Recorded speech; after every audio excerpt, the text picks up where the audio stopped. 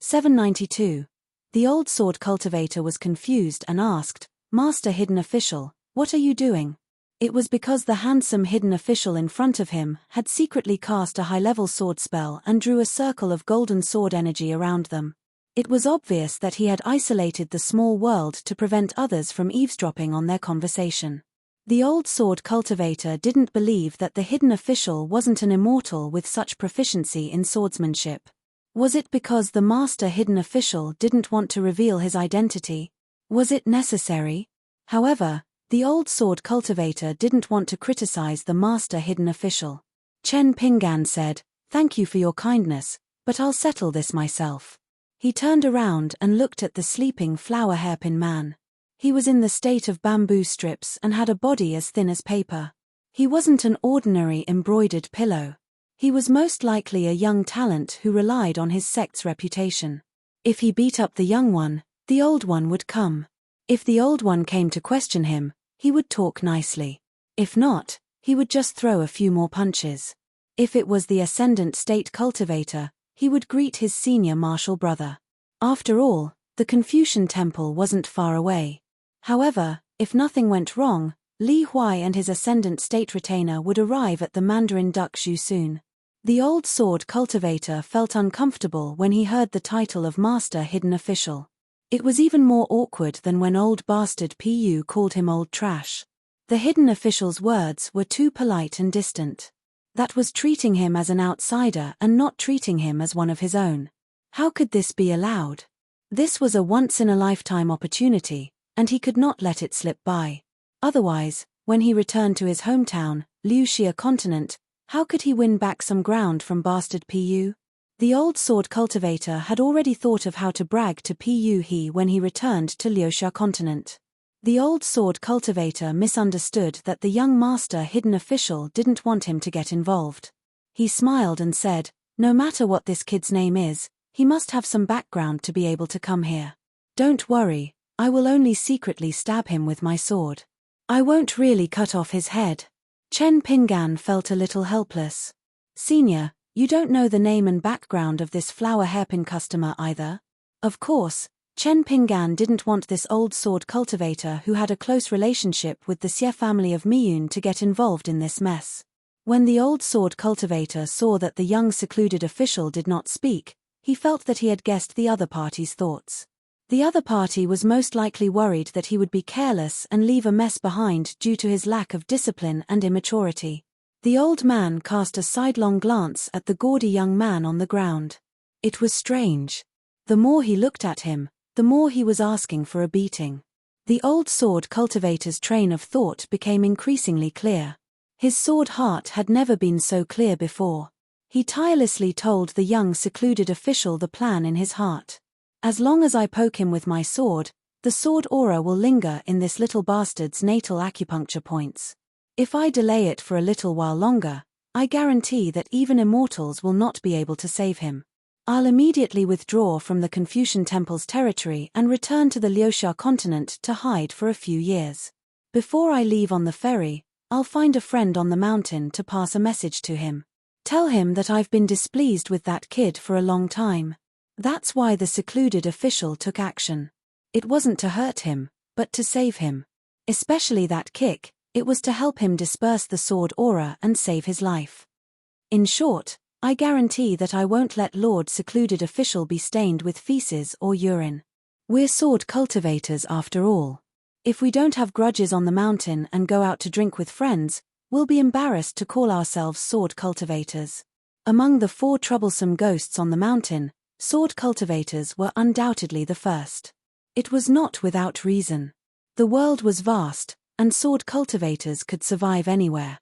If there was no place for them to stay, there would naturally be a place for them to stay. Even if there was no place for them to stay, as a sword cultivator, they could stand tall in the world with just a sword.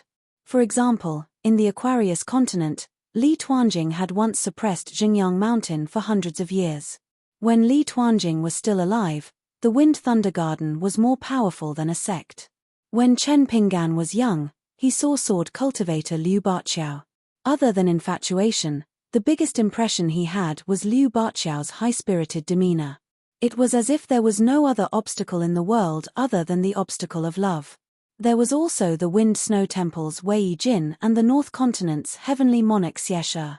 They took the initiative to challenge each other twice. In the second round, they traveled across continents with their swords. Back then, in the inverted Xian Mountains Spring Banner House, Fuyao Continent's Xieji, Jinjia Continent's Songpin, Liuxia Continent's Pu He, and Snowy Mountain Continent's Xie Songhua were all instructed by the Summer Palace to appear and talk to their fellow countrymen. Without exception, they were all swift and decisive. Especially that Pu He. He was not a rogue cultivator, but his methods were even wilder than rogue cultivators.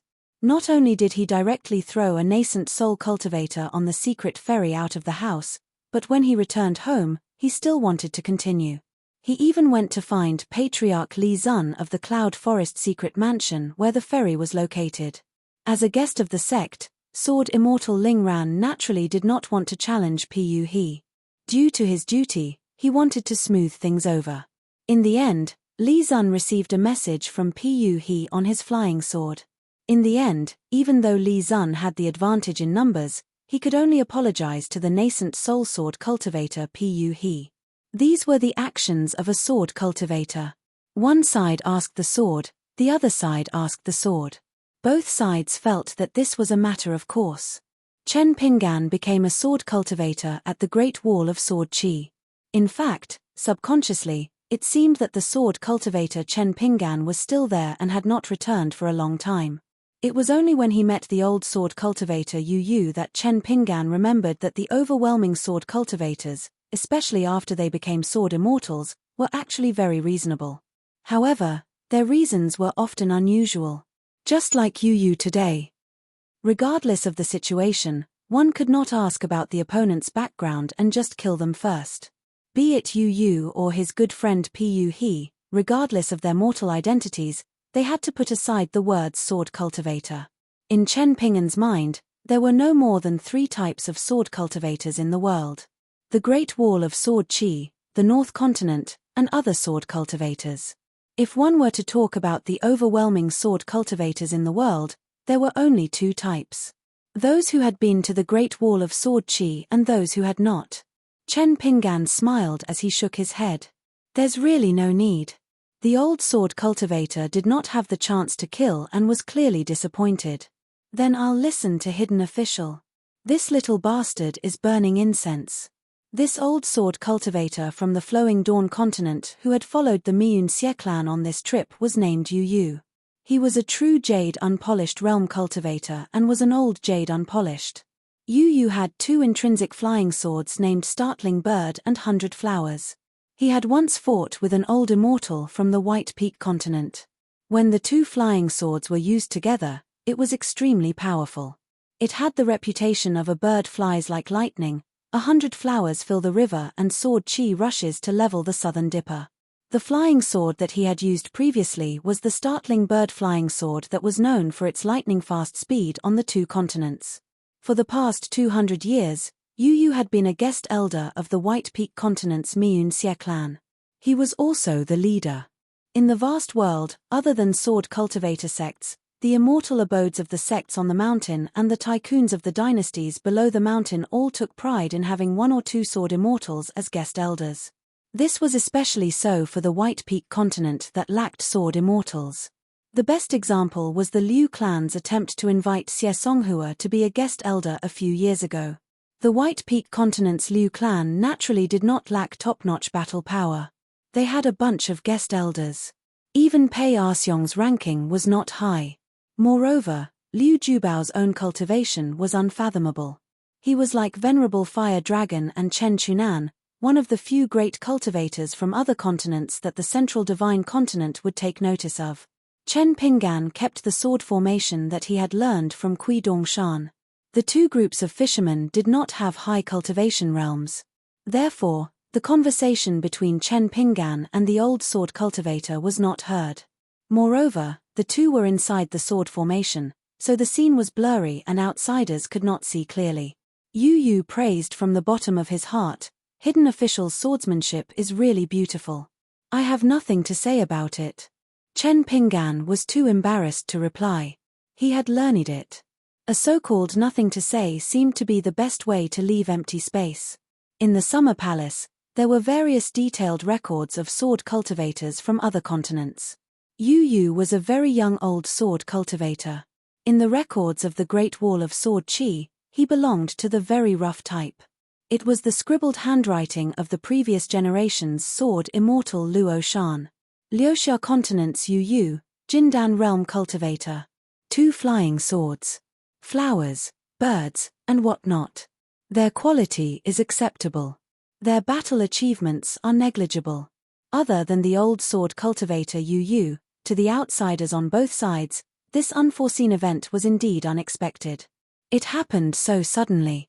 From the green-robed man attacking without warning, to the guest elder of the Miun Xie clan, sword immortal Yu Pu, retracting his flying sword after failing to save the man.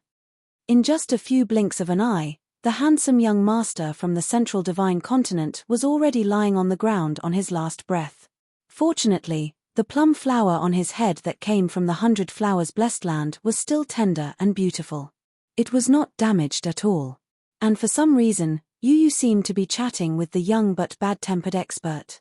Although it was unknown what they were talking about, seeing that Yu Yu cupped his fists and smiled, did he meet a playful senior on the mountain? The noble young master of the Xie clan who liked to drink wine and recite poetry was frightened and sat up straight. He slapped his knees hard and shouted loudly, "Sudden rise, immortal? Immortal." Whether a cultivator's realm was high or not was one matter. Whether a fight was good or not was another matter. Spells and supernatural powers were natural and smooth. One's posture was ethereal. Freehand and divine. That was true ability. In other words, this Gong son of the Miun Xie clan liked to fight beautifully. Being good-looking was the most important thing. One had to have the bearing of an immortal and be outstanding. For example, the sword immortal Yu Yu, the head guest elder, was very popular when he fought with all his strength. Yu Yu looked embarrassed and continued to speak to the young guest elder telepathically. "Guest elder, don't pay attention to this kid. It's true that he's simple-minded, but his heart isn't bad." Chen Pinggan smiled and said, "I can see that." After all, they were kindred spirits who liked limericks. On Yu Yu's side, mainly the 3 noble clans were relatively quiet. Their intention of choosing to be a bystander was more obvious. Only the young lady from the immortal Cloud Zhu clan of the Shao Yuan dynasty, whose relationship with Zhu Mai was unknown, was more carefree. She did not choose to speak telepathically and directly asked the young master of the Xie clan with a smile, "Can you see what realm he is at?" The man laughed and said, "I can see that he's not a Qi refinement warrior of the lower 5 realms." The lady rolled her eyes charmingly and then turned to look at the man in green. She was a little curious. The poor guy from the Zhouzhen Immortal School was a golden core cultivator with excellent survival skills. He was also the direct disciple of the Abbey Dean and the beloved disciple. How did he end up like a little chick, being bullied by others? In the central divine continent, there were many geniuses. Each of the young people was more ambitious than the next. As for the old masters of the various clans on the mountain, they actually did not mind fights between people of the same age. However, if there was a huge age gap and some people relied on their accumulated realm to bully the younger generation, it was a taboo. No matter how she looked at it, she felt that the man in green who looked young and ruthless couldn't be young. As for how old he was, it was hard to guess. A fellow who could flirt with the old Yu Yu, a young nascent soul sword immortal of 200 to 300 years old? Or an old sword immortal Yu Pu who was at least 500 years old and just looked young? The young cultivator from the Lotus City who could follow Yu Yu to rescue him had a particularly grave expression. Casually stepping into the muddy waters on the mountain would cause endless trouble. If he had known that the other party could ignore Yu Yu's flying sword, startling bird, he definitely wouldn't have acted rashly. However, the Lotus City of the Jinjia continent and the Zhouzhen Immortal School of the Great Yong dynasty of the Central Divine Continent had been on good terms for generations. They had frequent business dealings. It was reasonable for them to act. In the past, the 2 sides were on equal footing. However, during the Battle of the Jinjia continent, although the Lotus City managed to protect the mountain with great difficulty, its vitality was greatly damaged and its losses were disastrous. The city lord had no choice but to break her oath and leave the Lotus City for the first time. She traveled across continents to the central divine continent and took the initiative to find Zhuolu Songzi, whom she had originally vowed to never meet again. The young female sword cultivator from the My Mountain sword sect clutched the inkstone at her waist with one hand and formed a sword seal with the other. She said telepathically to her friends, "It's a sword cultivator who hides his strength." Just now, the other party's technique of isolating heaven and earth is very likely the lightning pool sword formation that banished Immortal Mountain's sword Immortal Liu is most adept at. That talisman technique from before was a smokescreen. The fairy from the Plum Blossom Nunnery, who had a small sable lying on her shoulder, paled. She couldn't help but say in a trembling voice, "Should I activate the mirror's flower, water and moon to prevent this person from acting recklessly and casually killing people?" The man from the Lotus City sighed, "Don't add fuel to the fire. We can only wait and see. Have you forgotten? When sword immortals kill people, they don't care about any rules or taboos." The Golden Core sword cultivator from the My Mountain sword sect nodded and said, "It's indeed very similar to Immortal Liu Ju's sword formation." Liu Ju was adept at using his flying sword to draw the lightning pool forbidden area. When Qi refinement warriors were inside, they would be suppressed by the sword Qi of heaven and earth. It was already extremely difficult for Qi refinement warriors to fight against sword cultivators of the same realm. With the addition of the array formations restriction, it was one disaster after another. Could it be that this young sword immortal was from the same sect as Immortal Liu Ju, who loved to play chess? Or was it a certain old ancestor of the banished Immortal Mountain who didn't like to show his face? If that was the case, then everything made sense. Everyone's expressions changed subtly. Chen Pingan noted them down one by one. Most of the time, in a person's eyes and face, the unspoken words were closer to the truth than the words spoken. Chen Pingan glanced at a thin old man in the distance. He seemed to be a guest of the Qiu family from the Liuxia continent's Yuzhou. He was sitting beside two young people and had been admiring the scenery of the Mandarin Duck Zhu. There was an open wooden box beside his hand that was filled with carving knives of different styles. He was not fishing and had been carving jade. After Chen Pingan used his sword Qi to create a small golden lightning pool world, the other cultivators, be it their spells or wills, were all defeated upon contact with the sword Qi. All of them retreated in the face of difficulties. Only this old man could touch the lightning pool sword formation without retreating. With a twist of his wrist, the carving knife moved slightly, showing signs of unraveling. However, under the premise that the old man still had energy to spare, he quickly gave up on this sword-seeking action. At this moment, sensing Chen Pingan's gaze, the old man smiled slightly and said apologetically in his mind, "Breaking the formation just now was out of habit. I beg Sword Immortal not to think too much about it. After this, I will give you this almost completed landscape following movement stamp as an apology." Chen Pingan replied in his mind, "I don't deserve it. Mr. doesn't need to think too much about it. Since we've met, it's best to not overthink it." Walking on the mountain, there were many times when one didn't need to take a step back. Perhaps one only needed to take the initiative to lean to the side and the single plank bridge would become a path. The old man was slightly surprised and nodded with a smile. "I didn't expect Sword Immortal Senior to be an expert in metal and stone. Nice to meet you. I'm Lin Qing and my master is Yang Xian." Chen Pingan's eyes lit up and immediately changed his mind. "I'll kindly accept Mr. Lin's following movement stamp." He had never heard of Lin Qing, but Chen Pingan had heard of the name Yang Xian. This person came from Laoking Blessed Land and liked to sign off his work with the word Xian, which was worth thousands of gold. Yang Xian's talisman in Laoking Blessed Land under Xian Zong was like the Cao family in charge of the Jiang family in Yunku Blessed Land. It was a mutual achievement. Generation after generation, the Cao family created the 18 sceneries of Yunku Blessed Land.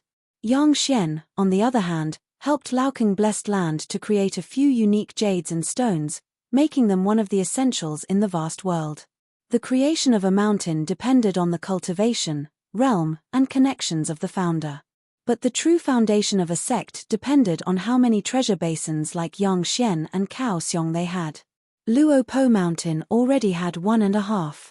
Lotus Root Blessed Lands Fox Country Master Pei Xiong could only be considered half. As for the one, it was of course Judge Chang Ming who had supernatural powers. Chen Pinggan took the initiative to say, if there's a chance, I hope to visit Yang Xian and shamelessly ask for a few jade mountain seeds to stabilize the feng shui of my house. Because Chen Pinggan had seen the records of this Yang Xian in the immortal book he bought from Lingji Zhai in Inverted Hanging Mountain. Of course, the text was not much, but for a craftsman, it was already a great honor. In the Annals of Mountains and Seas, which described the general situation of the vast world, there was a sentence, Yang Xian carved a fox button, slightly purple on the neck, supreme divine quality, which made people fascinated. In the book, there was also a copy of Yang Xian's most famous small jade mountain seed with the title of 18 Paradises. It was Yang Xian's best carving skills. There was a picture of a mountain stream, the sky was high and the clouds were sparse. A hermit rode on a donkey, followed by a porter. High up in the mountain, there was a pavilion hidden in the green. If one looked closely, the inscription of a horse under the eaves could be seen. In the pavilion, there was a beauty leaning against the railing, holding a silk fan. The fan was painted with court ladies, and the court ladies were grooming in front of the mirror. In the mirror, there was the moon was the Guanghan Palace, and in the Guanghan Palace, there was a goddess practicing. Layer by layer, there was another world, and it could be said that it was the best work. To be honest, as long as it was an authentic product of Yang Xian, it would be a big profit no matter how high the price was. Therefore, what the cultivators on the mountain lacked was not money, but the mountain connections to negotiate with Yang Xian face to face. The talisman Yu Xian, who was about to merge with the Dao Galaxy and reach the 14th level, was known as the 3 lower sects of the One Ancestor Mountain. He had 1 high-class blessed land, 1 small paradises, and 2 medium-class blessed lands under his jurisdiction. The old Kang blessed land, which was rich, was just one of them. Although Yang Xian was only a craftsman, it was said that she was good at making Xian weapons. Who would dare to force a deal with Yang Xian? If they were not careful, the talisman would be full. Even if they were all chess players, their chess skills were also divided into strong and weak players. Then, even if they were all Ascendant Realm cultivators, they would be divided into strong and weak. The talisman Yu Xian, the Grand Heavenly Master of Longhu Mountain, and Immortal Fire Dragon were all recognized as old Ascendant Realm cultivators. Not only were they old, but they also had a deep foundation of Ascendant Realm cultivators. When Lin Qing heard this, he was extremely surprised, but he still nodded with a smile and agreed. As a guest of the Qiu clan in Yuzhou, the old man immediately reminded the 2 disciples of the Qiu clan, Shen Gong, Xian Ji, don't act rashly. This person is definitely not a rebel. He might have a grudge against the 9 Truths Immortal Pavilion. Anyway, just watch from afar and remember not to say anything. The old man thought for a while and added, this sword immortal whose real age is unknown admires my master. Judging from his temperament, he is most likely a disciple of a noble family like the 2 of you. Therefore, there is no need to make enemies with him for the 9 Truths Immortal Pavilion, which has a mediocre reputation. Yu asked a few questions and made an exception to be the informant. He immediately said to the young secluded official, the guy on the ground is called Li Qingzhu. He likes to eat crabs, which is why he got the nickname Li Baishui. He is one of the disciples of the owner of the 9 Truths Immortal Pavilion, Yun Zhon. Li Qingzhu's cultivation talent is average, but he knows how to make trouble. His master loves him like a son. If the upper beam is not straight, the lower beam will be crooked. Chen Pinggan nodded and said with a smile, I know. Chen Pinggan lightly kicked the flower hairpin guest's head and smiled. Wake up. It's not dark yet. Don't sleep. The young man who had missed twice slowly opened his eyes. When he saw the mysterious green-robed guest, his face turned pale. He used both his hands and legs to lie down, but he took a few steps back. This genius of the central divine continent was indeed worried that he would have to lie down again if he got up. Since that was the case, he might as well lie down. Perhaps he would suffer less. Oh, he was quite good at acting. Chen Pinggan saw through the other party's movements in his sleeves. He was using a secret technique to call for reinforcements. He pretended not to see and did not stop him. Because Chen Pinggan wanted to see the other party's expression. A belly full of evil tricks swaying around. In the end, it had to be supported by a bad guts. When a bad guts was completely crushed and turned into a bitter guts, the bad guys would be much more honest. Since he had already sent a message to his teacher, everything must be fine. Therefore, the flower hairpin guest sat up. Li Qingzhu quickly regained her composure. She was still as elegant as ever. She was still in a leisurely mood as she adjusted the plum blossom in her hair. She tidied her clothes. Her injuries were not light, and the spiritual qi in her qi residence was in a mess. Just recuperating would take a lot of money and effort. It would take at least 2 to 3 years for her to fully recover. This guy in front of her was really hateful. The man was still smiling. Today's humiliation will be repaid generously. Chen Pinggan stretched out his hand and smiled. Hand it over. The disciple from the 9 True Immortal Gymnasium was a little confused. Chen Pinggan smiled. Talking about money will hurt our relationship. We don't have anything to hurt. Hurry up and hand over the money. If you know what's good for you, hand over the money. Most of the time, it's money to buy your life. The man's eyes burned as he laughed. Money to buy my life? Then do you know that my master is in Mandarin Duckshu right now? I'm afraid that you won't have the life to spend it. He was full of courage. After he slowly got up, he patted the dust off his body with one hand and stretched out his other hand. Hand it over. It's your turn. Chen Pinggan smiled. It's fine to wear a flower hairpin, but it's a little inappropriate to wear a plum blossom. It's easy to be unlucky. Li Qingzhu smiled. Very good. You're right. I'll definitely help you pass the message to the flower goddess. Chen Pinggan nodded. It seems like you still don't learn your lesson. You can't control your mouth. Remember to do what you say. After this, pass this message to the flower goddess. Li Qingzhu was not afraid even if the heavenly king came. She was in the right. No matter what, it was this guy who wantonly hurt her. On the mountain, you don't care about your actions. Who do you think you are? The sage of rights. You're just a child in Jiyu Qingsong's eyes.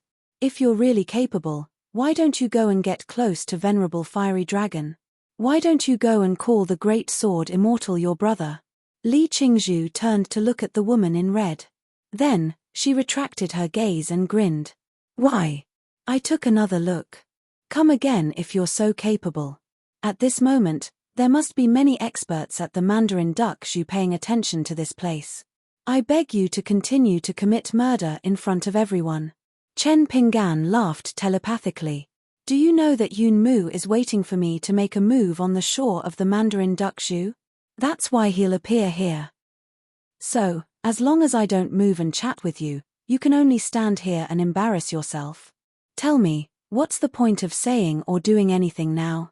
Think about it carefully. Even if Yun Mu helps you get back at him, so what? Wasn't the story of Li by Xie's rampage in the Mandarin Duckshu town also a story worthy of being written about? When the ban on the Confucian Temple's landscape bulletin is lifted, will it spread throughout the central divine continent? I think so. Also, Brother Qingzhu, have you noticed that the female sword cultivator from the My Mountain sword sect that you adore is drifting further and further away from you? Even the fairy from the Plum Blossom Nunnery who used to adore you looks at you differently now.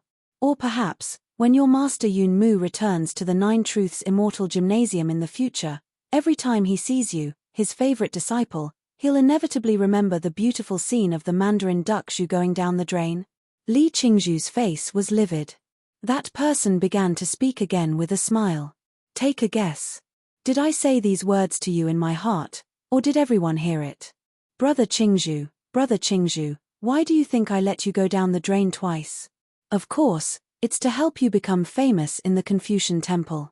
After the battle at Panshui County, Jiyu Qingsong, you'll probably be the most famous one. Actually, it's fine. Fame is nothing. Cultivators don't go down the mountain for decades. It's normal. Besides, your senior brothers, sisters, and junior brothers and junior sisters who only know how to cultivate foolishly will definitely comfort you on the mountain. Take a look at the 9 True Immortal Gymnasium. Inside and outside the mountains, everyone, from your master to your fellow disciples, is there. I've thought about it for you. I've even thought of 2 nicknames for you in the Landscape Palace Bulletin. One is Lee Piaro, and the other is Lee Squinting. So, you have the nerve to ask me for money. Shouldn't you give me money as a reward to thank me? Li Qingzhu's face was pale, and his lips were trembling. This time, he did not have the courage to look at the woman from the corner of his eyes. He did not even have the courage to speak harshly to the green-robed man in front of him. These words, it was like a sword cultivator asking for a sword for 10 or 100 years after he handed it over. This was because the real sword cultivators were the people Li Qingzhu was familiar with. Every now and then, someone would help Chen Pinggan pass the sword and ask for the sword. I'm just teasing you. It's really boring. Chen Pinggan kicked the man again and sent him into the water. This time, he used a lot of force. It was as if a chopstick was stabbed into the water and hit the bottom of the riverbed. Call your elders over. He wanted to experience the 9 Truths Immortal Gymnasium style. If one was not a real fisherman, it would be difficult for them to understand the beauty of this sentence. If the fish that came ashore was too small, they would release it after catching it. Most of them would say this sentence. It was as popular as the saying, the water level rises by 3 feet when the nest is dug. Chen Pinggan rubbed his chin. His head is really hard. He can't even crack open his head. Li Baoping looked at the Mandarin duck Zhu in the middle of the water in the distance and asked softly, Little Uncle Master? She sensed the abnormality over there. She meant to ask if she needed to call her brother over for help. Chen Pinggan turned his head and smiled. It's a small matter. Chen Pinggan's meaning was even simpler. It was a small matter. In fact, it was fine. With Little Uncle Master around, it was enough. Over at the Mandarin duck Zhu, someone looked displeased. After receiving a message from his direct disciple asking for help, his true immortal body stood by the river with his hands behind his back. He performed the mountain and river observation technique and looked at the man in green robes by the river. When Yunzhon, the owner of the 9 Truths Immortal Gymnasium, saw that the man deliberately hurt another person under his nose, he shouted angrily, How dare you, thief! His words were like thunder on the river. Then, the immortal manifested his Dharma idol. He wore a snow-white daoist robe and flew out like a white rainbow piercing through the sky. With an imposing aura, he flew above the river in the blink of an eye and looked down at the people by the river. The immortal's Dharma idol looked down from above with an imposing aura. He said in a deep voice, Who are you, kid? How dare you hurt people in the Confucian temple without any reason? It was obvious that he did not participate in any of the discussions in the Confucian temple. Otherwise, he would not have asked, Who are you, kid? Yu was displeased. I'm a pure jade sword cultivator. If I don't kill an immortal, am I supposed to kill a pure jade chi refinement warrior? Isn't this bullying? Yu did not recognize the little brat who was enjoying himself in the river, but he was familiar with this majestic Middle-earth immortal.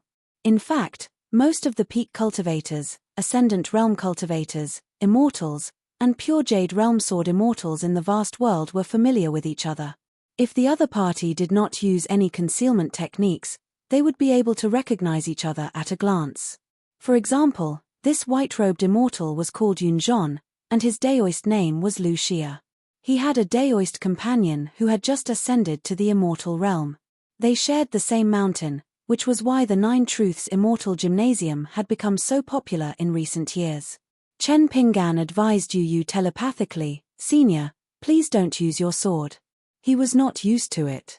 If they were at the Great Wall of Sword Chi, sword cultivators would have cheered and whistled. Help me use my sword. I don't even have time to watch the show, let alone drink. Yu immediately withdrew his sword chi. You're in charge. I'll watch. However, if you need to use your sword later, don't hold back. Just let me know or give me a look. Chen Pinggan covered his sleeves with his hands and looked up with a smile. My surname is Wu, and my name is Tai. We're not familiar with each other, so you can just call me by my name.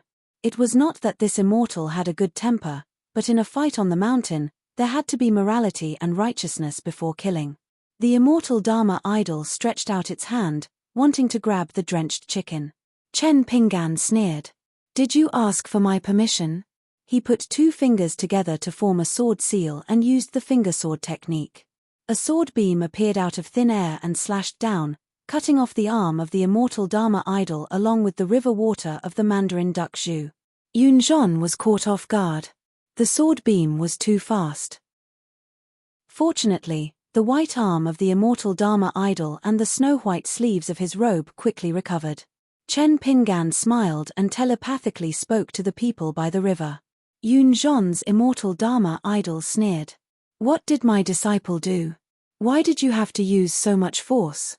Did you hurt his internal organs and 6 natal aperture acupoints?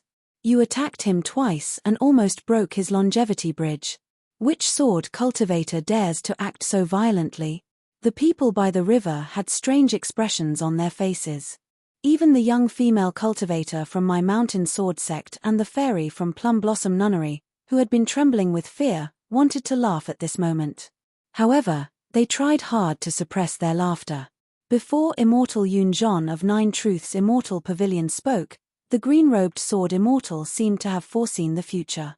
He said that this immortal felt that he had encountered a tough opponent after being hit by a sword and would definitely pour out his grievances for his disciple so that he could win over the spectators from the Mandarin duck Zhu.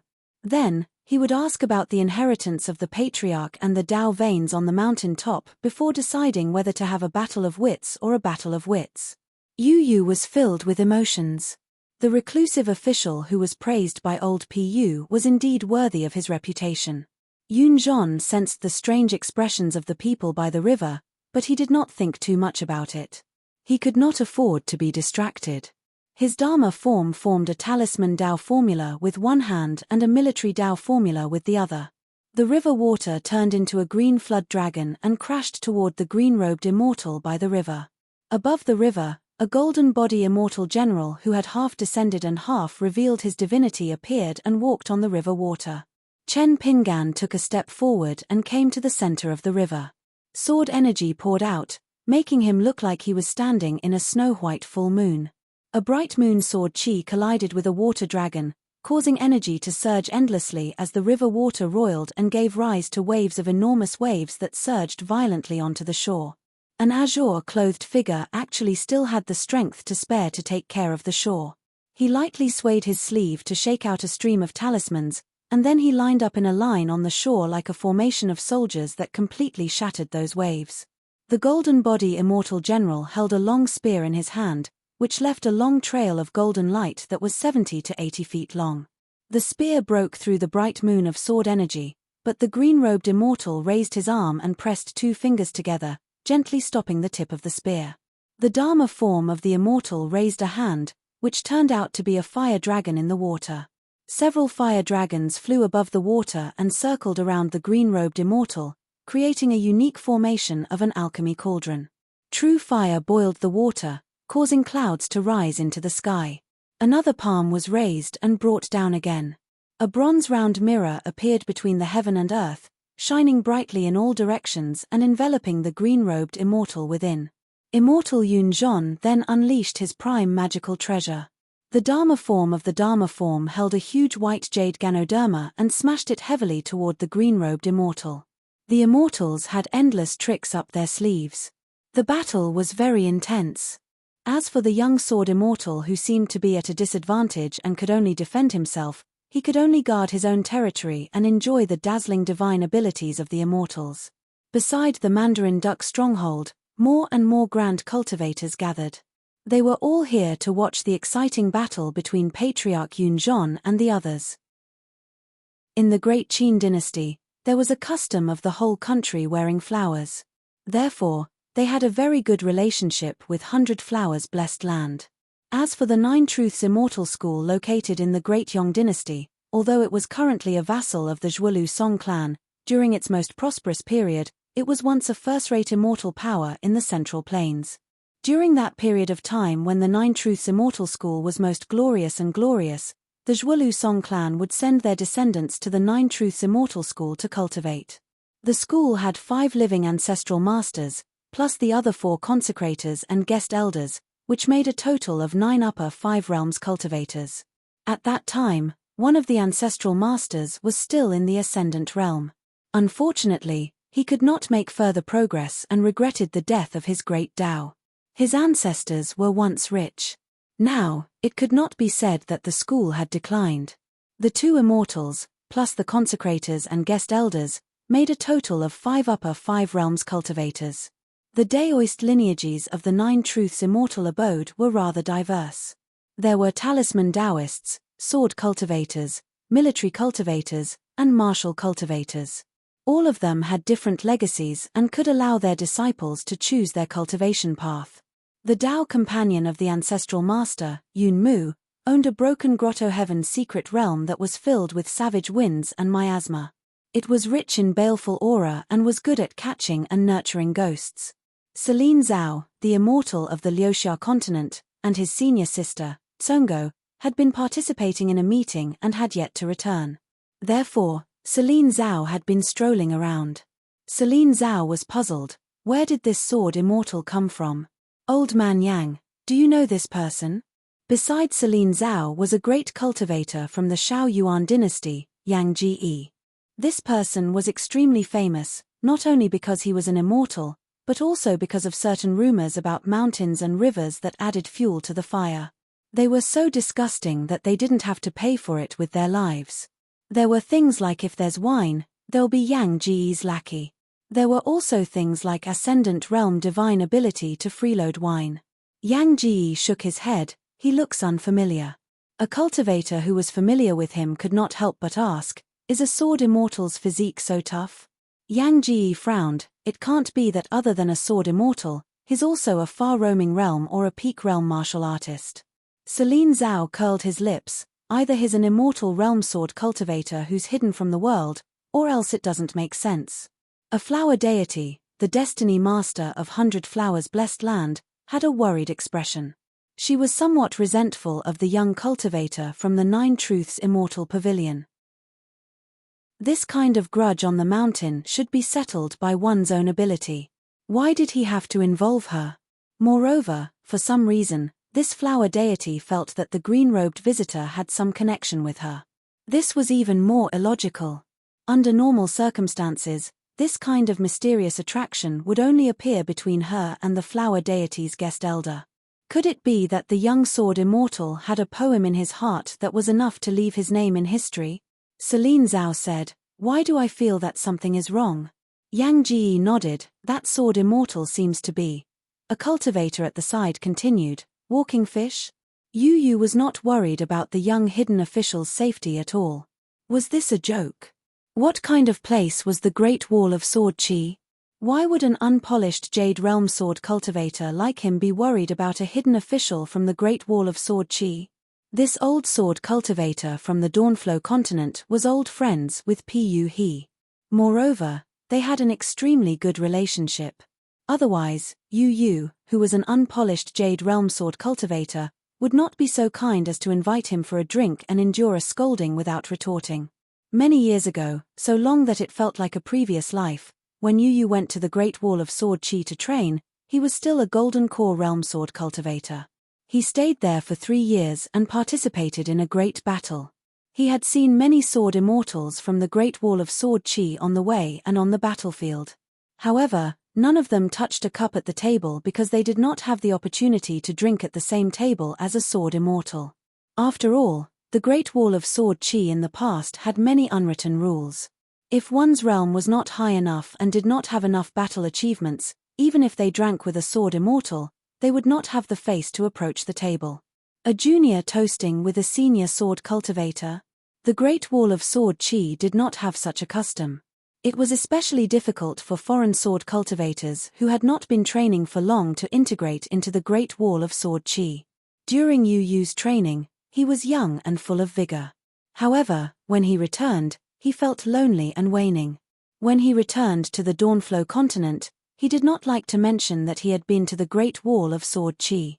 Since it was the same as not going there, why mention it? However, Yu Yu's good friend Pu He was different. She went to the Great Wall of Sword Chi at the unpolished Jade Realm. Pu he was once the most famous sword immortal in the Dawnflow continent. Because of her extreme temperament, she killed people based on her emotions. She was proud and arrogant. She traveled to the Great Wall of Sword Chi because she wanted to teach the Great Wall of Sword Chi that her Howren sword arts were not weak. In the end, Yu quickly received news from the Upside Down Mountain's Ape Raven residence. He did not know whether to laugh or cry. It said that Pu he had offended Great Sword Immortal Mi Hu and Q Sword was defeated. Therefore, she had to stay there to practice her sword for 100 years according to the bet and could not return. This made many Dawnflow continent's mountain cultivators heave a sigh of relief. Yu sent a few letters over to comfort her good friend. However, Pu he did not reply to any of them. However, even many sword cultivators in the Great Wall of Sword Chi did not know the inside story. Pu his Q-Sword's opponent was not Great Sword Immortal Mi Hu, but the one who was famous for breaking flying swords with fancy fists but impractical legs. Miu. Otherwise, why would Pu he, a jade unpolished realm sword cultivator, lose Q-Sword to Mi Hu, a peak immortal realm sword cultivator candidate? Why would Pu he find it hard to let go of the fact that she had practiced swordsmanship for over 100 years at the Great Wall of Sword Chi? Based on Mi Hu's style, he was one realm higher than the opponent. He would not agree to Q-Sword's terms that had no suspense. He would also not make things difficult for a small Pu. Pu he grumbled in private. You motherf***, lying to me that at the Great Wall of Sword Chi, Miu, this jade unpolished realm sword cultivator, was the most useless. Miu said that when he went into seclusion to break through to the jade unpolished realm from the nascent soul realm, it was too bumpy and he had wasted countless years. He was the biggest joke at the Great Wall of Sword Chi. When the Q-Sword battle ended, Pu he was almost killed by Miu and carried to Sun Juyuan's residence. He was lying in bed recuperating. That motherf*** still had the face to come and greet him with wine. He sighed and felt sad. At that time, Pu he asked him what was going on. Didn't he say he was 90% sure? In the end, Alliance had an innocent look on his face and turned the tables on him. I said I was 90% sure, but that was because I said you would lose. I didn't say you were 90% sure. Old brother Pu, you misunderstood. The trash of the Great Wall of Sword Chi, in your hometown's Jinjiao continent, is destined to be an invincible sword cultivator. In the end, Alliance slapped his head and remembered something. He mentioned to Pu he that Miu, when he was in the Golden Core and nascent soul realms, was very fierce with his sword. He earned the nickname Miu Waste based on his ability. Why? He liked to slash with his sword and cut the demons in half at the waist. Relying on the bet that only those in the upper 5 realms were qualified to bet, Alliance won a lot of money for wine. This was because Alliance helped Pu he to become famous. He said that this guy's sword skills were amazing. He was the Golden Armor continent's genius of the sword Dao. He was so talented that he was invincible in the continent. He was destined to be a great sword immortal. He could even fight against Mi Hu. Q-Sword Miu? It was a waste of talent. 100 years. A whole 100 years, Pu he would have to follow the bet with Miu and leave it at the Great Wall of Sword Chi. There was one good thing about Pu he. He was willing to accept his loss and did not blame others. He only blamed his own sword skills for being too lousy. In the beginning, it was quite despairing. The Great Wall of Sword Chi was not much better than the Liuxia continent. However, after using his sword more, he got used to the atmosphere of the Great Wall of Sword Chi. As time passed, many familiar old people left first, and many unfamiliar young faces at the table also left in a hurry. It was as if the Great Wall of Sword Chi had become a familiar hometown, and the distant hometown of Howren gradually became more unfamiliar. As for Miu, he was tricked into a ditch by Kui Dongshan. Facing the Q-Sword left and right, he could not fight back. Miu did not even have the thought of using his sword to fight back. It was not that Miu was too weak, but that the left and right were too strong. After all, even the great sword immortal Yu Qing did not want to fight with the left and right. Wasn't he also slashed out of the city by the left and right and forced to fight the Q-Sword? After returning to his hometown, Yu Yu specially looked for Pu He and asked about the Q sword.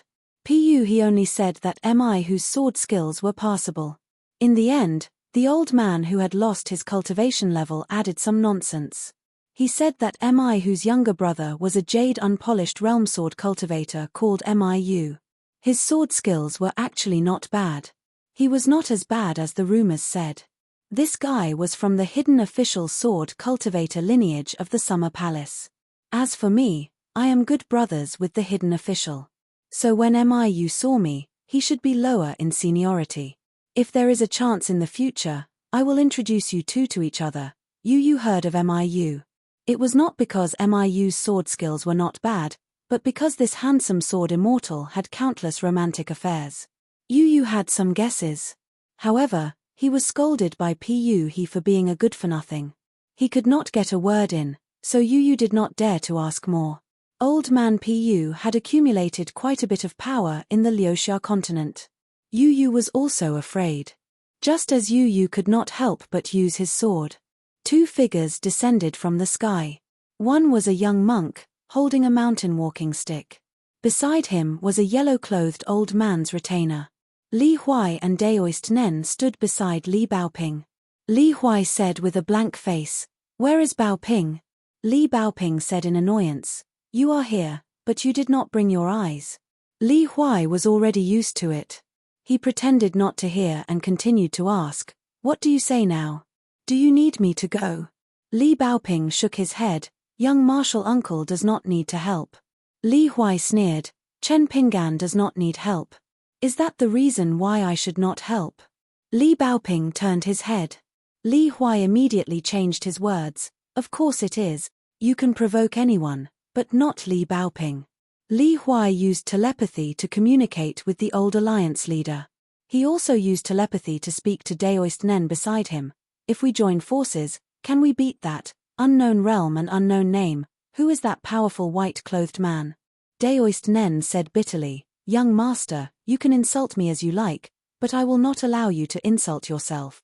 Li Huai was confused. "What do you mean?" Daoist Nen said firmly, "As your personal retinue, fighting an immortal is like eating." "Young master, your previous question was hurtful."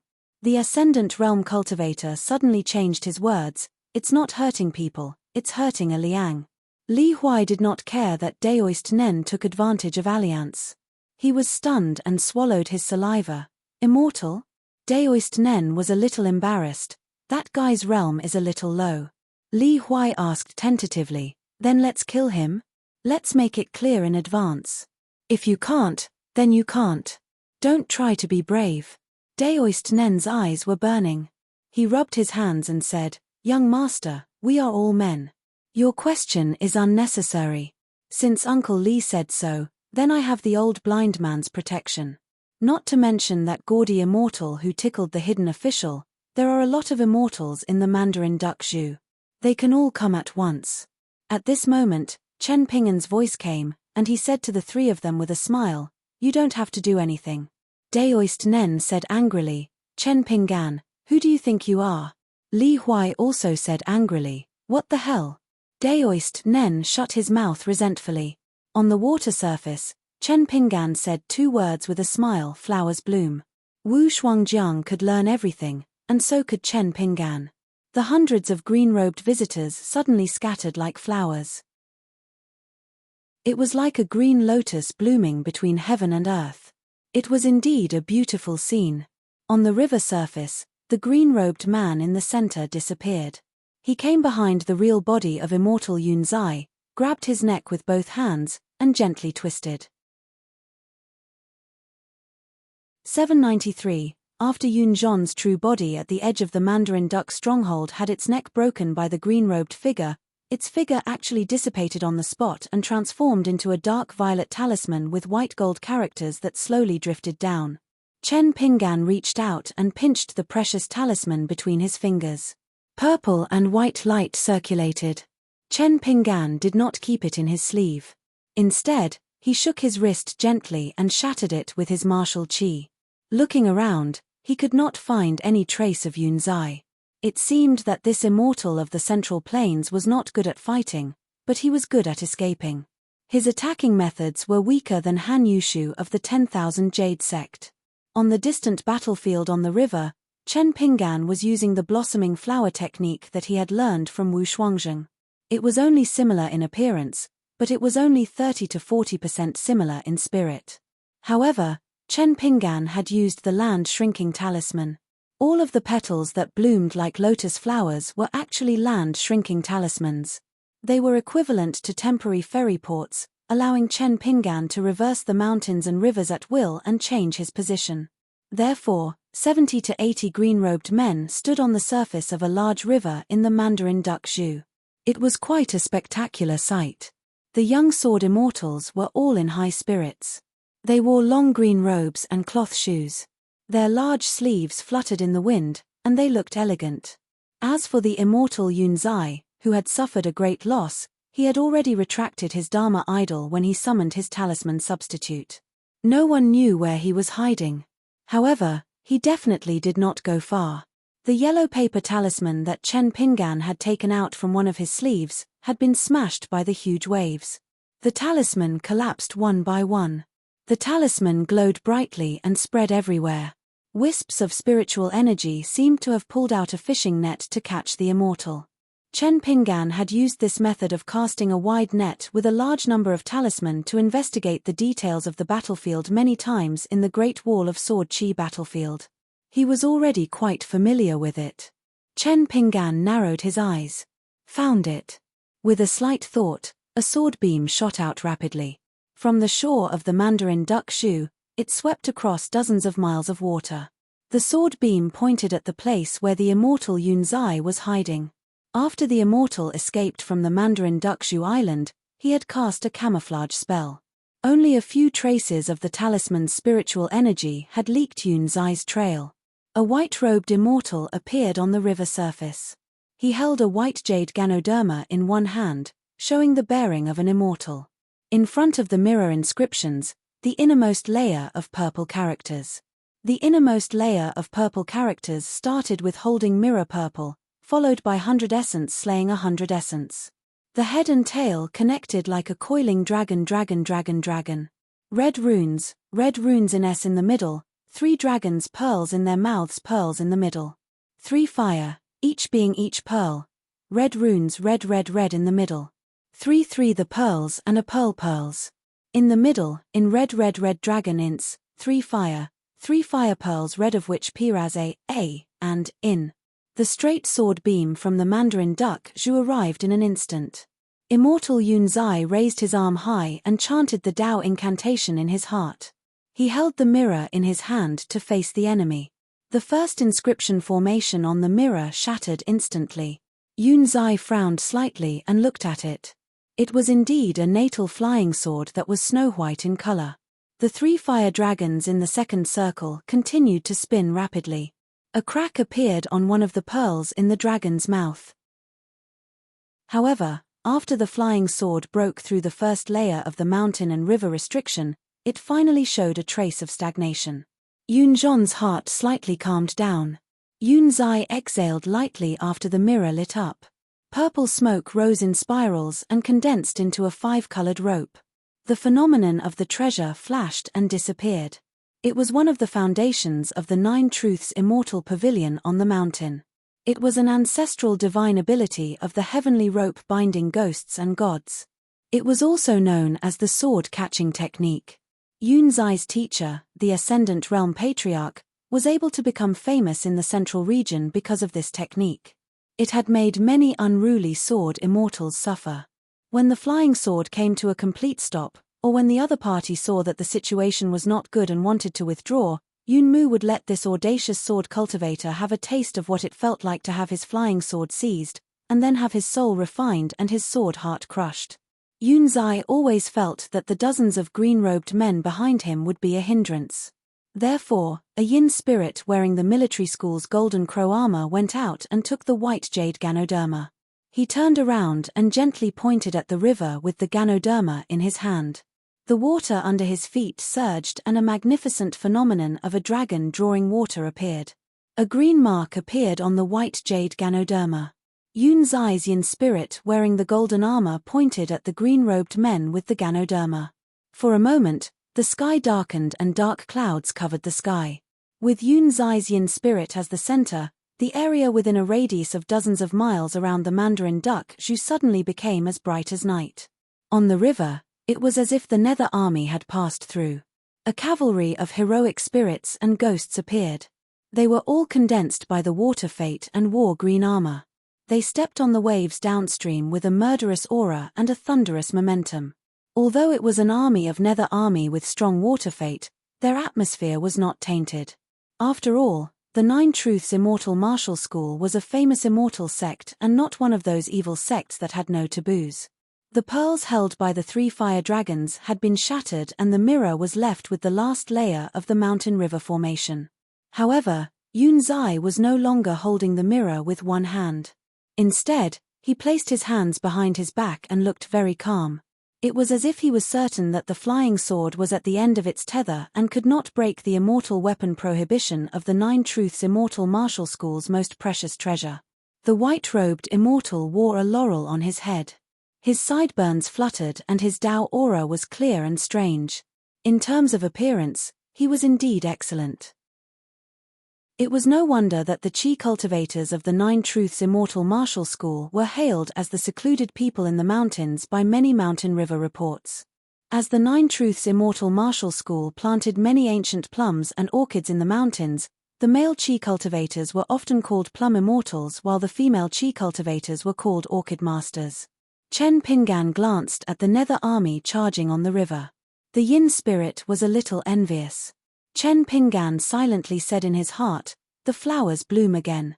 The 81 green-robed visitors were divided into 3 groups. With the large river as the battlefield, the 2 armies faced off against each other. However, there was a great disparity in strength between the 2 sides. On the shore of the Mandarin Duck Zhu, not far from the green-robed sword immortal, Liu Xia Continent's immortal Qin Zhao and 3 other great cultivators on the mountain stood side by side. To be honest, the other party's appearance shocked the 3 of them.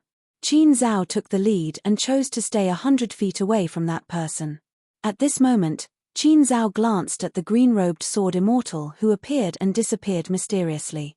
She smiled and said telepathically to her 2 friends beside her, "This fight is going to make my flesh ache." Yang Ji nodded and said, "This talisman is precious because it hurts. In ordinary battles, even if it's against immortals of the same realm, I won't use this talisman." It was a great talisman on the mountain that had been enshrined in the Nine Truths Immortal Martial School's ancestral hall for many years. It was called the Purple Ganoderma White Luan Escape Talisman. It was said that when the ancestral master of the Immortal Martial School ascended to the Ascendant Realm and came out of seclusion, the talisman was given to a certain ancestral master of the Immortal Martial School. After the ancestral master of the Ascendant Realm died, this talisman was passed down. Qin Zhao asked, "Daoist Tian Ni, can you tell the cultivation base of this sword immortal?"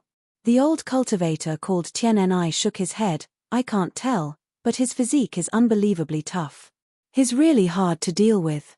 If the cultivators on the mountain fought against sword cultivators or pure martial artists, they would mostly rely on their endless spells and techniques to slowly accumulate an advantage. Offensive magic treasures, defensive abilities, concealment techniques, mysterious escape techniques, none of them could be lacking. Chen Pingan turned to look at the 3 people and smiled, "Is the show good?" Qin Zhao smiled and pretended not to hear. Sword immortals all had bad tempers. He could just ignore them. Otherwise, why would he, Qin Zhao, attack? 2 immortals against 1 sword immortal. Even if they won, their reputation would be tarnished.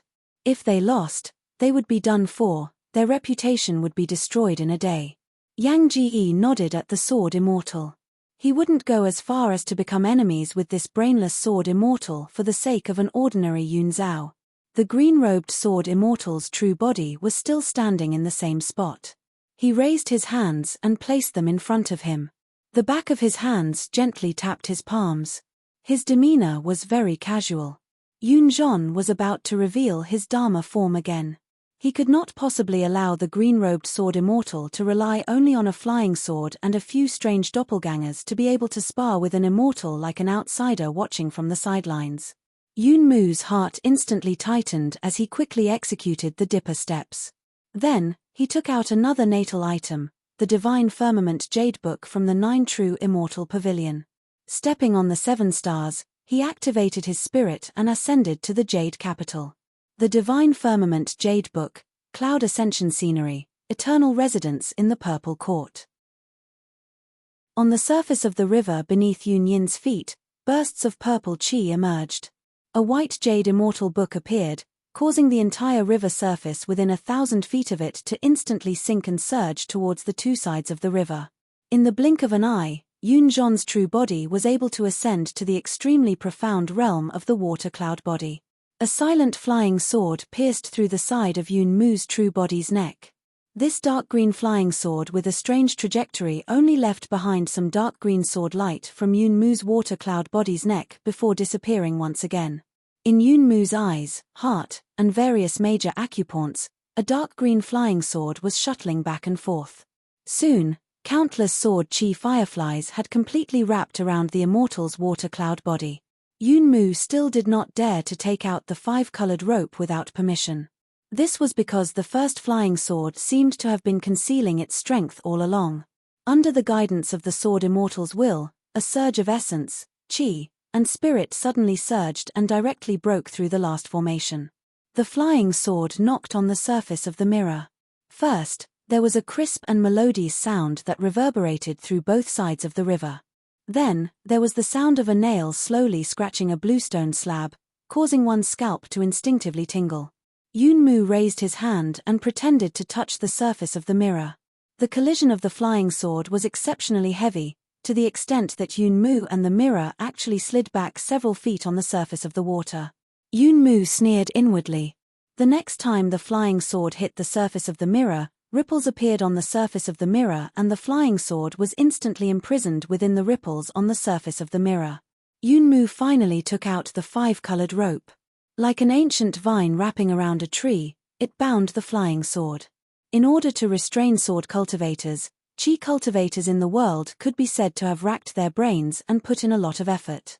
Even the talisman Yu Xian had to painstakingly refine hundreds of sword talismans for self-defense when he left the mountains to travel when he was young. On Mandarin Bamboo Island, Chen Ping'an's figure suddenly disappeared. The pressure on the 2 immortals and 1 UPU suddenly lightened. As a great Duan dynasty imperial consecrator, Tian and I could not help but lament, when I'm with a sword immortal, I always feel like I'll inexplicably get hit by a sword.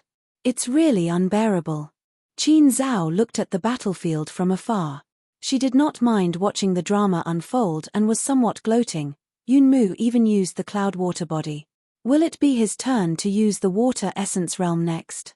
Yang Ji said, then it'll be considered as having a death grudge. Tian and I nodded and said, I heard that the chi cultivators of 9 Truths Immortal Gymnasium are all narrow-minded. Yang Ji smiled and asked, who did you hear that from? Tian and I smiled and said, Alliance. Yang Ji's face darkened.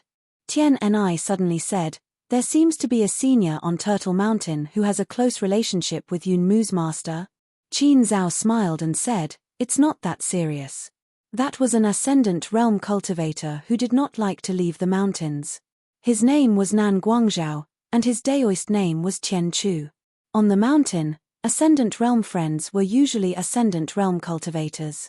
Nan Guangzhao and the ascendant realm ancestor of 9 Truths Immortal Gymnasium were best friends. After all, they were in the territory of the Confucian Temple. Moreover, an ascendant realm cultivator was bound by many rules and would not easily make a move. Moreover, this ascendant realm cultivator from Central Plains had missed the previous battle. It was said that he was in seclusion and had only come out for 2 to 3 years. Therefore, he was not invited to the Confucian Temple's meeting this time, just like Qin Zhao. However, even though he was not invited, Nan Guangzhao still secretly took the ferry. He was extremely secretive along the way and arrived here early. After he settled down, he also lived in seclusion. He only watched Fu Jing play a game of chess with his old friends on Turtle Mountain. From the beginning to the end, Nan Guangzhou did not attend the banquet of Mistress of Green Immortal Mountain and Flower Paradise. As for whether he was not invited to the banquet or was rejected by the old immortal in private, no one knew. Chen Pingan appeared in front of a green-robed cultivator on the river.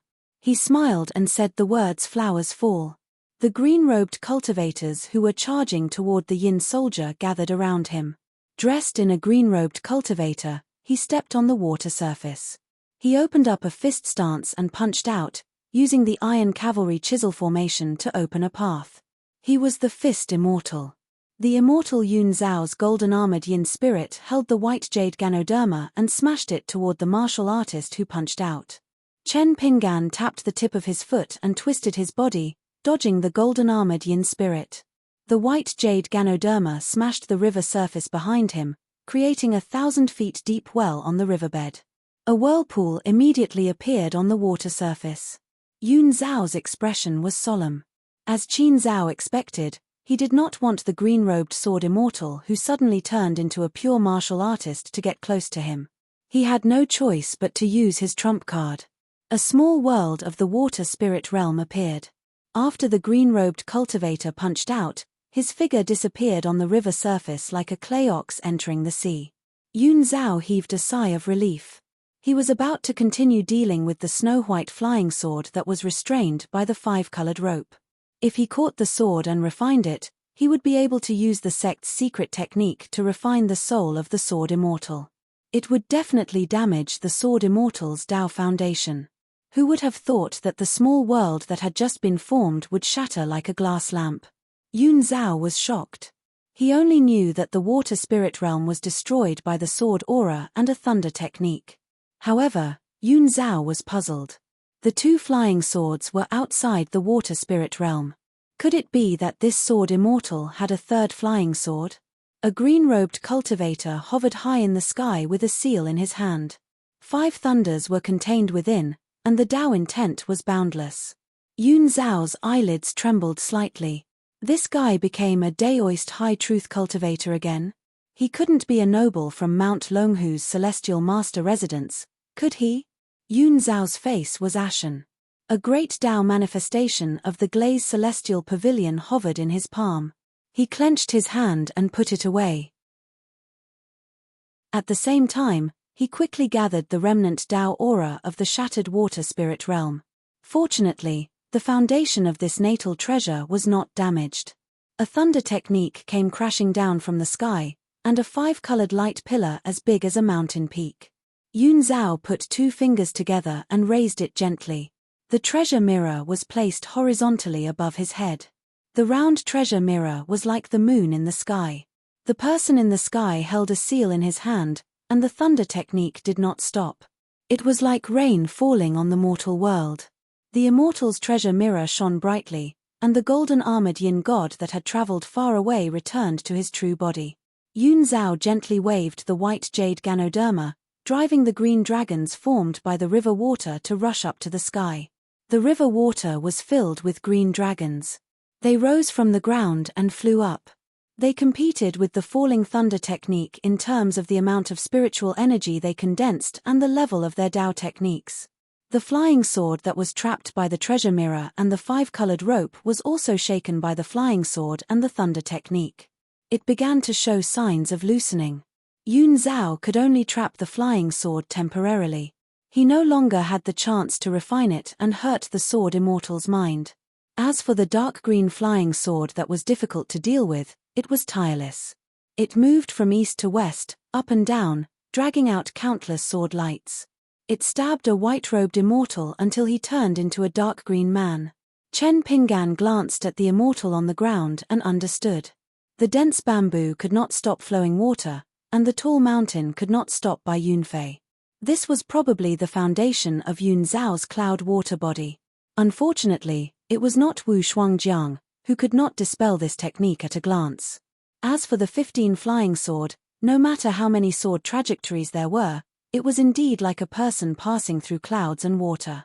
The clouds and water gathered and dispersed without a trace. Therefore, this abhina of the Jojin Immortal Gymnasium was difficult to learn. However, If Chen Pinggan was willing to use the caged sparrow and moon in the well, Yun Zhao's cloud water body would definitely not be so indestructible. As long as there were enough flying swords, the bamboo would be as dense as a riverbank. It would still be a matter of breaking a Dao technique with one sword. As for the 5 Thunder Dharmic seal in Chen Pinggan's hand, which was the first to appear in the vast world, it was the moon abundance seal that only lacked the heaven pattern. Apart from the earth pattern, the 4 sides of the Dharmic seal were engraved with a total of 36 portraits of deities. When Chen Pinggan did not care about the loss of spiritual energy and entered the pure jade realm, he was rich and imposing. He did not have to be embarrassed like the chi cultivators of the middle 5 realms. Every time they sparred, they would always end up in a situation where they could not cook without rice. Therefore, the surroundings of his green robe were filled with a myriad of phenomena and shocking illusions. There was the thunder god beating the drum, the lightning mother flashing the lightning, the wind god blowing the clouds, the rain master dropping the rain, and even the celestial officials. Each of them had their own solemn appearances. Numerous divine abilities and Dao insights that were filled with copious amounts of lightning Dao insight had smashed all the water element WMS that soared into the sky into pieces. Not only that, the yin soldiers that were released by the Yun Mu were naturally suppressed by the Thunder Dharma. They almost did not need Chen Pinggan's intention to guide them. Even the consumption of spiritual energy was almost negligible. They automatically evolved into a golden sea of clouds with a golden thunder pool. First, they knocked away the dark clouds, making the mountains and rivers of the Mandarin Duckshu, which were originally dark, bright again. Then, hundreds of long thunder whips smashed towards the yin soldiers on the river, like golden dragon whiskers that fell from the sky to the mortal world. This was why the cultivation of chi cultivators emphasized the most on the saying of being in harmony with Dao. When one's own Dao suppressed the opponent, the same Dao technique would yield twice the result with half the effort. Previously at the riverside, the old guest, Lin Qing, who was proficient in golden jade seal carving, praised, "What a great 5 thunder cluster, 10,000 Dharma mountain, world orthodox." The fairy from Plum Blossom Nunnery asked timidly, "Can't we really activate the mirror flower, water and moon?" The dazzling thunder Dharma made people's hearts waver. It was such a beautiful battle of immortals. It was better to enjoy it together than to enjoy it alone. The female sword cultivator from my mountain sword sect said helplessly, "Don't be reckless. Sword immortals are unpredictable. They especially hate it when bystanders watch the show." The young master from Xie clan of Miyun had already stood up. He raised his head and drank a mouthful of green bamboo wine. He murmured, "I must recite a poem."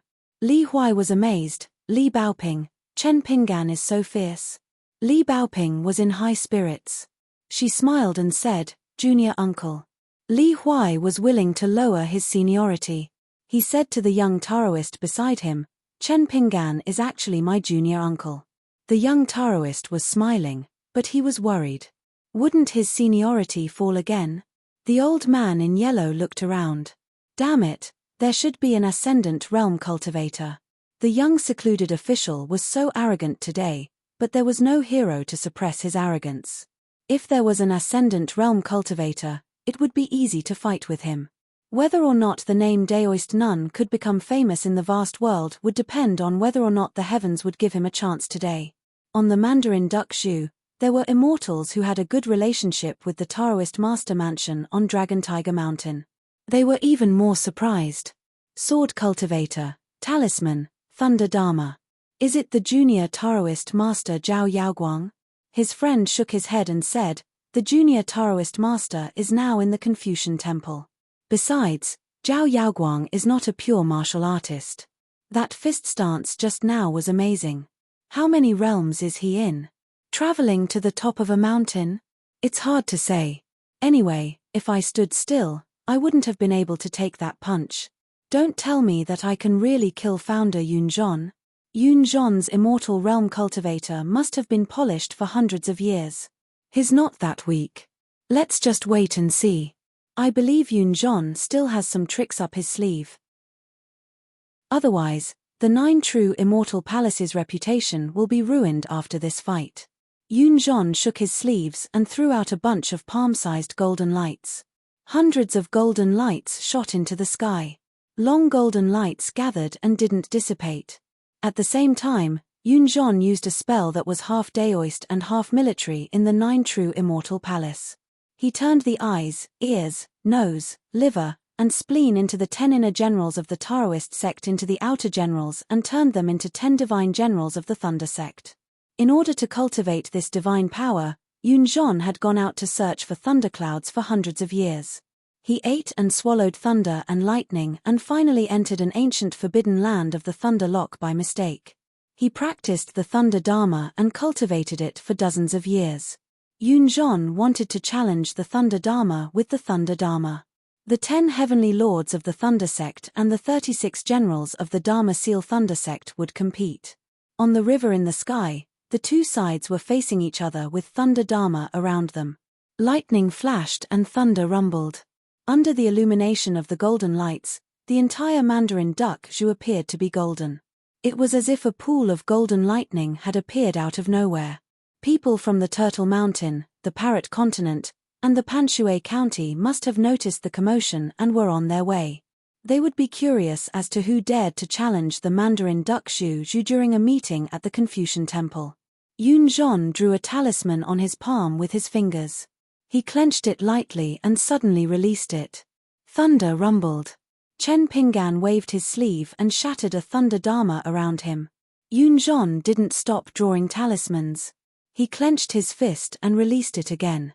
Chen Pinggan pushed gently, and the 5 Thunder Dharma seal rose slightly into the sky. It circulated the great Tao on its own. He put 2 of his fingers together and waved it casually, slicing apart a Thunder Dharma in front of him. The people in the Mandarin Duck Zhu started to discuss among themselves. Someone was anxious.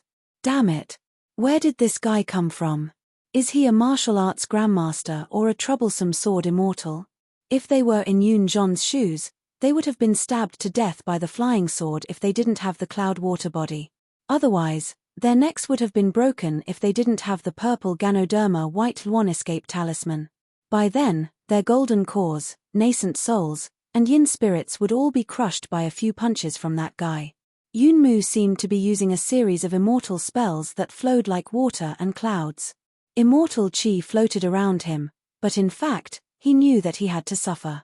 Fighting on the mountain would consume a lot of spiritual chi and dharma treasures. What he consumed was his own and the foundation of the mountain. Why did the chi cultivators on the mountain hate sword cultivators and pure martial artists so much? One was a sword cultivator while the other was a fist cultivator. When they fought, the one being challenged usually didn't have any great Dao training. Yunzhong used his supernatural powers again. He formed a spell with his hands and stepped on the 7 stars. The jade book under his feet shone brightly and turned into a daoist altar. Finally, a majestic pavilion appeared behind Yunzhong. The words Rain Pavilion were written on the golden plaque. A celestial with an ethereal figure and a blurry face stood in the pavilion. Around the pavilion, the world was gloomy and heavy rain poured down. Yunzhong held a long sword in one hand and a talisman in the other. His expression was solemn as he chanted an ancient Dharma incantation in his heart. White clouds at the bottom, mist descends.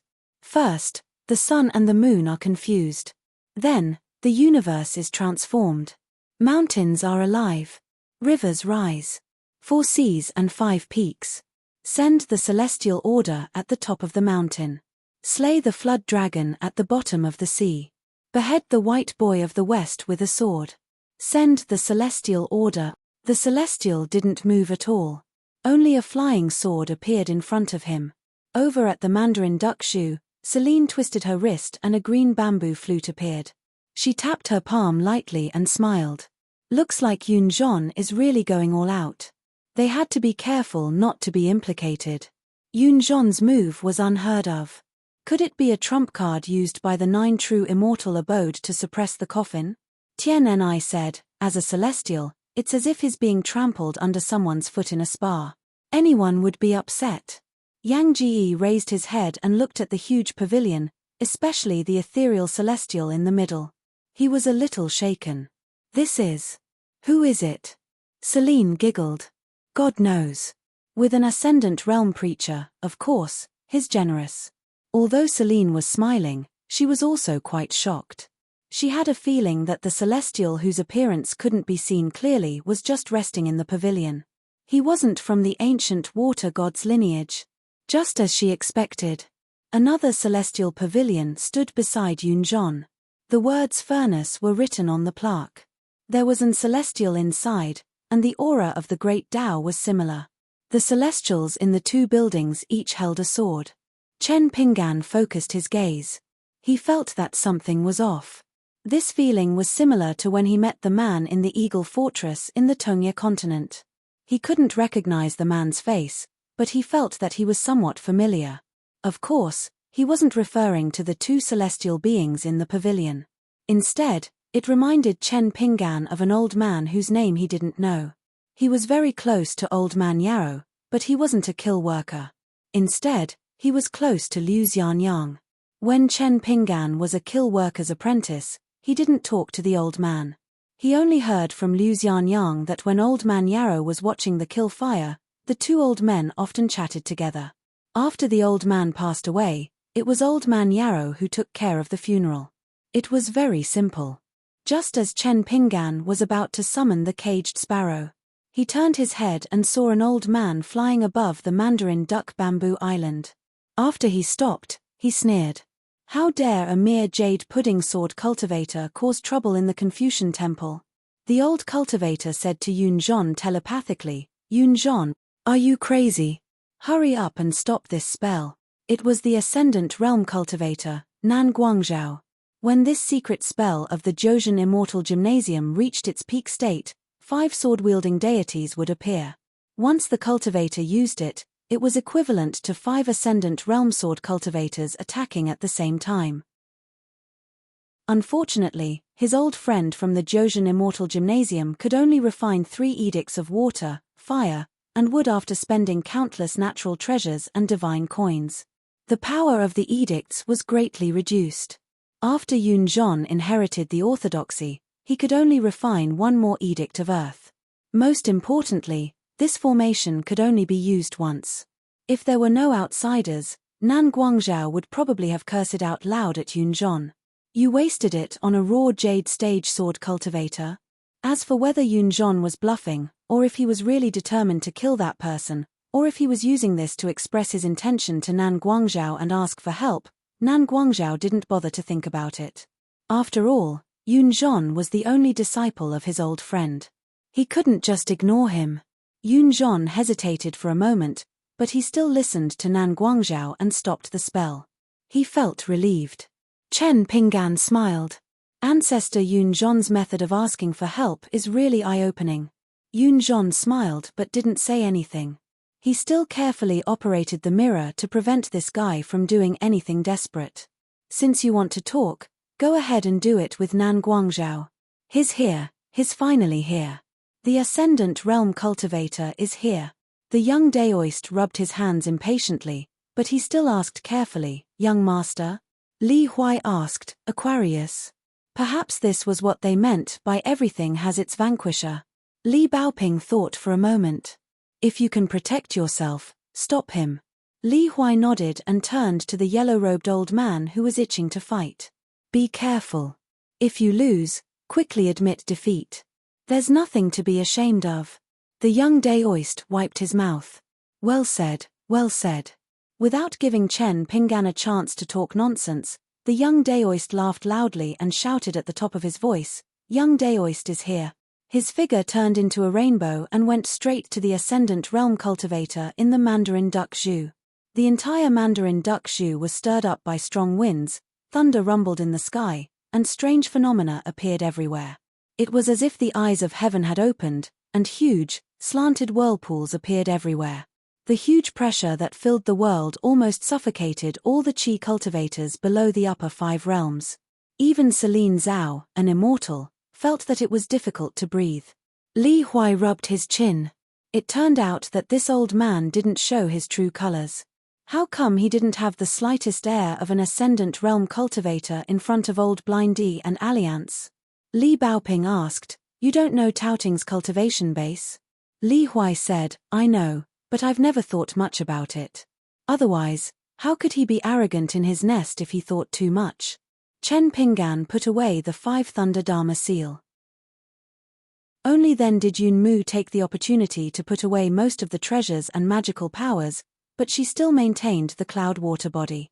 As for the flying sword that was bound by the 5-colored rope, Yun Mu felt that it was a little troublesome. Return it. Keep it. When Nan Guangzhao appeared just now, there was no such problem. At this moment, Yun Mu was anxious and felt a little uneasy. After all, Nan Guangzhao was a good friend of her master, not the founder of the 9 Truths Immortal Gym.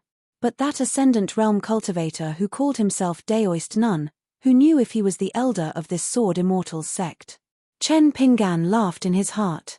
We'll continue after the fight at the Mandarin Duck Shoe, so you keep the flying sword first. Otherwise, if you return the flying sword to me, I'll have to give it back to you to be fair. If you use this rope again, it'll be troublesome. In the eyes of outsiders, it'll be easy to become a joke. Yun Mu's heart was full of hatred. Half of it was because of the eccentricity of this sword immortal, and the other half was because of the direct disciple, Li Qingzhu, who brought trouble to herself. What a good-for-nothing, unable to accomplish anything but spoiling everything. Chen Pinggan seemed to have seen through the immortal's thoughts. He smiled and said, "Don't blame brother Qingzhu. If the upper beam is not straight, the lower beam will be crooked.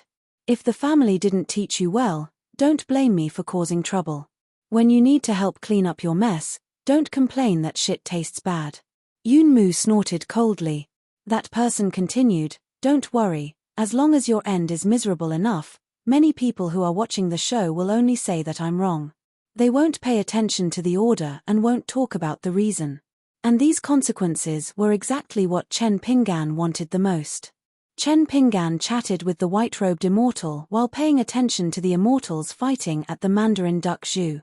It was very surprising. He was surprised that one of the Ascendant Realm cultivators didn't live up to his name. He was even more surprised that the combat strength of the Daoist Nun might be almost the same as the old deaf from the Great Wall of Sword Qi. Soon, the outcome of the battle was decided. In less than half an hour, at the entrance of a whirlpool, a yellow-robed old man grinned. His body was slightly hunched, and he was slowly sheathing a long saber that was interwoven with lightning. After killing Nan Guangzhao's Dharma idol and true body, the Ascendant Realm cultivator whose name he didn't even know had a slanted tear on his robe, and his true body was bleeding profusely. Nan Guangzhao couldn't hide the shock on his face. Although he didn't dare to use his full strength at the beginning because he was near the Confucian temple, he didn't expect that he would be completely at a disadvantage after a moment of carelessness. Daoist Nun sheathed his saber halfway and asked with a smile, "What do you say? I've already given you a way out.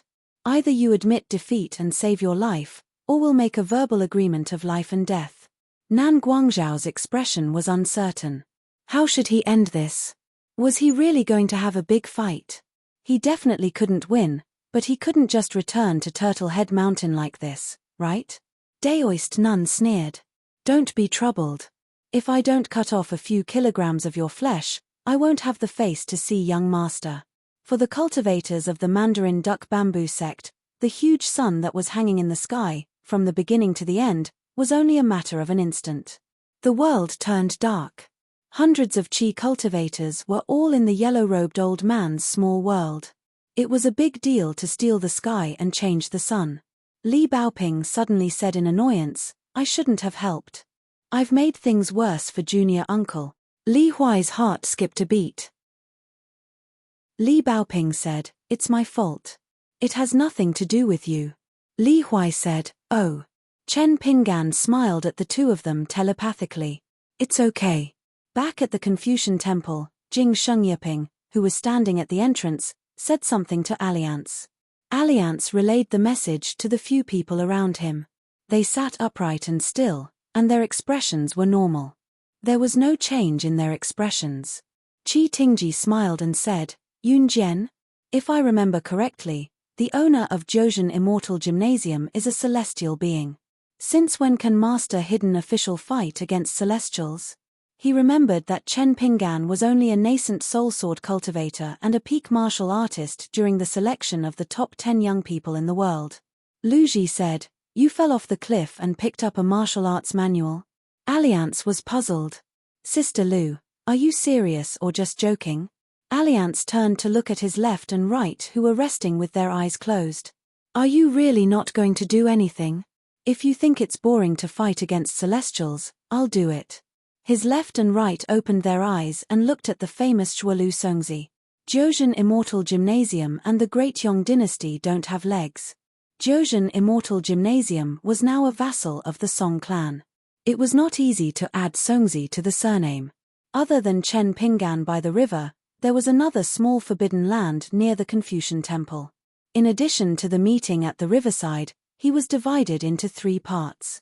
Chen Pingan's real body seemed to be carrying a sword on his back as he ascended the moon-supporting mountain. His yin spirit left his body and traveled far away, while his yang spirit went fishing by the Yuanyangju River. Chen Pingan did not think too much about why the Sage of Rites was doing this. After the Great Wall of Sword Aura was established, the usual tasks of Earth immortals like him became a luxury. Chen Pingan realized that this place was similar to the 3 workshops in the Great Wall of Sword Aura. At that moment, Chen Pingan stood at the entrance of one of the long rows of houses. Inside, there were over 10 Qi refinement warriors from the 100 schools of philosophers who were crafting a mechanical puppet.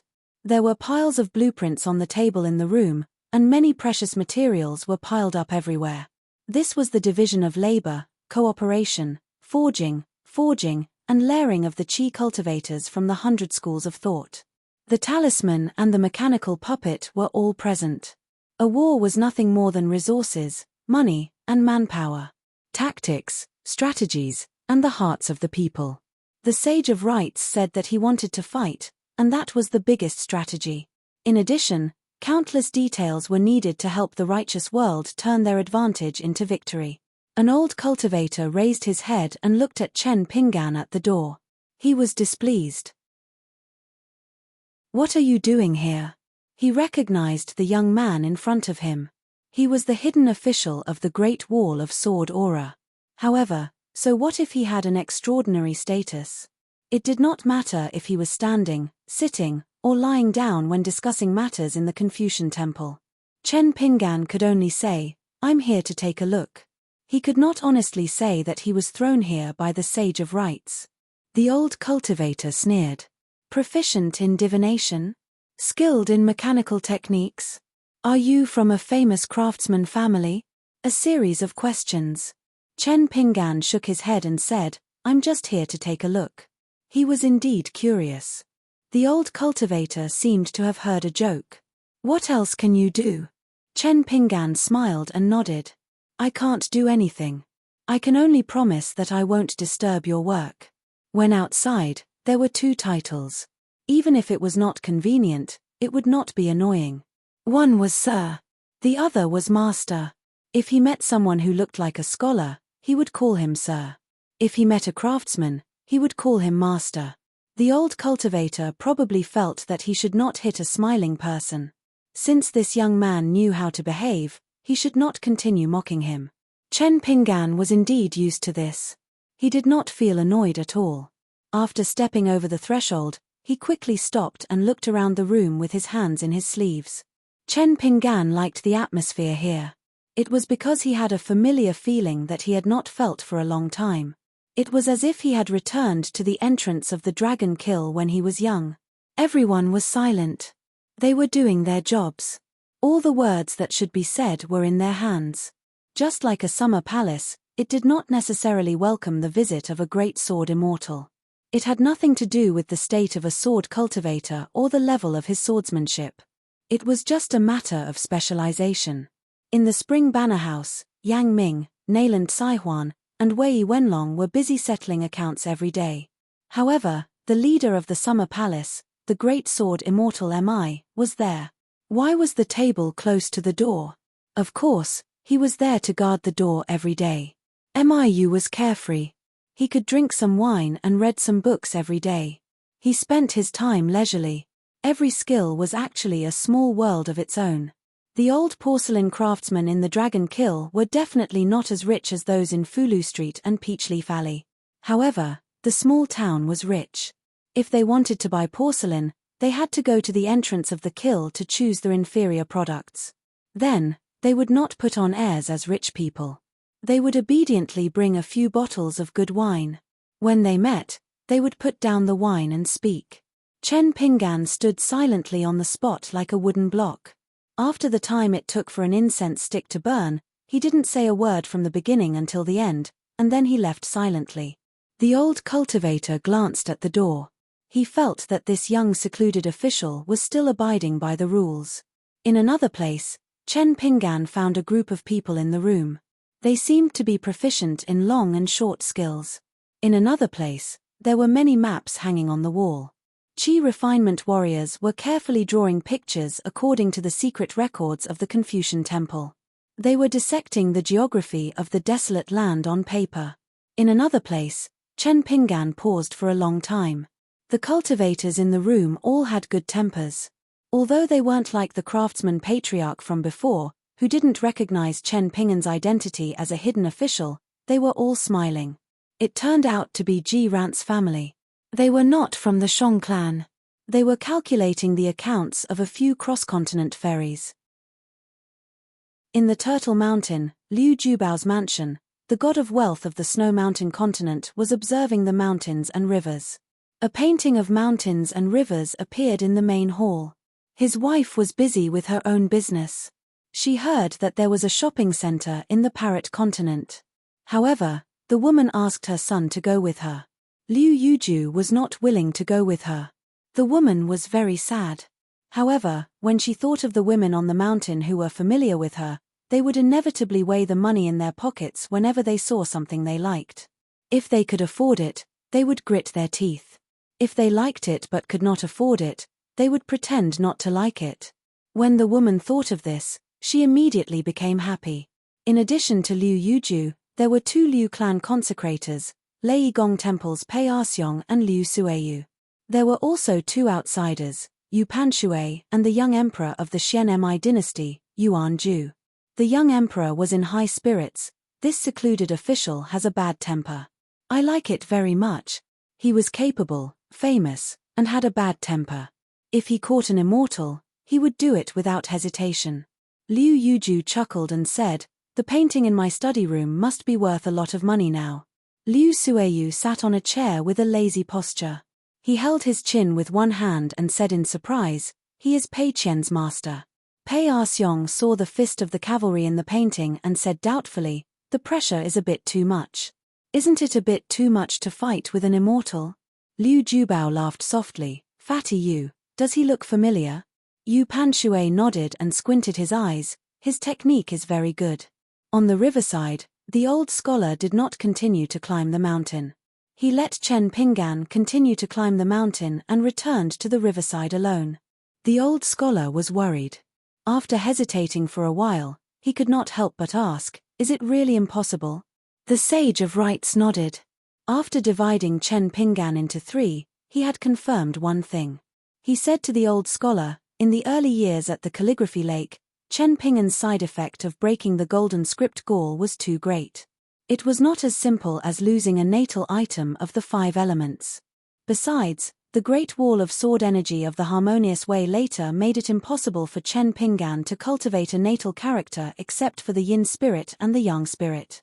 The Sage of Rites paused for a moment and looked at the young man walking at the end of the group on the moon-supporting mountain, saying, "It is a pity." The old scholar held back for a long time but could not say a word. In the end, he just stamped his feet. The old man could only sigh, "Alas, that little snot-nosed bug who knows his mistakes and does not change." The Sage of Rites said, "In the final analysis, it was Kui Dong's intention." The old scholar squatted down and was in a daze. After a long silence, he nodded, "In fact, it is my fault." The Sage of Rites said, "It is not entirely a bad thing. As a teacher, you do not need to blame yourself too much." Bai Ziyi laughed, "There are many paths to follow." Panshui County. Not long after Zheng Juzhong was distracted and came here, Fu Jing came to the room and played chess with Ji Yu Kan. Ji Yu Kan's chess skills were average, so Fu Jing used a chess piece that was on par with Ji Yu Kan's. Zheng Juzhong sat at the head of the table. He was not interested in the chess game, So he picked up a few books that were placed next to Ji Yukan's hand. When Ji Yukan was in White Emperor City and Fuyao State, he would flip through the books of the various schools of thought and various collections, and he read even more miscellaneous books. For example, there were 2 books in Zheng Juzhong's hands right now. One of them was a green checkered copy of the method of estimating the labor cost of building a large ship. The other was a book about cheating in the imperial examinations. The words were as small as ants, dense but not tight, sparse and clear. Not to mention the cultivators on the mountain, even the Confucian scholars of the academy at the foot of the mountain would not touch these books. Zheng Juzhong was actually rather surprised that Chen Pinggan had appeared out of nowhere at the Mandarin Duck Zhu, so he flipped through the books while waving his sleeves to play mountain and river. Before the game had even begun, Ji Yukan had directly thrown in a chess piece and admitted defeat. Fu Jing nodded. On the scroll, everyone's thoughts and words could be heard clearly. Ji Yukan and Fu Jing were already used to this. The conversations between Chen Pinggan, Yu Yu, and Lin Qing were all heard by the people of White Emperor City. Fu Jing laughed. This hidden official is indeed very good at talking. Zheng Juzhong put down the book and laughed. Only when one's knowledge has reached a certain level, will there be sincerity in one's affirmation of the words of others, and even your denial will have weight. Otherwise, all of your words, no matter how loud your voices are, whether it is harsh words or flattery, will be as light as a feather. Fu Jing can't learn this anymore. He's getting old. Ji Yukan, you've learned quite well. Zheng Juzhong suddenly laughed and asked, why are you doing this? Fu Jing said, this hidden official is drawing a line for himself. He purposely emphasized his identity as a sword cultivator, and slightly distanced himself from the lineage of the literary saint. Ji Yukan lowered his head and looked at the chessboard with not many pieces on it. Zheng Juzhong nodded. Someone has already begun to lay out their plans. It would probably take 3 to 5 years for the mastermind to reveal Chen Pinggan's identity in vast heaven. They wanted to mold this hidden official of the last generation of the Great Wall of Sword Qi into a person with flawless achievements. He came from a poor background and was taught by Qi Jingchun of the Pearl Grotto Heaven. Qi Jingchun took in disciples on behalf of his master and traveled thousands of miles. He was ambitious, and his character and morals were not inferior to that of a sage. He was the leader of the younger generation. Such a young cultivator in his 40s, just that he did not have a statue in the Confucian temple, had to be revered by tens of thousands of people. Han Qiaosa turned her head at the door and asked, if there's no chance like Li Qingzhu and Yun Ying, what will happen? Ji Yukan picked up 2 chess pieces and clenched them in his palm, making them creak. He laughed, it's right in front of you. Chen Pinggan would definitely look for their master, the city lord of White Emperor City, to do business with him. Whether it was Yuanyang Zhu, Panshui City, or Wenjin Ferry, there would definitely be a storm. Fu Jing said, Chen Pinggan only needs to give people an impression. He needs to let people know that he's actually a... Han Qiaosa, who was sitting on the door sill, casually said, a person with a bad temper? Fu Jing shook his head, he's still young. Young, frivolous, and aggressive. Han Qiaosa understood.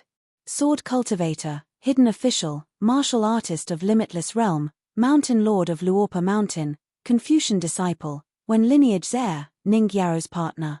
All of his identities and titles were secondary. Because he was young, he did not have enough knowledge. If he did not have enough self-cultivation, he could still read a few more books. Han Qiaosa said, there must be people who can understand this. Fu Jing said, anyone with a normal brain can think of it. Han Qiaosa rolled her eyes and continued to apply blush. Ji Yukan said, he's not trying to prevent these people from knowing. He's trying to prevent others from thinking that they know. Fu Jing laughed, so if Yu Yu helps to draw the sword, all of Chen Pinggan's plans will be in vain. Han Qiaosa glanced at the little white emperor. When he smiled, he was indeed very handsome. Fu Jing continued, there are indeed many people and things that help out of kindness. Because once Yu Yu draws the sword, the hidden official's identity will suppress the impression of the young man. A young hidden official, who was half a sword cultivator of the Great Wall of Sword Qi, could ask a Howran sword cultivator he just met to draw the sword for him when he returned to his hometown. Of course, he would be extremely envious, hateful, and picky. This was, of course, the opposite of Chen Ping'an's original intention. Ji Yukan suddenly raised his head. Zhang Juzhong smiled and said, "You're finally aware of it." Li Qingzhu of the Zhouzhen Immortal Martial School was haunted by her inner demons. Her original mind was still the same, but a small mind would suddenly become bigger. The Nine True Immortal Pavilion was one of the immortal forces that had besieged White Emperor City back then. As for the death of the Ascendant Realm Cultivator, of course, it was Zheng Juzhong's doing behind the scenes. He was just giving them a taste of their own medicine. Zheng Juzhong picked up a chess piece and placed it on the chessboard, saying casually, "Yun Zhon's Dao companion can be considered your senior sister. She's not famous in White Emperor City. Otherwise, with her cultivation aptitude, she can't become an immortal." Ji Yukan asked, "Does Chen Ping'an know?" Zheng Juzhong smiled and said, "Otherwise? I'm just giving him a good reason to pay me a visit." Ji Yukan said no more. Fu Jing was also silent. Zheng Juzhong said to Fu Jing, "I'll continue to play chess for Ji Yukan." Fu Jing shook his head and said, "You'll lose." "No way." Zheng Juzhong didn't insist on this matter and played a game of chess by himself. The chess pieces on the chessboard flew. In fact, it was still Ji Yukan and Fu Jing's game. For many onlookers, life was nothing more than a game of chess, a game of makeup, nothing more. Ji Yukan suddenly said, "Actually, Chen Ping'an is more suitable for White Emperor City." Zheng Juzhong smiled and said, "No matter where White Emperor City is, it's suitable. When the water reaches the end of the road, the moon reaches the heart of heaven." 794. In the Mandarin Duck Shu, the two ascended cultivators were in the midst of a fierce battle. This battle was brainless. It didn't seem like the cautious old immortals at the peak of the mountain, but more like two chivalrous youths who met on a narrow path. They only looked at each other, but they were irksome to each other. They wouldn't stop until one of them was defeated. The world was dark and gloomy. The huge sun hanging in the sky seemed to have been swallowed into the yellow-clothed old man's stomach. Only the vortexes were like the eyes of a god, making this small world seem even more treacherous and horrifying. The great cultivators, including Celine Zhao Yang, felt their hearts palpitating. How come they hadn't seen or heard of such a peak ascendant realm cultivator before? What young daoist? Yang Zhao Yang could only be sure that this unruly old senior was definitely not a master from the central divine continent. The higher the realm of the cultivators who were watching the battle in the Mandarin Duck Shu, the clearer they could feel the majestic aura of the great Tao. The Mandarin Duck Shu was like a pond that had been drained to catch fish. Even the fish seemed to have been thrown to the shore. Every time a cultivator breathed, they had to consume the spiritual energy in their body. The immortals of the upper 5 realms did not mind this matter, but the cultivators of the lower 5 realms who accompanied their seniors to travel here had to suffer. Even if their seniors helped to protect them, or used spells to isolate them from the outside world, or used treasures of their sex to protect them, those young cultivators who were distracted were still worried that the sky would collapse. Their faces were pale and their bodies were unstable. Many of them had already received orders from their masters to sit on the ground and begin to breathe. They used the secret Tao mantras of their respective ancestral master halls to resist the invisible pressure of the great way between heaven and earth. Nan Guangzhao had already taken out his life treasure. It was a rare ancient ancestral temple. It was a secret technique of refining a mountain into a temple. Nan Guangzhao's true body stood at the entrance of the ancestral temple. He was wearing an immortal weapon rank old dragon robe. Spiritual energy surged, and water flowed freely. It even dragged out rainbow-colored glazed ribbons. Each ribbon was actually a great Tao manifestation of a river. Nan Guangzhao's true body hid in the ancestral temple. The temple was at the center of the Dharma idol's brows, like a red date imprint. Nan Guangzhao controlled the Dharma idol to fight with the Ascendant Realm Cultivator. Although it was called a fight, it was actually one-sided. Nan Guangzhao tried his best to defend and escape. From time to time, an arm would reach out from the vortexes, wielding a huge saber. With a casual slash of the saber, Nan Guangzhao's Dharma form would be smashed into countless sparks that splattered everywhere like rain. All the cultivators of the middle 5 realms who were watching the battle in Yuanyang had already cast life-saving spells or summoned protective magic treasures. Tiny specks of light, the size of mustard seeds, were blown by the strong wind in this small world where the sun couldn't be seen. The light flickered unsteadily in this small world where the sun couldn't be seen. Some of the upper 5 realms cultivators also had to protect the nearby lower 5 realms cultivators who had nothing to do with them. They had to help these pitiful people so that their Tao hearts wouldn't collapse and their souls wouldn't leave their bodies, instantly turning them into wandering ghosts. And there was a great disparity in the outcome of the battle. As long as one had eyes, they would be able to see clearly. Yang Ji, on the other hand, saw through the roots of the 2 immortal weapons with a single glance and said, Nan Guangzhou has indeed successfully refined half of the blessed land's famed mountains and great rivers. Otherwise, that water robe wouldn't have reached the rank of an immortal weapon.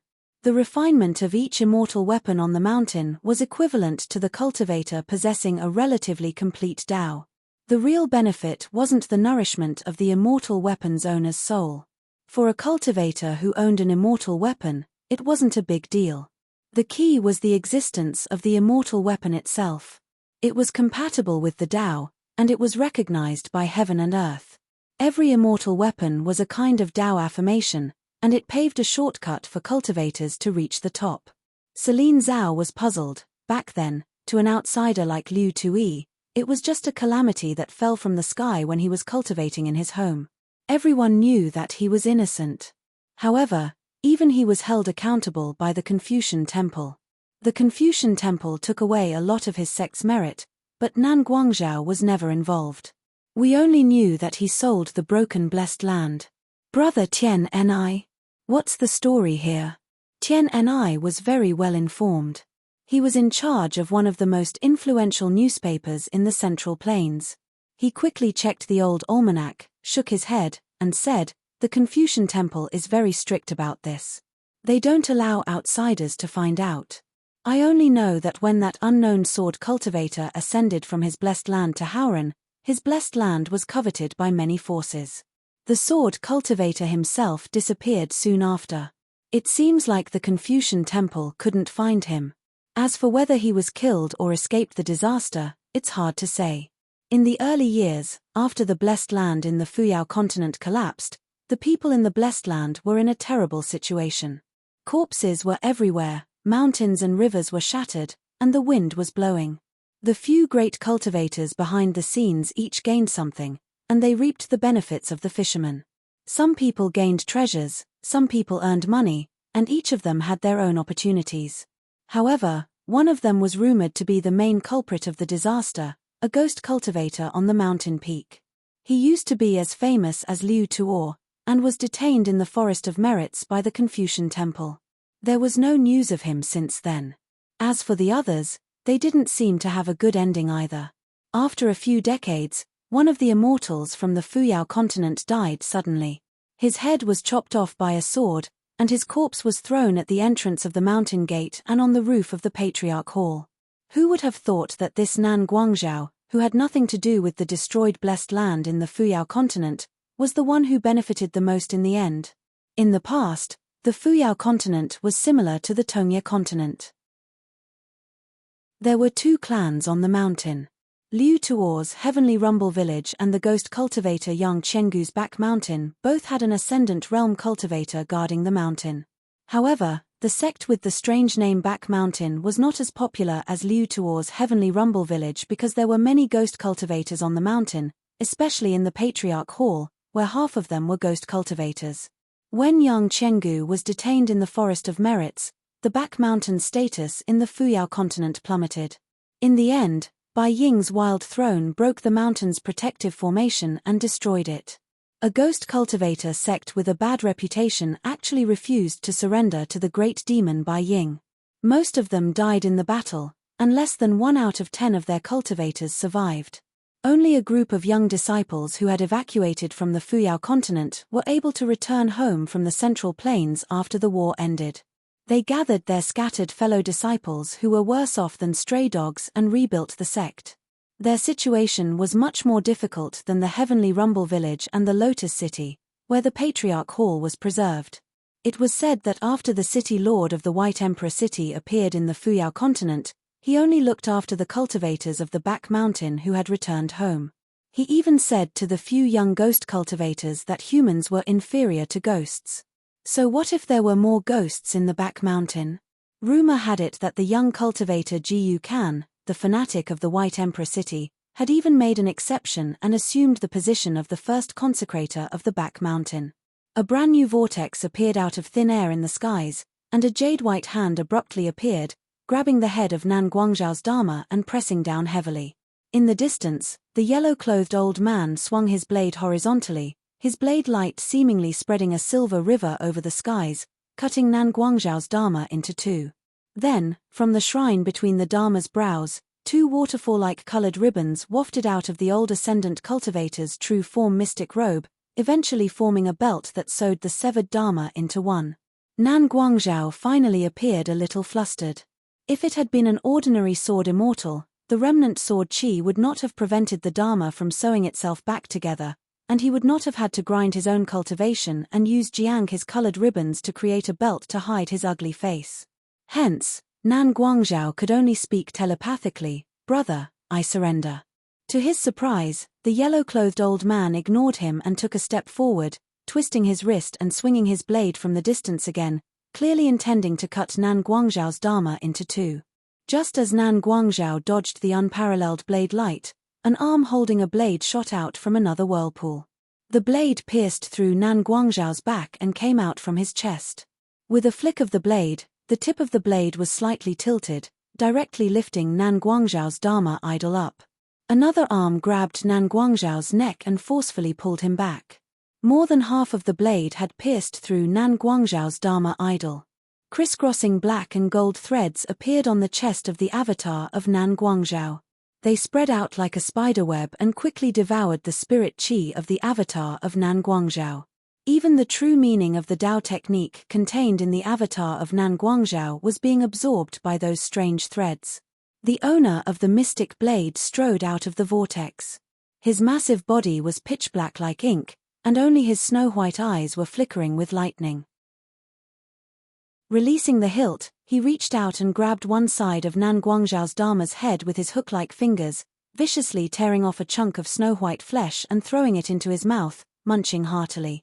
Nan Guangzhao, the great ascendant tier and an old immortal who had made a name for himself in the Middle Plains divine continent, refused to let go as if a rabid dog had bitten him, insisting on taking away a chunk of his flesh.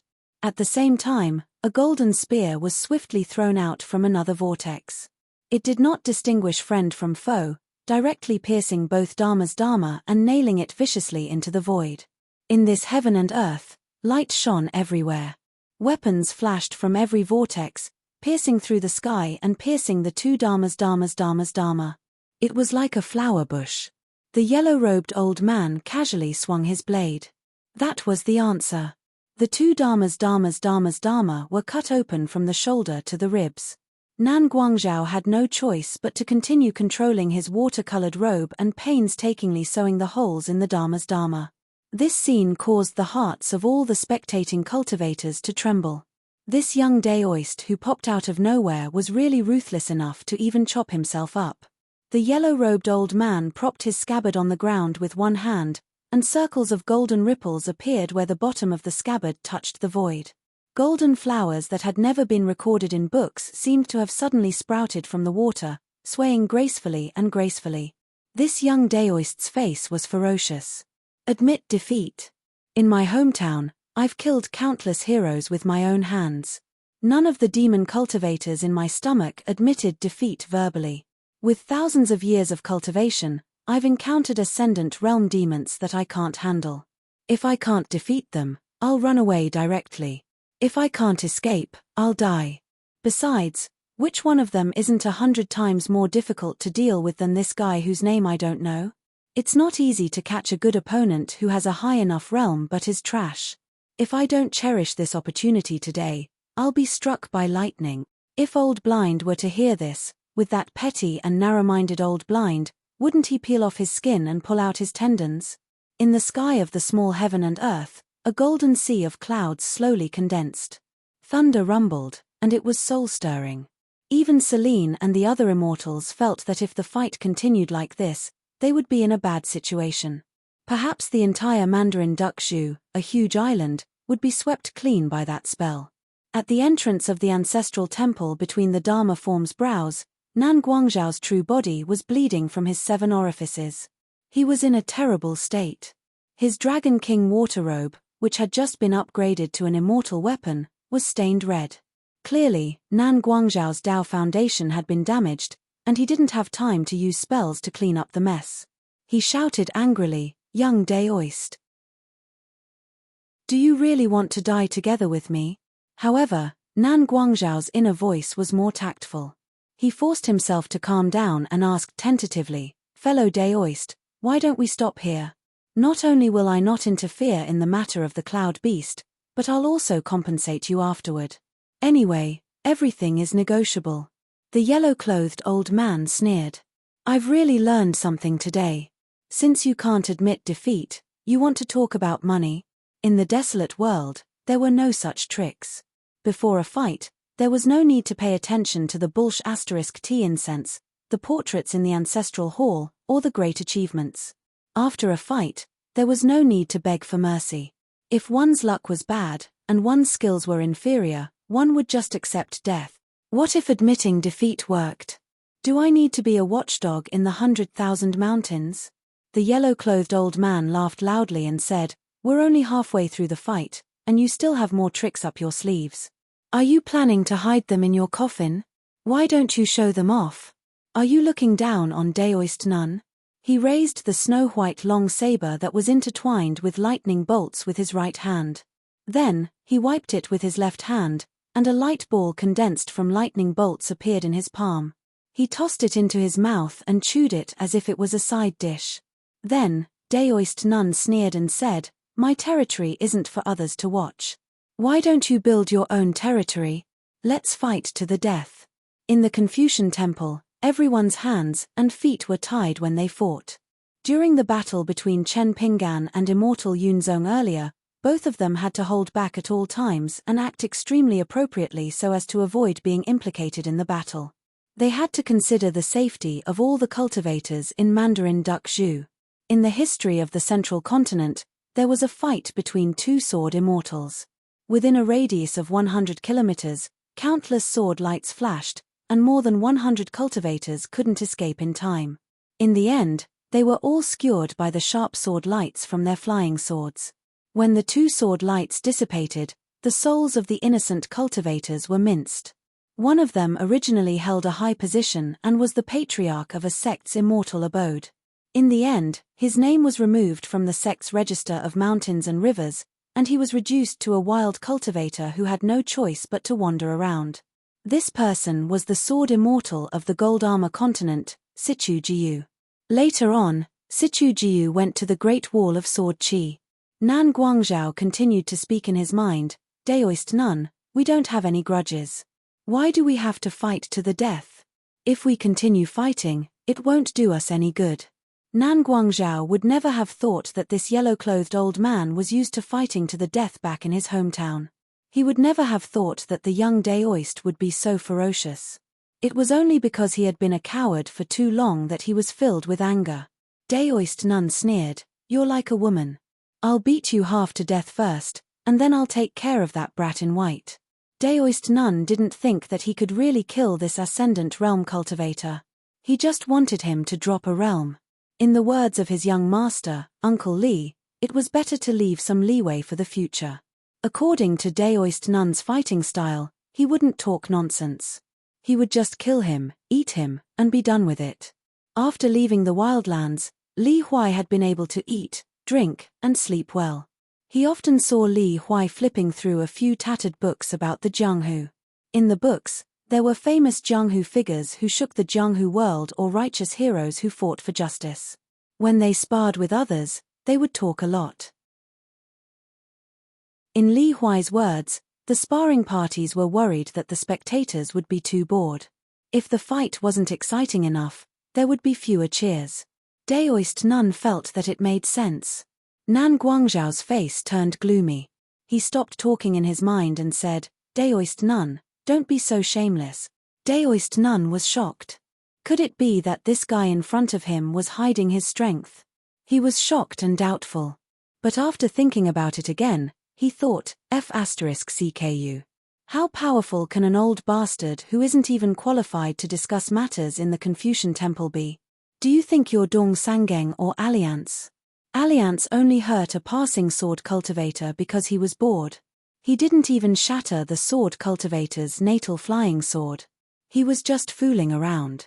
After all, the 100,000 mountains and the Great Wall of Sword Aura minded their own business. In the end, Alliance chased after him in the 100,000 mountains for a few thousand miles. In the end, even the old blind man couldn't stand it anymore and attacked. He was hit 18 times by Alliance. The woman from the immortal Cloud Zhu clan glanced at the green-robed sword cultivator who was hovering in the air. Then, she looked at the handsome young master of the Miyun Xie clan who was reading poetry quickly and asked softly, Xie Yuan, how old do you think he is? Xie Yuan was busy looking for inspiration from his beloved collection of poems. When it came to reciting poems, the most important thing was to use other people's help to polish the jade. Now that he was interrupted by the woman, he sighed and raised his head. He looked at the yellow-clothed old man in the distance and casually said, no matter what, he should have lived for several thousand years. The woman laughed angrily and said, I'm not talking about him. Xie Yuan was stunned. Then, he laughed and said, you're talking about the green-robed sword cultivator who cultivates lightning techniques? If I were to guess, he's at most 100 years old. He's about the same as the sword immortal Shu Jun in the Gold Armor continent. They're both sword cultivators who were born with great fortune. However, the one in front of us is younger. The old sword cultivator, Yu Yu, rolled his eyes and felt uncomfortable. However, he didn't want to tell Xie Yuan the truth. The green-robed sword cultivator in front of them was the hidden official you were thinking about. He was the one who made Xie Yuan shout, you have to bow 3 times when you see him. The top wealthy families in the world, especially those who were involved in cross-continent ferries to inverted Hanging Mountain and had business dealings with the Great Wall of Sword Qi, more or less knew about the young hidden official who once appeared in the meeting hall of Spring Banner House. However, they didn't know much because the Great Wall of Sword Qi was too strict. For example, the Miyun Xie clan in the Snow Mountain continent could only know about the hidden official who took over Xiao Chuo's position through various mountain channels. Especially because they had a good relationship with the Liu clan and had many in-laws, they knew that the hidden official who took over Xiao Chuo's position was very good at doing business. Moreover, he was very imposing. When he first appeared in inverted Hanging Mountain, he was accompanied by a large group of local and foreign sword immortals. Li Baoping was worried that Li Huai would be affected by the battle on the mountain peak. Unexpectedly, Li Huai stood steadily in the same place as if nothing had happened. He was muttering to himself. It was over. If he lost, it would be fine. At most, he could take Taoist Nun with him and run away. If he couldn't do it, Chen Pinggan was here. As long as he hid behind Chen Pinggan, everything would be fine. But if he won, not only would he be more of a hindrance to Chen Pinggan, but he would also become enemies with Taoist Nun on the mountain. Moreover, he would be watched by others. In Jianghu, there was no such thing as guarding against thieves for 1,000 days. Therefore, Li Huai tried to use telepathy to ask, Brother Nun, can we admit defeat? Otherwise, I will be on tenterhooks every day when I travel Jianghu in the future. Taoist Nun felt like he was struck by lightning. He braced himself and pretended that he didn't hear Uncle Li's hint. This fight didn't hurt or itch. My hands haven't even warmed up yet. Taoist Nun's hands moved more and more fiercely with his saber. He forced the Ascendant Realm cultivator to either kneel down and kowtow to show his sincerity or go to his opponent's small world and fight to his heart's content. On second thought, Taoist Nun seemed to have suffered another divine punishment. Damn it. Now he was in his own small world. Of course, he and Li Huai could talk freely. But how could Li Huai ignore the restrictions of heaven and earth and talk to him? He was indeed a master. Was it some kind of secret method taught by the old blind man?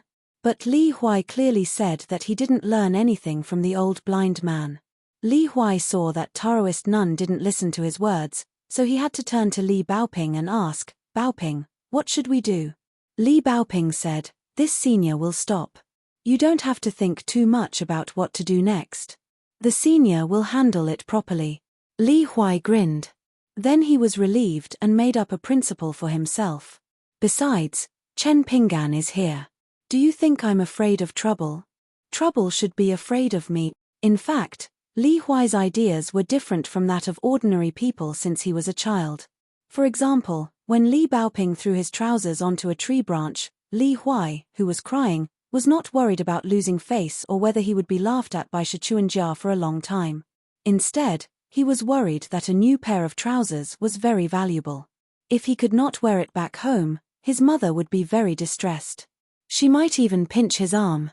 Otherwise, it was fine not to wear trousers as it was very cool. But it was really painful to be pinched on the arm. Even if his mother bought him a new pair of trousers, the family wouldn't have enough money to buy chicken drumsticks. Looking at his sister Li Liu's appearance, she was already skinny enough. If she didn't look good, how could she get married in the future? So, the pants hanging high on the tree must not be thrown away. Another example was old Yang. He threw a few yellowed books to him. They were too inconspicuous in his bulging bag. The covers and the first few pages of the books seemed to have been torn off. There were a lot of books inside. It was probably about the techniques on the mountain. There were many rules. One could not learn this or do that. This technique would damage one's karma. That supernatural power would be suppressed by the great way of Tao. How could he learn it? So, after choosing, Li Huai learned inner thoughts. This was good. There was nothing to be fussy about. There were no taboos when learning it. It was also practical. Old Yang left a letter for Li Huai. In the letter, he told him some things. For example, he told him where to find an old man in the future and learn some talisman techniques from him. This old man had traveled to Liju Cave for many years. He often drank with his father. It was better to have more skills than to have more money in one's pocket. It was better to have more skills than to have more money in one's pocket. Just like the old people in his family. When they were nagging, they would be annoyed. When the old people stopped nagging, they would be sad. Nan Guangzhao's mood was extremely bad. It was similar to how his junior Yun Mu looked at the direct disciples. He felt that this Yun Mu was really a jinx. He could not reason with the young Daoist at all. Looking at the young Daoist's attitude, he was only willing to stop when his realm dropped. Nan Guangzhao had no choice but to use one of his trump cards.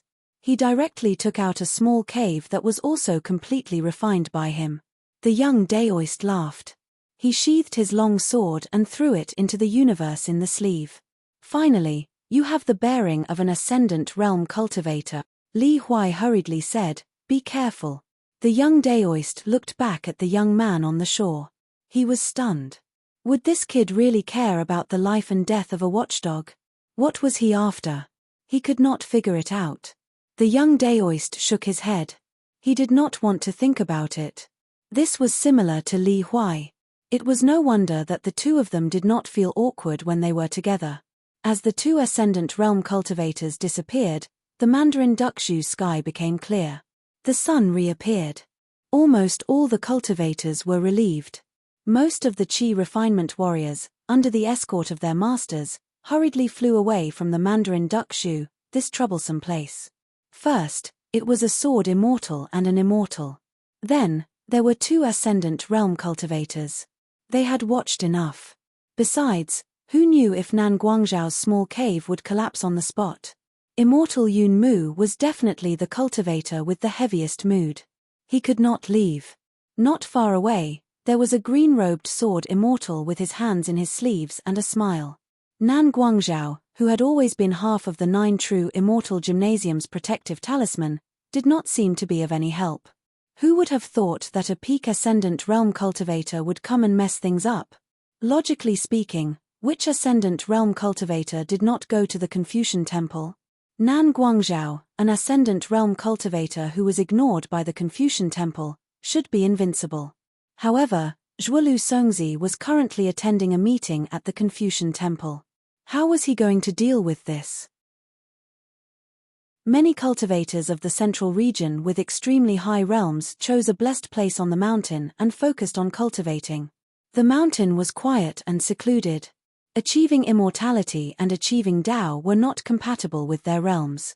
Yun Mu was full of confidence as he secretly plotted. Deep in his heart, he looked down on the old Ascendant Realm cultivators who had decayed and were lethargic. They only lived for a long time. Even though Yun Mu still had a flying sword in his hand, Chen Pinggan seemed to be the one who held Yun Mu's lifeline. For some reason, Chen Pinggan recalled his senior brother's words. He said that the Q sword was a very simple matter. You had to attack with one more sword than your opponent. For example, if you attacked with one sword and your opponent died, the Q sword would end. If you attacked with your sword, you would be the one who attacked with the last sword. Of course, you would win. At that time, Chen Pinggan had just finished a Q sword battle. From the beginning to the end, his senior brother did not move at all.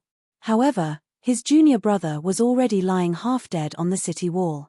Chen Pinggan boldly said, "Senior brother, you make it sound so easy." Since the sword practice was over, his senior brother could not punish him. As for whether he would suffer the next time he practiced the sword, he did not care. Zhuozhuo did not get angry. He only said, when practicing the sword, studying, and interacting with others, one has to be able to lift the heavy easily. Chen Pinggan obediently lay on the ground and did not dare to push his luck. He asked a question that he had been curious about for a long time. "Senior brother, how do you practice the sword?" In fact, this question was probably something that everyone in the Great Wall of Sword Chi, except for Sword Immortal Boss, who was not interested. Zhuozhuo said, "Before I went out to sea, I learned the straight line sword art. After a few years at sea, I learned the arc sword art. Since 2 sword art meridians have been formed, then, before I came to the Great Wall of Sword Chi, I did not call it sword practice. I was just sharpening my sword." After a slight pause, Zhuozhuo added, "It's boring. That's why I came here to take a look." Chen Pinggan hurriedly sat up and asked, "And then? Senior brother, did you learn a new sword art meridian?" Zhuozhuo did not give an answer directly. He only said, "Originally, it was not difficult to break through the realm. However, after coming here, I realized that no matter how many meridians I learned, it was still not enough. Furthermore, the arcs were still not perfect. Therefore, Tao integration was not easy." Chen Pinggan did not understand what his senior brother meant back then. He only heard one thing. His senior brother originally had a chance of breaking through at the Great Wall of Sword Chi. However, when his horizons were broadened, the bottleneck of breaking through became even more difficult. That was until Chen Pinggan met Pei Minute, and then Wu Shuangjiang. Especially today, when he summoned the Rain Pavilion and Furnace at Immortal Yun Mu, the 2 swords were ready to be unleashed. When the tip of the swords pointed at him, Chen Pinggan instantly felt a chill run down his spine. It was as though the tip of the sword was just inches away and could slice through his robe, skin, and soul at any moment. Then, Chen Pinggan understood the true meaning of his senior brother's words back then. To put it simply, once Zhuozhuo reached the 14th tier of Tao integration, wherever he stood, whether it was within a radius of a few miles or 100 miles, there would be a few, a dozen, or even 100 of them that would present their swords at the same time as a battle of swords. This was probably the ultimate realm that all sword cultivators pursued. Everything could be solved with a single sword. Senior brother's realm could not be learned, because it required the purest heart of a sword cultivator. Chen Pinggan smiled and reminded Immortal Yun Zai, Daoist Nun and I are the so-called outsiders that Brother Green Bamboo mentioned. Patriarch Yun Zai can use this opportunity to rope in friends and attract the cultivators of the Central Plains to fight against a common enemy. Who knows, it might be able to resolve this situation. Yun Zai was very good at maintaining his composure. He ignored it. However, if this green shirt sword immortal did not point it out, Yun Zai would really find a chance to do it. Yun Zai's fear of this person increased. It was already very troublesome to provoke a sword immortal for no reason. What if this sword immortal was shrewd, good at scheming, and treacherous? Would teacher Mai, Lan Xian, and the direct disciples of the ancestral Hall of Nine Truths Immortal Gymnasium still leave the mountain to train in the future? If the cultivators of the sect took a ferry or rode the wind, they would be hit by a flying sword. Even if the sword immortal did not kill and only wanted to injure others, wouldn't the Nine Truths immortal gymnasium be sealed off in the end? Yunzai's voice rang out from the lake again, giving him a headache. Earlier on the shore of the Mandarin Duck Shu, I had the honor of chatting with two great cultivators, Qinzhao and Yang Ji. However, the two seniors were filled with righteous indignation and scolded me harshly. The popularity of the Nine Truths Immortal Gymnasium is too good. I'm starting to regret making such a big misunderstanding with Patriarch Yunzai. Yunzai sneered in his heart. Lackey Yang. Harshly. Wouldn't it be too late to get close to a sword immortal like you? Qinzhao, on the other hand, was someone who enjoyed watching the drama unfold. He might be willing to help, but he did not really want to help the Nine Truths Immortal Gymnasium out of its predicament. He was just fanning the flames, wanting to see the world in chaos. No matter how big the mess was, Qinzhao did not need to clean it up. Yunzai asked in a low voice, "Who are you? Why are you at odds with the Nine Truths Immortal Gymnasium?" Chen Pinggan smiled. At odds with the Nine Truths Immortal Gymnasium? I don't think so. As for me, I was born as a wild cultivator. What can I do in the Central Divine Continent? What can I do in the Mandarin Duck Shu? At most, I can fish. If Brother Qing Zhu did not provoke me, how can I have any relationship with a major sect like the Nine Truths Immortal Gymnasium? Yunzai's heart tightened. Wild cultivator. What was the wild cultivator in the world yearned for the most? Of course, it was the White Emperor city of the colored clouds. Therefore, when he heard this person mention the word wild cultivator, Yunzai naturally thought that way. Chen Pinggan suddenly said, "Patriarch Yunzai, don't you think we're considered a flood rushing against the Dragon King's temple?" Yunzai's heart trembled. Could it be that this person's attack today was secretly instructed by that person? Was the White Emperor city using this opportunity to knock down the Nine Truths Immortal Gymnasium? At the same time, Chen Pinggan diverted his attention to chat with the old sword cultivator by the shore. Because this head honcho of the Miyun Xie clan had taken the initiative to ask about something, Chen Pinggan did not know whether to laugh or cry. Master Hidden Official, my direct disciples are all useless. The one with the highest cultivation level is only a nascent soul stage cultivator whose soul is too old to be of much use. The rest of them are also unable to carry the burden. So, can you? Seeing that the hidden official did not answer, Yu Yu was a little anxious. He no longer held back and went straight to the point, saying, "I'll definitely teach them all my sword techniques and help them nurture their flying swords. In the future, if I can't nurture a sword immortal of the upper 5 realms, sword cultivator, Lord Hidden Official, feel free to come and punish me." Yu Yu was really envious. His old friend Pu, he was lucky enough to receive a pair of sword immortal embryos from the Great Wall of Sword Qi as his direct disciples.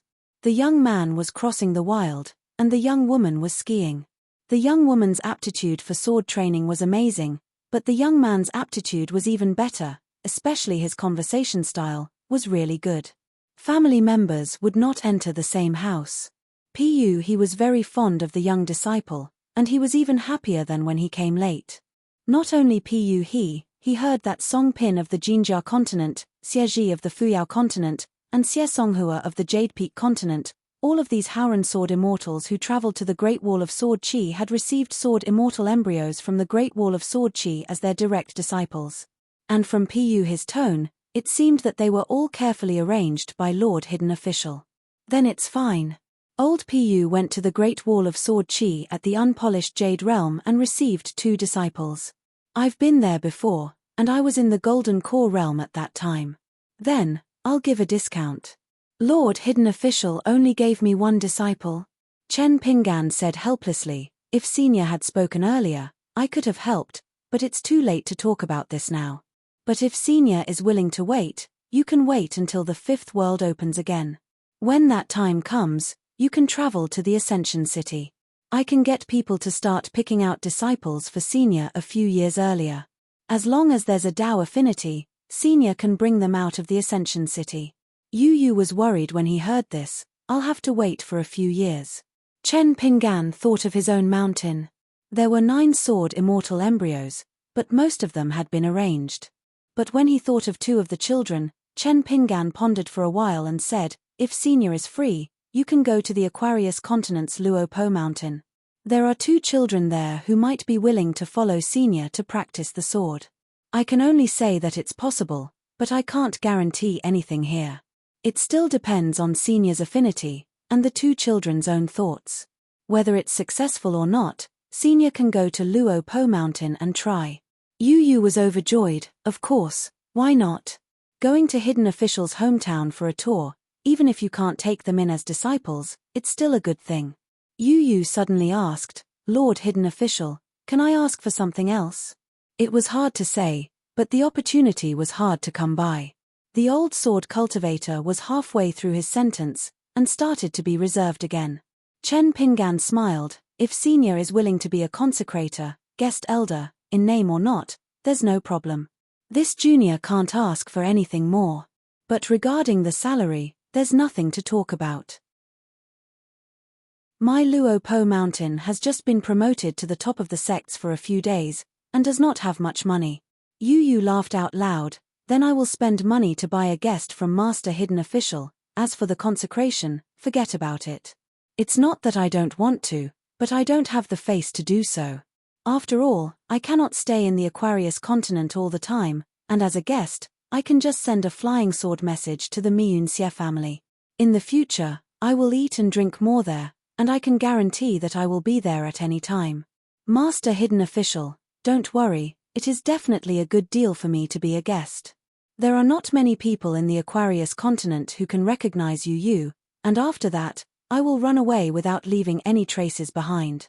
I guarantee that whatever Master Hidden Official wants me to do, I will do it cleanly and beautifully. Chen Pingan laughed and agreed. Yu Yu felt refreshed. It's settled.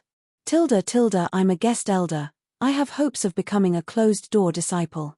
Chen Pingan looked at the Xie family disciple, and thought of something. The 2 sword immortals of the Pure Snow continent, Zhong Liao and Li Ding, traveled together to the Great Wall of Sword Qi, and finally went to a foreign land, and did not return home. Adding Xie Songhua, they were all flowers blooming in the wall.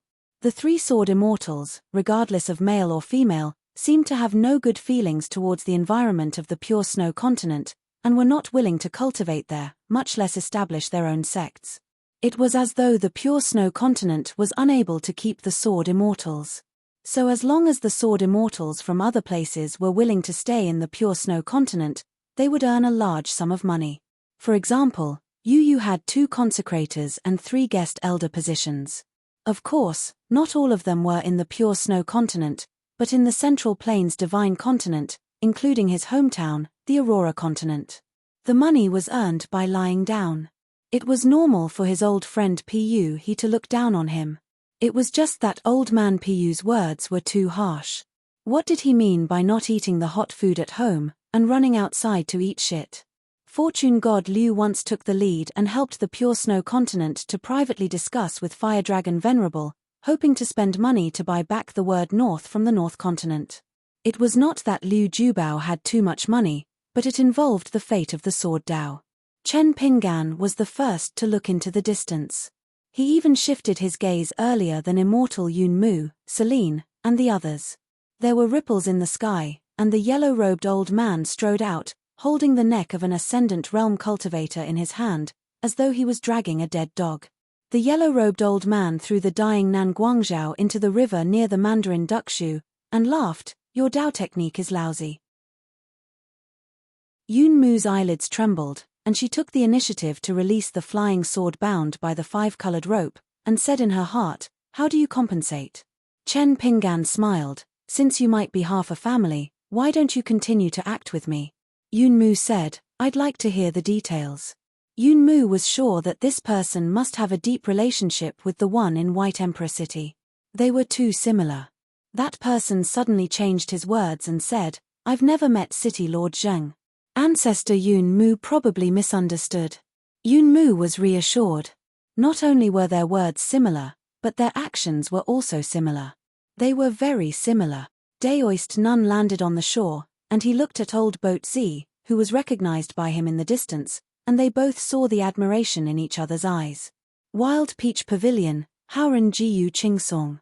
Heroes on the same path, and it was inevitable that they would appreciate each other on the lonely road.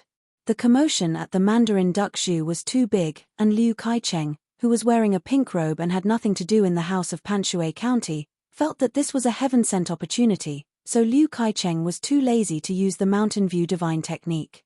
With senior brother here, where could he not go? So he pulled and dragged Chai Bofu to join in the fun.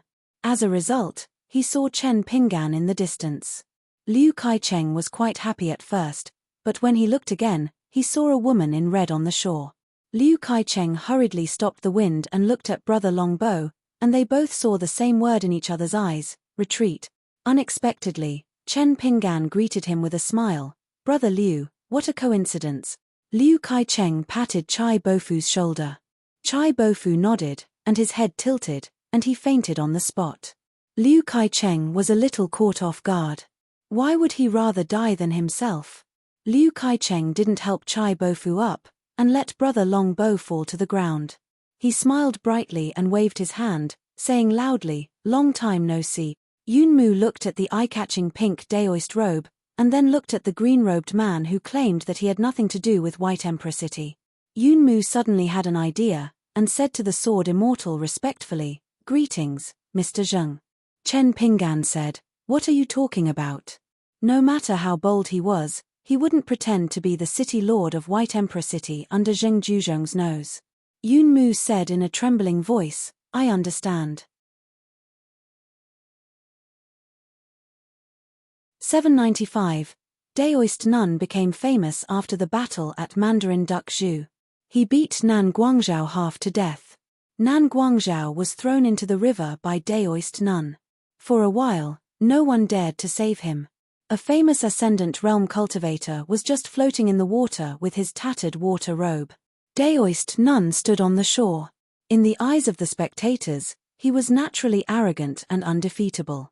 Over at Mandarin Duck Zhu Island, Celine asked the young Daoist Nun telepathically, Senior, can I save Nan Guangzhao first? Daoist Nun sneered, sure, why not? Save him as you wish. After you save him, someone will save you later. Celine was helpless.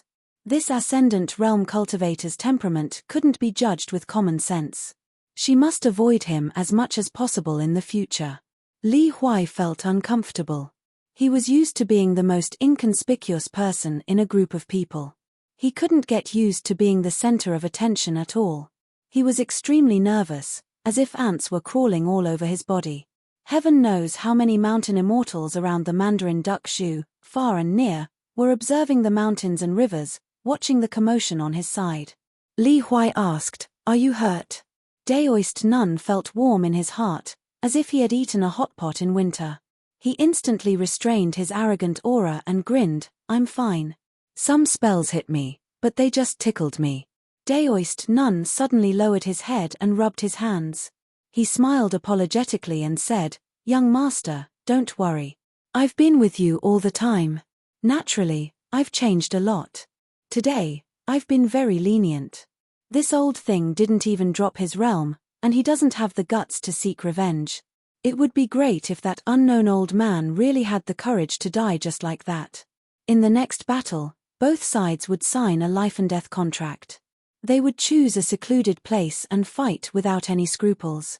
After that, the Confucian Temple wouldn't care. Previously, he didn't listen to Li Huai's instructions and stopped early. He couldn't let the old blind man hear about it. It was difficult to go from extravagance to frugality. Following Li Huai, he enjoyed every day. Now, Daoist Nun didn't want to return to the 100,000 mountains and continue to eat dirt. Li Huai said, I'm most afraid of the grudges on the mountain.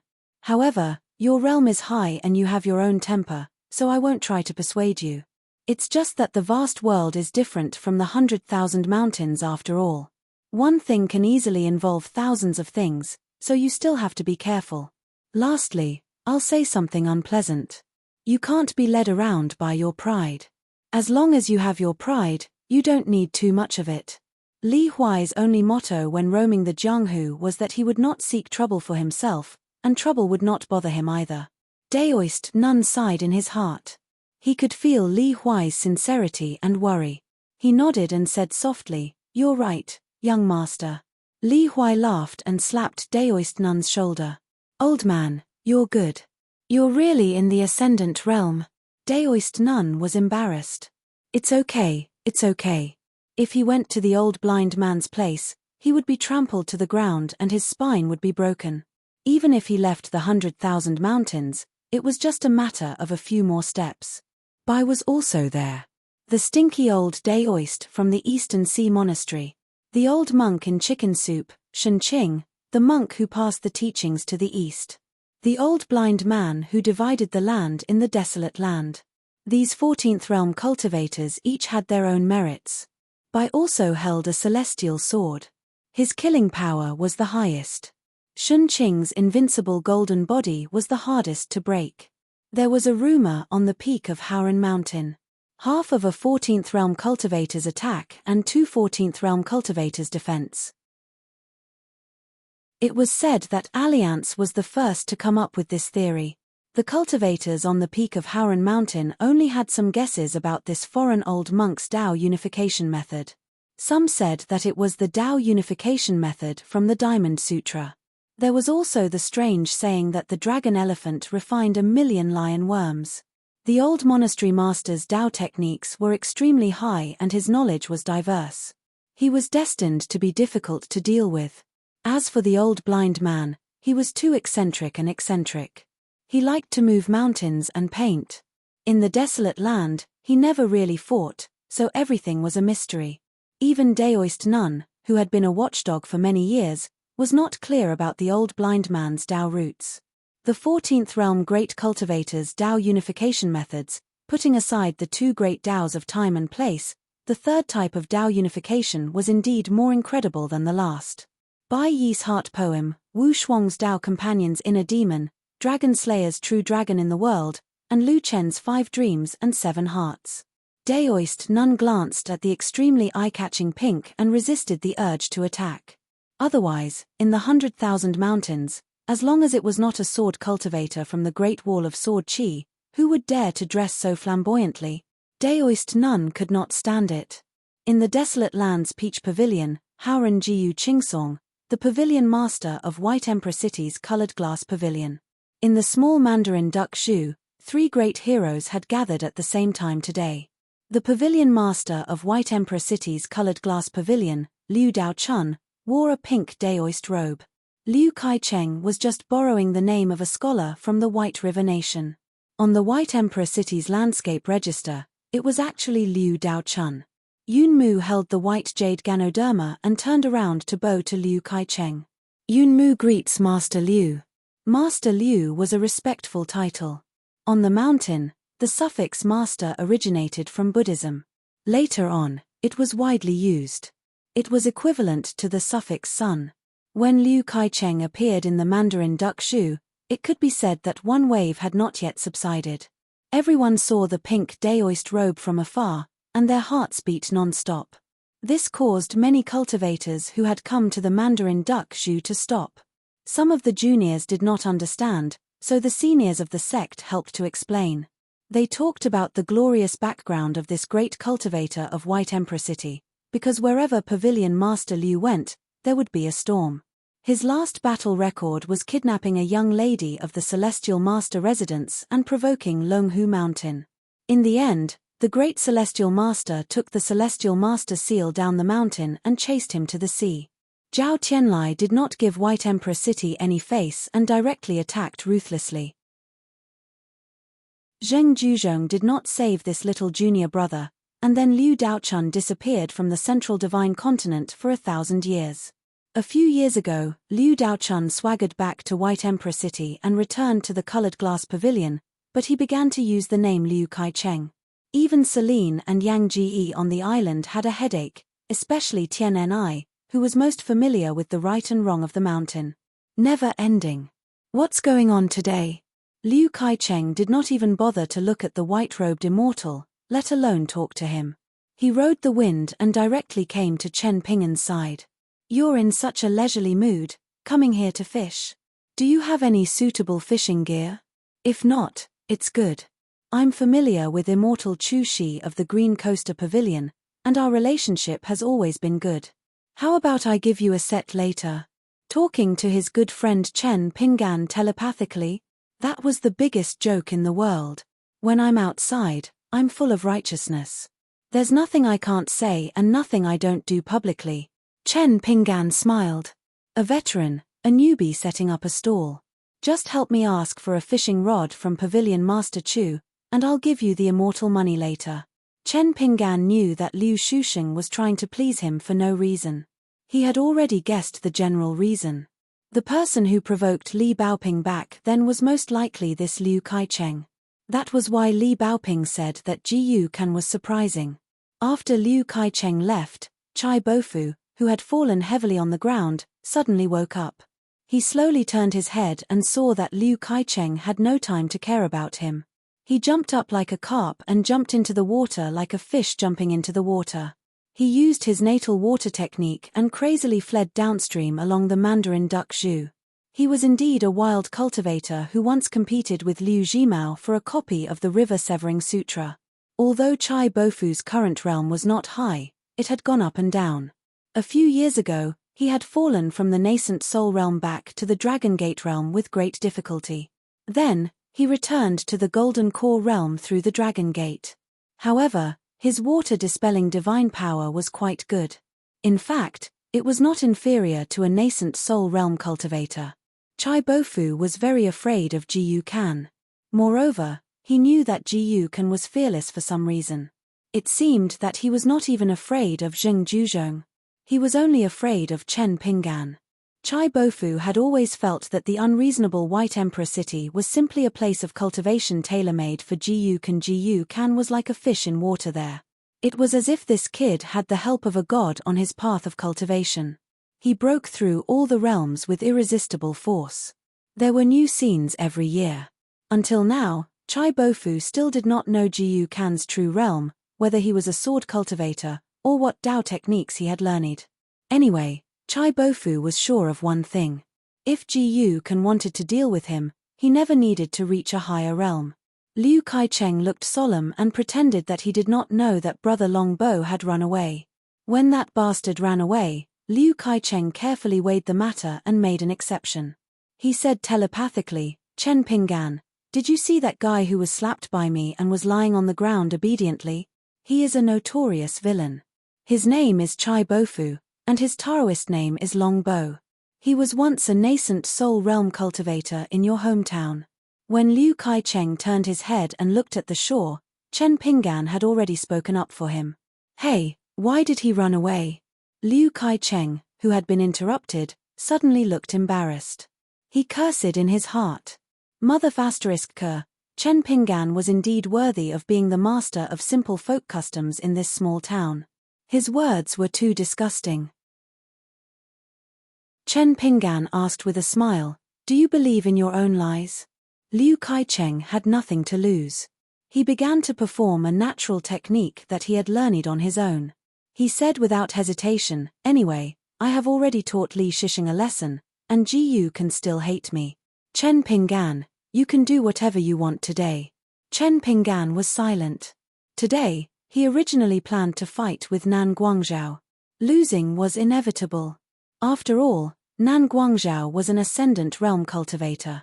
Even if he was not a sword cultivator like Pei Minute, there was no suspense about the outcome. However, the person he wanted was a young man who did not know the severity of the matter and had a bad temper. He dared to challenge an ascendant realm cultivator. Unfortunately, he was disturbed by that young Daoist and missed a great opportunity. When Liu Kaicheng came, Chen Pingan didn't even have the mood to act with Yun Mu again. It didn't matter. He would just attack Jiang Longxiang at Turtle Mountain in advance. As for the other Wen Quan fight, it was a personal grudge. Both sides would not publicize it. Chen Pingan glanced at the river of the Mandarin Yangzhou town. Everything would go according to fate. For example, the appearance of Liu Kaicheng made Chen Pingan immediately have a new plan. The effect was not worse than fighting with Yun Mu again, and it might even be better. Yun Mu held her breath. Are these two brothers from White Emperor City fishing again?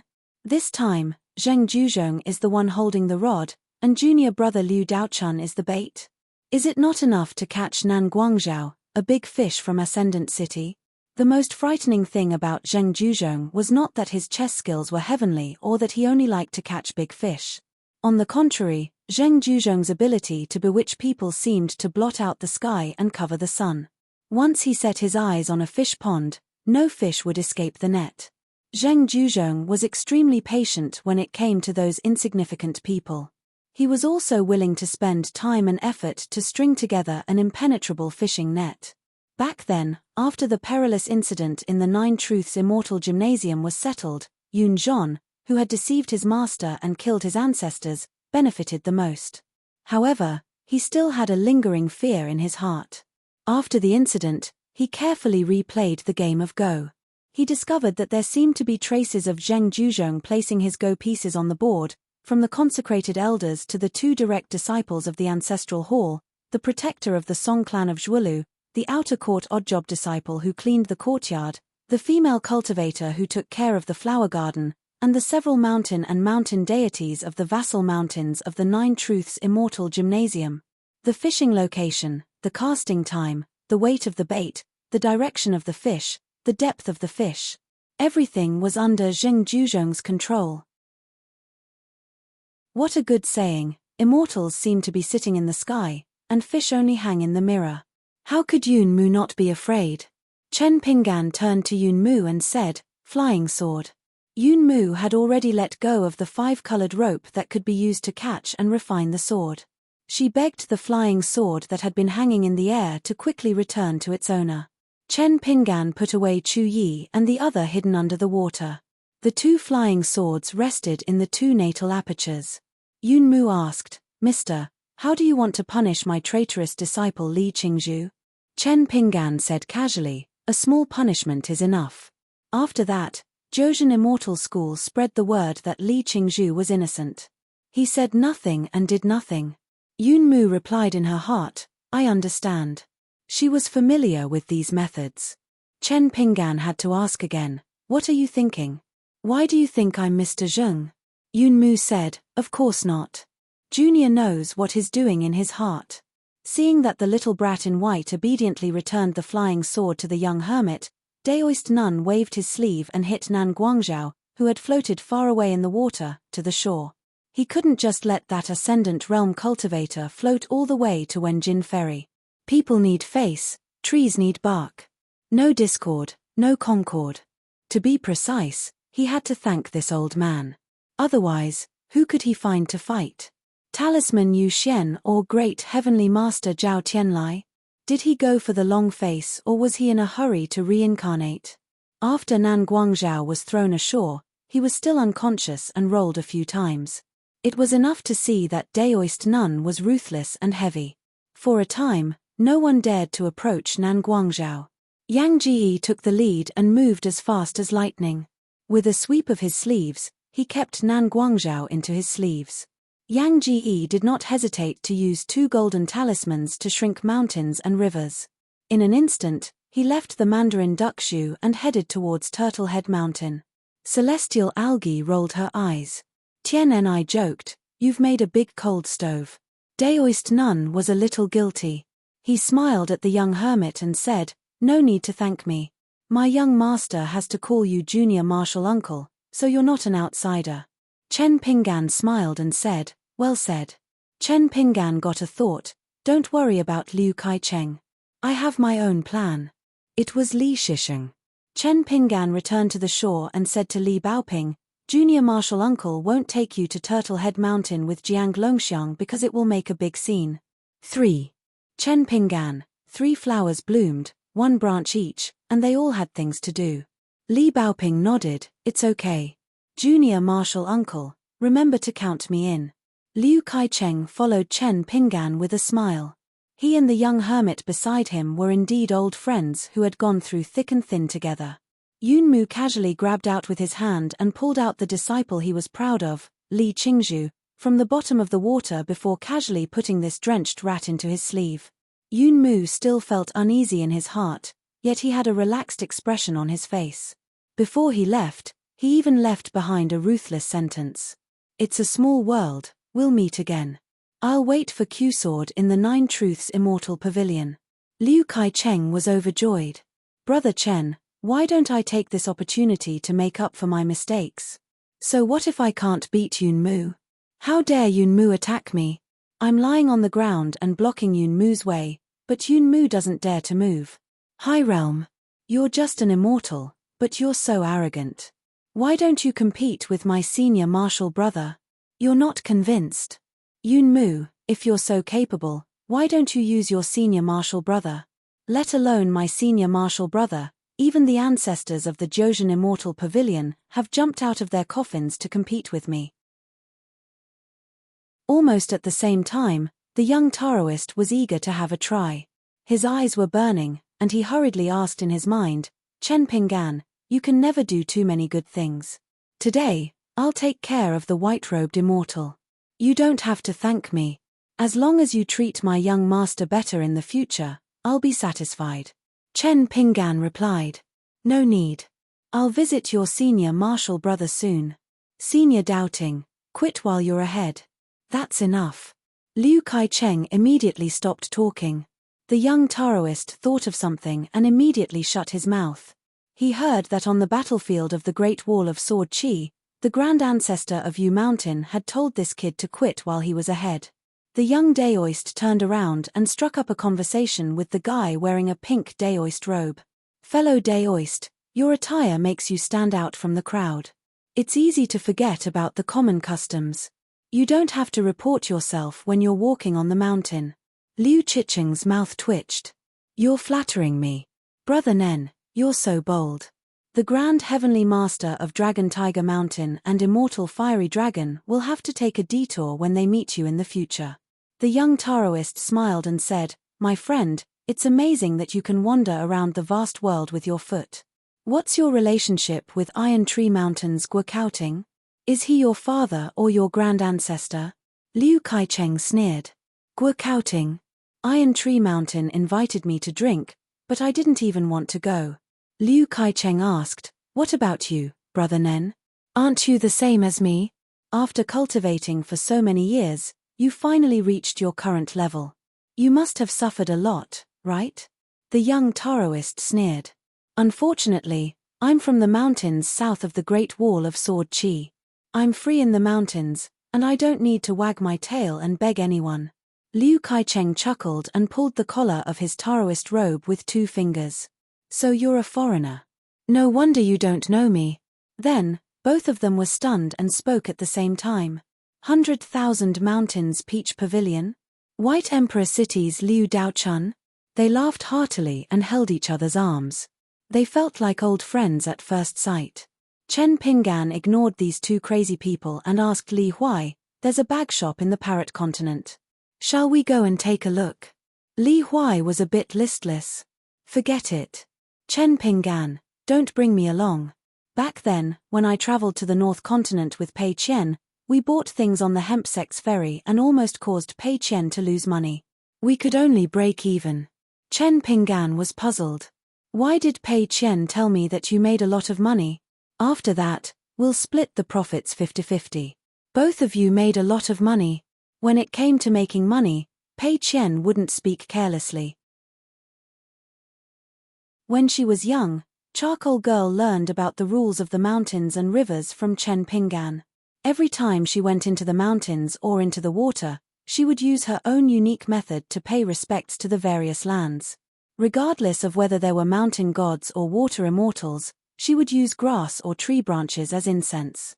Every time before she piously offered incense, she would mutter that she was now a child and really had no money. Today, she would honor Grandpa Mountain God and Lord Water Immortal with 3 incense sticks of mountains and rivers. The gift was light, but the sentiment was heavy. Li Huai's eyes widened. What?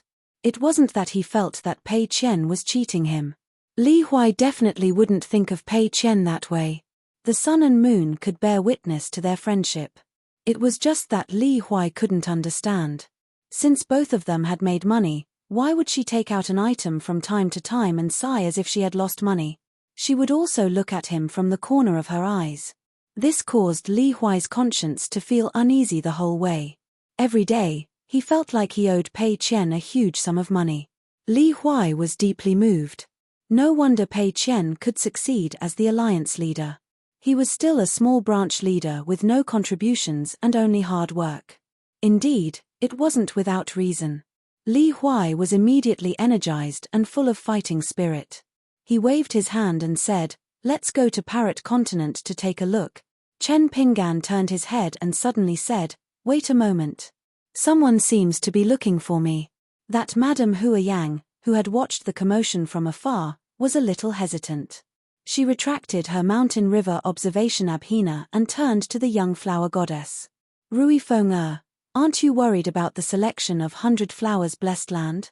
I might be able to help, it's just that." Madame Huiyang raised her hand and twirled 2 of her fingers. She smiled and said, "I might need a sum of divine money because the one who will really help is not me, but that person. And this guy only has money in his eyes. He has never cared about whether women are pretty or not, only money, money, money." This Madame Huiyang had her own thoughts. Not only could she help Rui Feng preserve the fate of the flower deity, she could also earn some incense from this phoenix deity flower deity. She might even be able to help the hidden official earn some divine money. Was she loyal? In the future, Chen Pinggan. The young girl was overjoyed. She took down an embroidered pouch from her waist and said in high spirits, "As long as that green shirt sword immortal can help, I'll give him all of my family's assets. It doesn't matter, other than some valley rain money, there's also a small pouch of phoenix fairy flower seeds. The flowers bloom with 7 colors and are very beautiful. Many immortal teachers who have visited the blessed lands have asked me for them. I pretended that I didn't have them and would tell them when I have them in the future." This phoenix fairy flower goddess immediately became sickly. "Sister Huiyang, I don't have much money in my pocket. In the blessed land of 100 flowers, I'm the poorest." Firstly, it had not been long since she became the deity of 100 flowers. She could not accumulate much wealth. Moreover, she wasn't proficient in the ways of merchants. Many of the transactions that her flower goddess sister could earn a small sum of money, she might only be able to earn a few pieces of snow. She was secretly happy that she didn't lose any money today. Moreover, she had secretly spent money to buy many flower-singing poems from scholars and poets.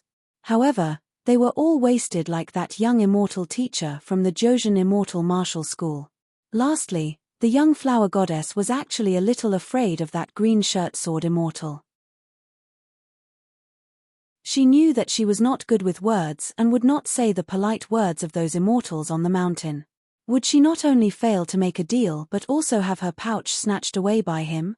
That sword immortal who did not seem to have a good temper even dared to provoke founding master Yun Zhon, who had an immortal Daoist companion in the Zhouzhen Immortal Martial School.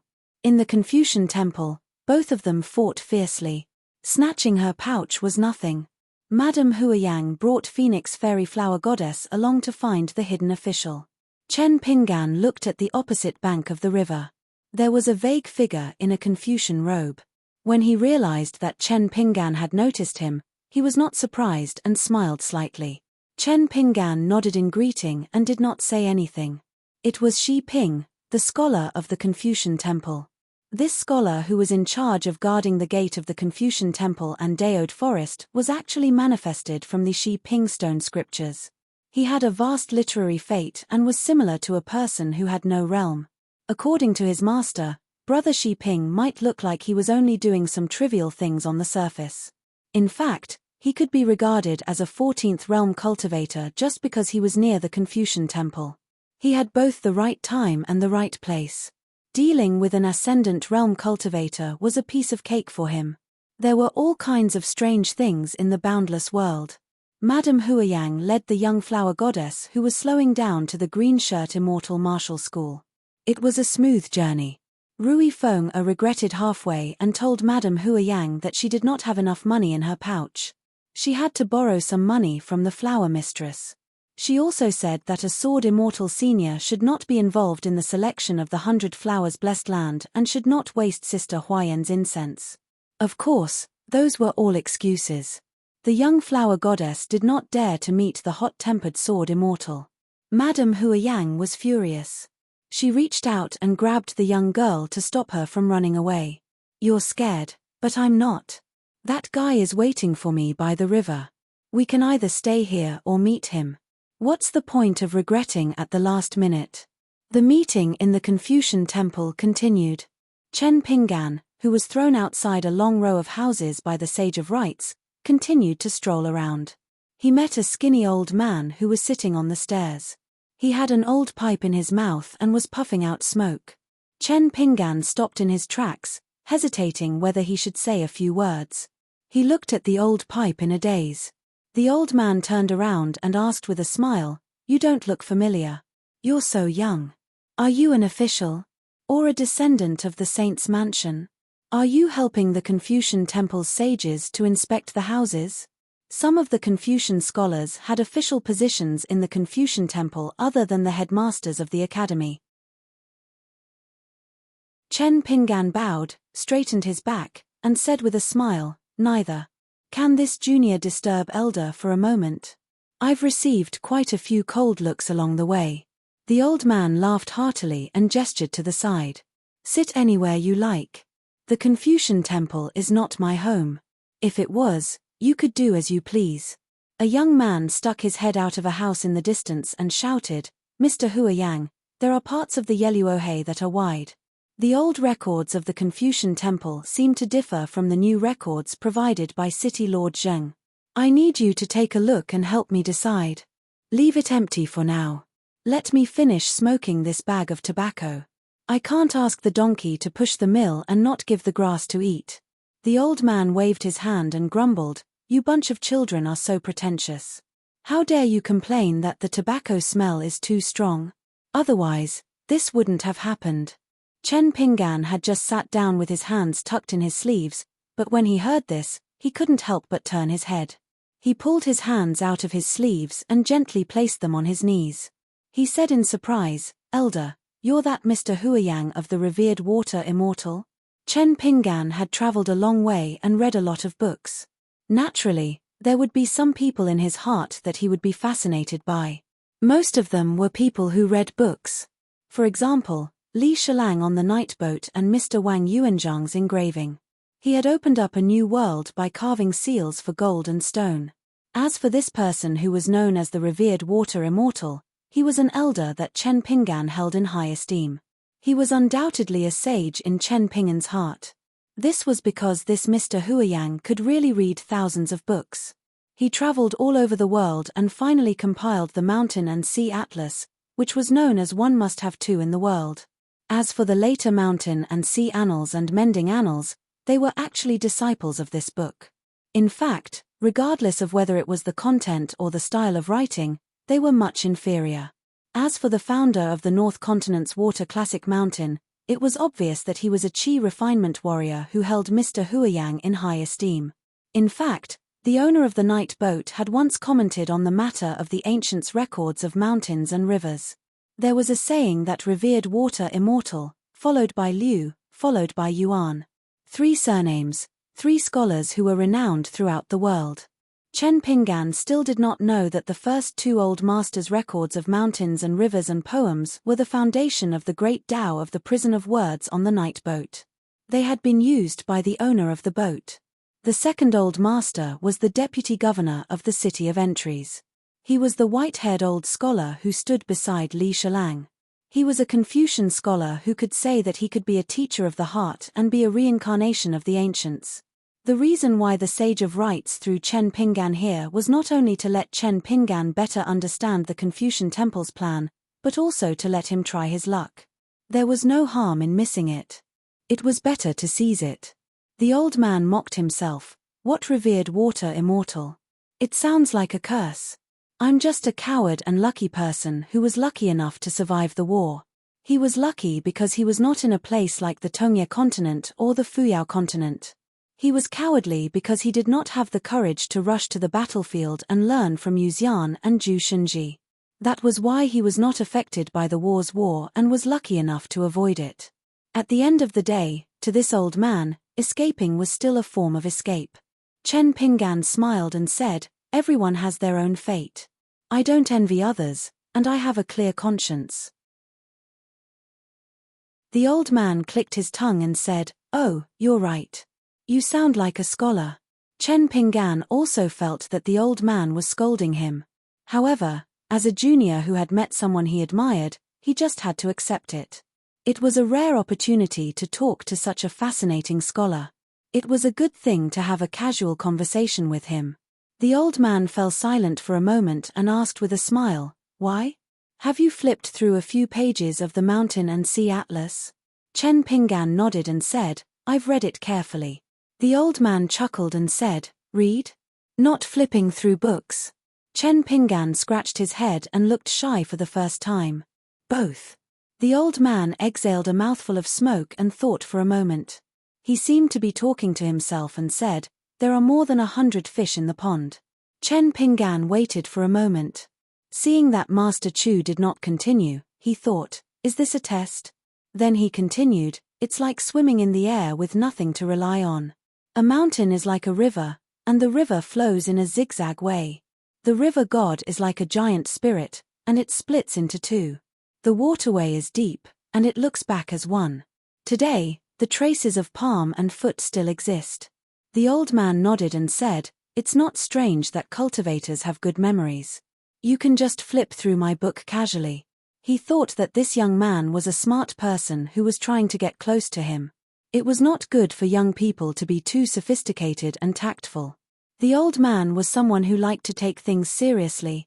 If that was the case, he would definitely embarrass this young man today. I'm a casual person who loves mountains and rivers. I don't care which sage you're from in the Confucian temple or which family you're from. However, he didn't expect this young man to be so familiar with his book. Moreover, he didn't just casually glance at it or flip through it once. Cultivators naturally had good memories. However, if they did not read the book carefully, they would not be able to remember everything. It was not that they could not, but they were unwilling, lazy, or disdainful. Chen Pinggan sat sideways and faced the old man. My senior said that Master Chu's words seem simple and plain, but they're actually very skillful. Your words are sharp, but they don't leave any marks. It's very clever. The old man smiled and said, why didn't you say that earlier? You're using it as an opening remark. Chen Pinggan grinned. I said earlier that I'm too suspicious of flattery. I'm afraid that Master Chu will chase me away. The old man touched his head and laughed. Good boy, you flatter me again. This young man is good. He's a young man who knows how to talk. He's also polite. He didn't even bother to ask who that brat's senior martial brother was. This kind of praise and boasting, both in and out of books, when had he not heard or seen enough of it in his life? Chen Pinggan smiled and asked, can I ask Master Chu about the book? The old man waved his hand. It's better not. I came here to find some peace and quiet. The work of documents is the most exhausting. Chen Pinggan nodded and said no more. He turned sideways again and took out a pot of wine. He continued to pay attention to the matters at the Mandarin Duck Zhu. Although he was divided into three, his mind was connected. What he saw and heard was not hindered.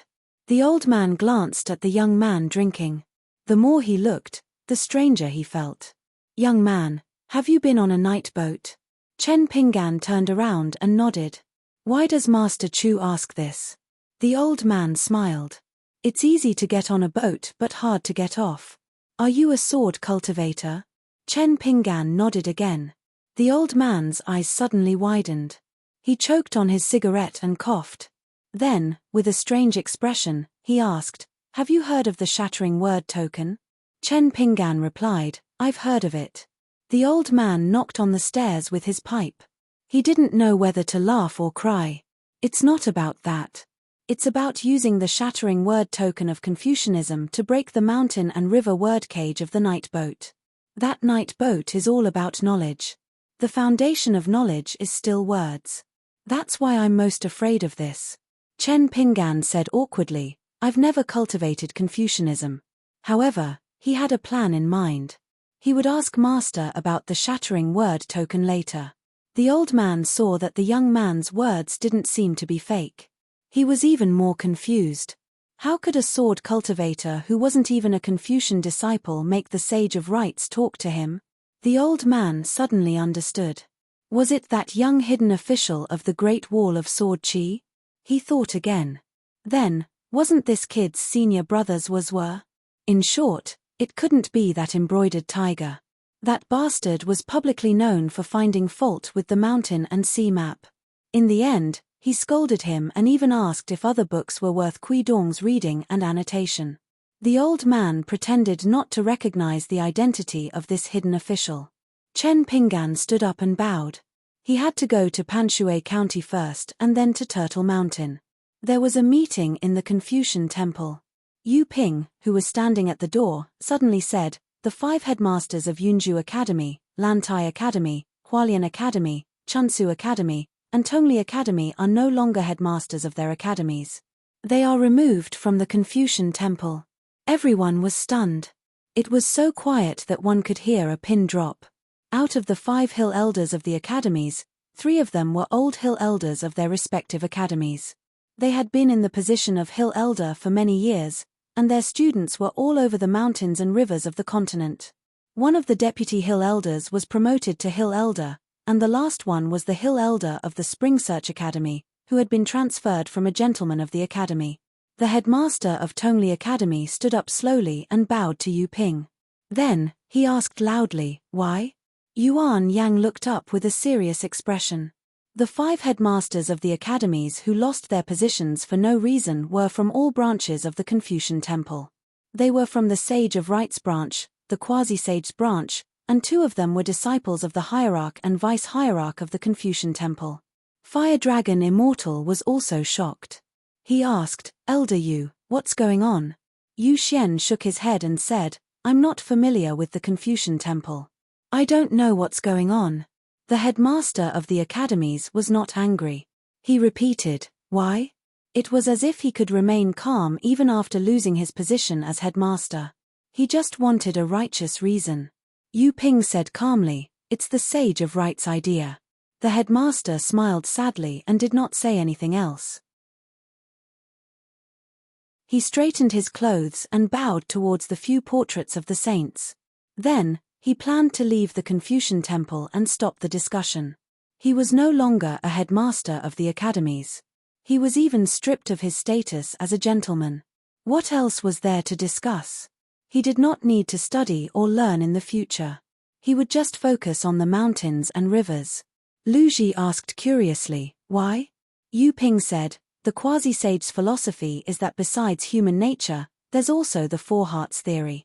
They are compassion, shame, respect, and right and wrong. The Confucian school values this very much. These headmasters have been reading too much, but they usually hide it well. They are good at teaching and dispelling doubts in the study room. They must have seen the Sword Aura Great Wall's placards on the front line. These scholars did not think much of it." Lu Ji turned to look at Alliance, who had put down his wine cup and was in a daze. Liang didn't say anything with a smile, nor did he pay attention to Lu Ji's gaze. He just narrowed his eyes and looked at the youngest mountain elder among the 5, as if he was waiting for the words and actions of this Confucian scholar of the secondary saint branch. The young Confucian who was promoted to headmaster of the Spring Search Academy stood up and said, "As the Sage of Rites, shouldn't you see and hear no evil?" This was because he had figured out the reason. It was the Sage of Rites. The Sage of Rites had a clear view of the minds and thoughts of all the headmasters of the academies. Alliance stood up. In a flash, he pressed the young Confucian's head and slammed it against the wall. Then, he threw the young Confucian out of the Confucian temple.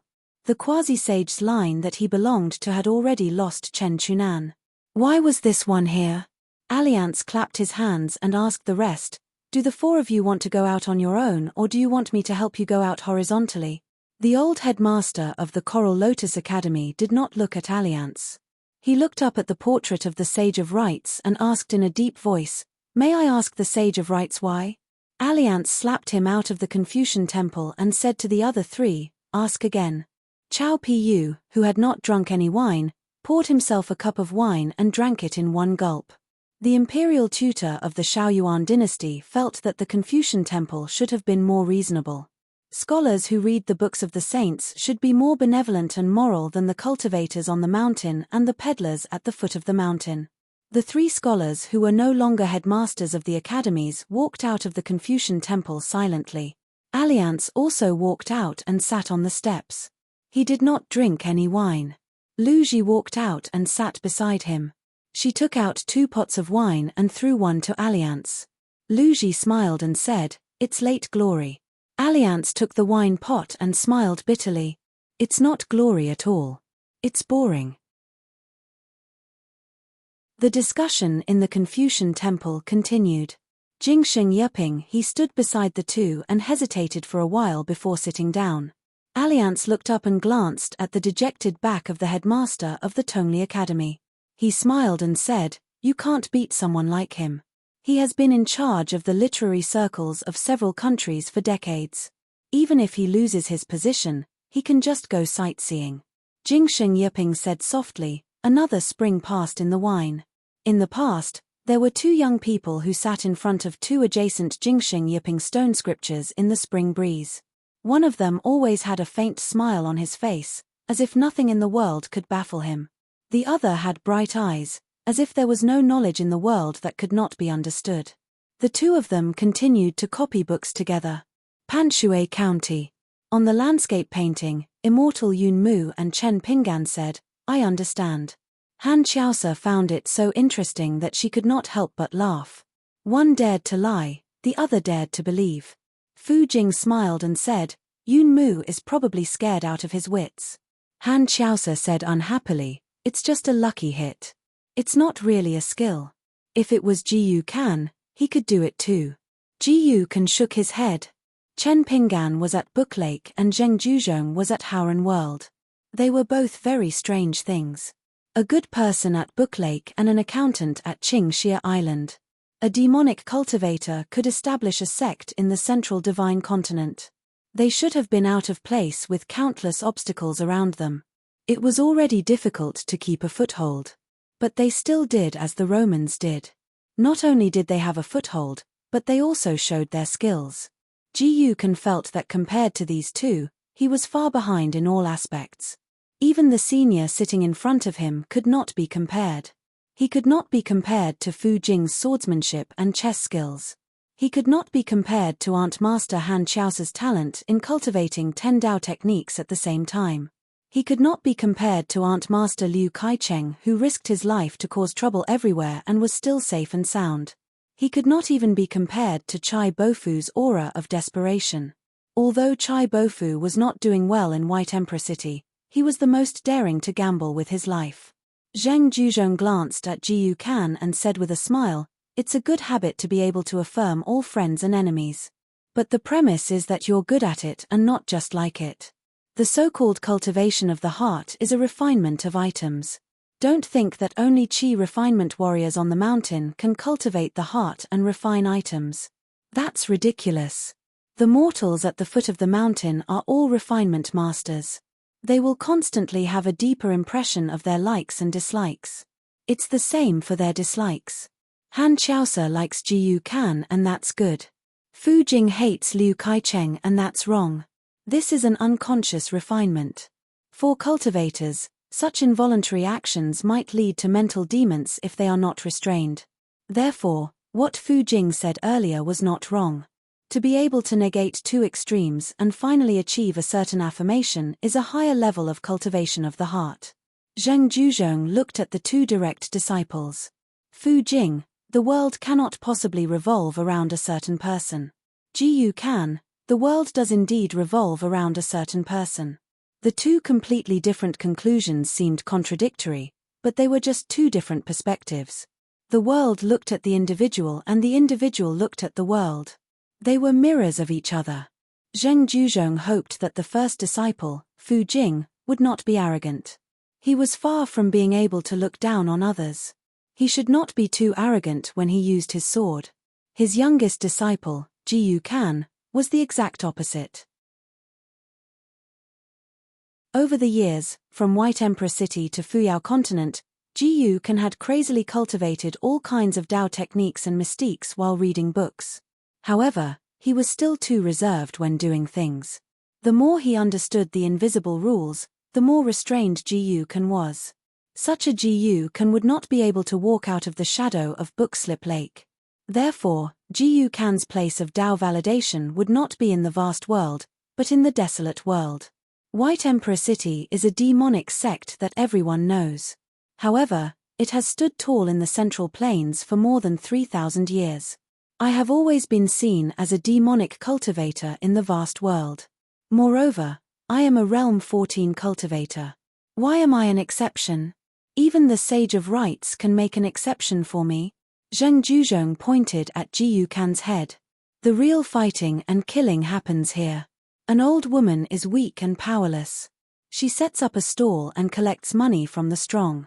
A young woman dares to walk the streets alone. Why? Fu Jing answered, the gods of heaven and earth follow the rules. As for his master reaching Realm 14 without anyone noticing, Fu Jing was not surprised. In fact, he did not feel anything. Zheng Juzhong smiled and shook his head. How is that enough? Fu Jing started to think about this. White Emperor City's teachings would not only focus on Tao techniques. Ji Kan suddenly asked, Master reached Realm 14 in the desolate world. This was a huge matter of seizing the providence of the desolate world, just like how Liu Cha reached Realm 14 in the vast world. Why was this bearded sword cultivator unable to return to the desolate world? It was because Liu Cha had taken too much of the vast world's providence. No wonder the Confucian Temple and the Sage of Rites were impressed by Zheng Juzhong. If reaching Realm 14 in the desolate world was not a merit, what was? Zheng Juzhong smiled. The process was a little dangerous, but the result was as expected. Ji Kan cupped his fists and said, Congratulations, Master. It was very likely that the grand ancestor of the Moon Tuoyu Mountain was at the ruins of the Jiaolong Valley, competing with the Holy Master at the peak of the Sui Mountain, while when Haiju was at the Tongyi continent, fighting with Kui Shi and Qi Jingchun. Han Qiaosa joked, fortunately, Liu Kaicheng does not know about this. Otherwise, he would be overjoyed. Liu Kaicheng was not an ordinary crazy person. Senior brother's realm was my realm. Senior brother's White Emperor City was my White Emperor City. Whoever dared to block it would die. Zheng Juzhong continued the previous topic. You should have read the book written by Mr. Li Minute. Han Qiaosa sat on the other side of the door and raised a hand. I have not. I have never heard of it. Zheng Juzhong looked at his junior sister's back. Was it because he had not taught for a long time that he had lost his sense of propriety? Or did he think that he could win some favor from Ji Kan by speaking without scruples to his senior brother? Han Qiaosa was nervous. She immediately said, I will go and eat that book later. Of course, she would eat it. Literally. Back then, senior martial brother had nothing to do. Seeing that it was difficult for her to make any progress in cultivation, he once split his attention and went to a marketplace to protect her for 300 years. He watched her roll around in the mortal world, ignorant and muddle-headed. In the last few decades, Han Qiaosa was the daughter of a rich family who spent time with a down-and-out scholar. She was the daughter of a poor boatman. She was a burly butcher who set up a roadside stall. She was a coroner, a night watchman, and a fox demon who had just been enlightened. Then, in an instant, these men, women, and demons finally gathered together at a certain time and place. The moment she woke up, she was also Han Qiaosa, looking at those Han Qiaosa. Other than looking at each other, what else could be the result? This scholarly senior brother seemed to have been too bored in his thousands of years of cultivation. During this period, he had spent many years answering his own question. That was a question that no one would think about. How to prove that Zheng Juzhong was not the Tao ancestor? The two senior brothers who had read that book each had an answer, but they did not dare to be sure. Fu Jing said, You are lacking in knowledge. No matter what you do, it will be a wild fox then, an evil demon. Ji Kan said, Zhu Zi's explanation of the scriptures is naturally a saying. Whether the descendants are good or bad has nothing to do with Zhu Zi. Zheng Juzhong shook his head and reminded the two disciples, The 48th chapter. The two senior brothers were suddenly enlightened. There was no need to say any more. Someone in the book said that 3 books were to be compiled. One was a book of etiquette, one was a book of words, and one was a book of village rules. Fu Jing thought for a moment and nodded. Indeed, there are many scholars in the world, but there are even more people who are illiterate. In many places in the world, the principles were not the sage's principles in books, but village rules and family rules. Han Qiaosa, who was on the doorstep, had a headache. She continued to dip her hairpin into her rouge and lightly touch her red lips.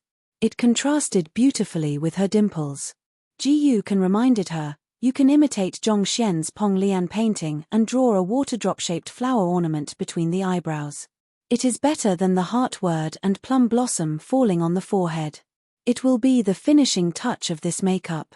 Han Qiaosa smiled and nodded gently. She believed in Ji Yukan's judgment. On the scroll, the fights that should be fought and the fights that should not be fought were all over. Zheng Juzhong glanced at Madame Huanyan and Phoenix Fairy Flower Goddess, asking, if you were Chen Pinggan and were willing to help, how would you help? How would you help so that Phoenix Fairy Flower Goddess would not fall to 9th grade 1 life while maximizing Chen Pinggan's benefits? This was the 100-year evaluation of the blessed land of 100 flowers. Previously, Zhong Wenqian, one of the 4 scholars under Suzy's tutelage, despised the Fengxian flower. He didn't like her gaudy appearance, so he demoted her to a servant. Zhong Wenqian was an honest official. Before he ascended the mountain to cultivate, he had been a minor official for dozens of years. He had a good reputation and was very talented. Therefore, the evaluation of the fat deity was a fatal accident for the Fengxian flower deity. Madame Huanyan, who came from the plum blossom garden in the inverted hanging mountain, was willing to act as a go-between for the young flower goddess and seek help from the young hidden official. Han Qiaosa, who was standing at the door, planned to get back what she had lost from the books. She spoke first and said tentatively, spend some money to buy some poems to help the flower goddess become famous. Nowadays, the Confucian temple did not lack scholars who had a full stomach. Chen Pinggan is the last disciple of the sage of literature. It shouldn't be difficult for him to ask for a few poems from the headmasters of the academy. He doesn't even need to spend money. Even if the poems are not of high standard, as long as there are enough of them and they are spread from the Confucian temple, the effect will be immediate. If there's no other way, Chen Pinggan can go to the fat deity and persuade him nicely. Don't you want to be a young man? You can even use your sword and pretend to fight for the flower goddess. You have all the reasons. The selection of the flower goddess in the Blessed Land is managed by Mr. Bai Shan, Zhong Yi, and Zhu Fuqing. Zhong Yi seems to be at the Ao2 mountain now. Even if Chen Pinggan is rejected by Zhong Wenqian, he won't ask for the sword. Then, he will go to Zhong Yi. After all, he admires the old scholar's knowledge. Or we can just go to Suzy. Didn't we say that Chen Pinggan has the small summer coin? Suzy is generous. If he sees the small summer coin, he will probably put in a good word for him. Maybe when he is drunk, he will give the flower goddess a poem to suppress his student's opinion. Ji Yukan shook her head slightly. The loss outweighed the gain. Han Qiaosi knew that she had said something wrong again. Zheng Juzhong said, it's better to be willing to use your brain than not to use it at all. Han Qiaosi exhaled deeply. Fu Jing said, in this case, we might not succeed. Even if we succeed, this deal with Chen Pinggan will be a huge loss. Zhong Wenqian is a stubborn scholar. He will have some opinions about Chen Pinggan and even the sage of literature. Ji Yukan said, so we can't avoid Zhong Wenqian, especially not Suzy. Whoever started the trouble should untie it. Zheng Juzhong narrowed his eyes, if you want to deny others, you have to have the ability. Fu Jing already had a draft in mind. He said, Zhong Wenqian admires the Great Wall of Sword Qi very much. He is a close friend of Yuan Qingshu. Chen Pinggan will use the indifferent plate in the wine shop and only take the one left by Yuan Qingshu. Just take it as asking Zhong Wenqian to help bring back the big barbarian water in the South Posuo continent. Zheng Juzhong shook his head, it's just a bad plan. There will still be traces of deliberate carving. As for what Han Qiaosi said, it was a mess and a foul atmosphere. It was not a good plan. Ji Yukan quickly flipped through all of Zhong Wenqian's articles and poems in his mind, as well as the works of Fei Xian and teacher Suzy and many of his friends. He had a flash of inspiration and said, Suzy's literary talent is unparalleled. His greatest merit in the path of learning is to break the distinction between poetry and poetry. He allowed poetry to break free from the shackles of poetry. Then, can the impatience flower of the blessed land of 100 flowers be regarded as the poetry of the world? Zhong Wenqian, didn't you see the impatience flower as gaudy and chrysanthemum? Isn't this similar to the situation of the poetry in the ancestral temple back then? Can Chen Pinggan start from this? Zheng Juzhong smiled and said, a good plan. As expected, Chen Pinggan will do this. He will not choose the best plan because it will make him seem too smart. Some people with ulterior motives will be afraid. So this is the best plan to solve this problem, but it is also the worst plan for Chen Pinggan's entire cultivation journey. Over at the Yuanyang Zhu, Chen Pinggan indeed agreed to help. He only received a bag of Guyu money from the impatience flower god as a deposit. He did not accept the bag of priceless impatience flower seeds. Moreover, both parties agreed that if they could not help in the end, they would refund the money. This made the young girl a little confused. Didn't Sister Huanyan say that this person was a moneygrubber? Moreover, looking at this green-robed sword immortal from a close distance, his face was pleasant and his eyes were warm. He was very scholarly. Zheng Juzhong said, the real good plan is still a little different from what Ji Yukan said. Fu Jing looked at the green-robed man in the picture scroll. This was the first time this little white emperor really paid attention to this person. Firstly, he helped the impatience flower god, which was a great favor. Secondly, he gave Madame Huanyan a lot of face. Why did the flower master of 100 Flowers Blessed Land, other than the 4 fated master flower gods, only the young flower god? Naturally, the flower master doted on this young girl the most. Therefore, Chen Pinggan and the flower mistress had formed quite a good relationship. Fourthly, not only was Zhong Wenqian not angry, but he was also gratified. As the last disciple of the sage of literature, he was able to be so close to the teacher's knowledge. No wonder he could make his good friend Yuan Qingshu leave behind that insignificant token in the wine shop. Fifthly, this person could flatter Suzy from 108,000 miles away. 5 kills in one fell swoop. Being begged for help was originally a troublesome matter. But in the end, it seemed that the person who helped received a series of great benefits. Fu Jing suddenly laughed. Sure enough, Master was right. That Chen Pinggan did not act according to what Ji Yukan saw through. Instead, he chose to directly tell the immortal patience flower god through telepathy. In other words, the young hidden official chose not to give up the 2 gains of Fei Xian and Suzy. Ji Yukan smiled knowingly, I understand. This is the surplus you always talk about. Han Qiaosa glanced at the painting and curled her lips. I can't afford to offend this kind of young man. Ji Yukan was right. This young hidden official who had survived a great disaster and returned home was not only suitable for the Great Wall of Sword Qi, but also for White Emperor City. Ji Yukan smiled brightly, Martial Aunt, don't offend Chen Pinggan, really. Otherwise, you will definitely lose to Chen Pinggan and die at Ji Yukan's hands. Han Qiaosa nodded, why would I offend him? If he's your friend, then he's my friend. It's his business whether or not he recognizes me. She put away the makeup mirror and the bottles, turned around, and asked, Ji Yukan, how's my makeup?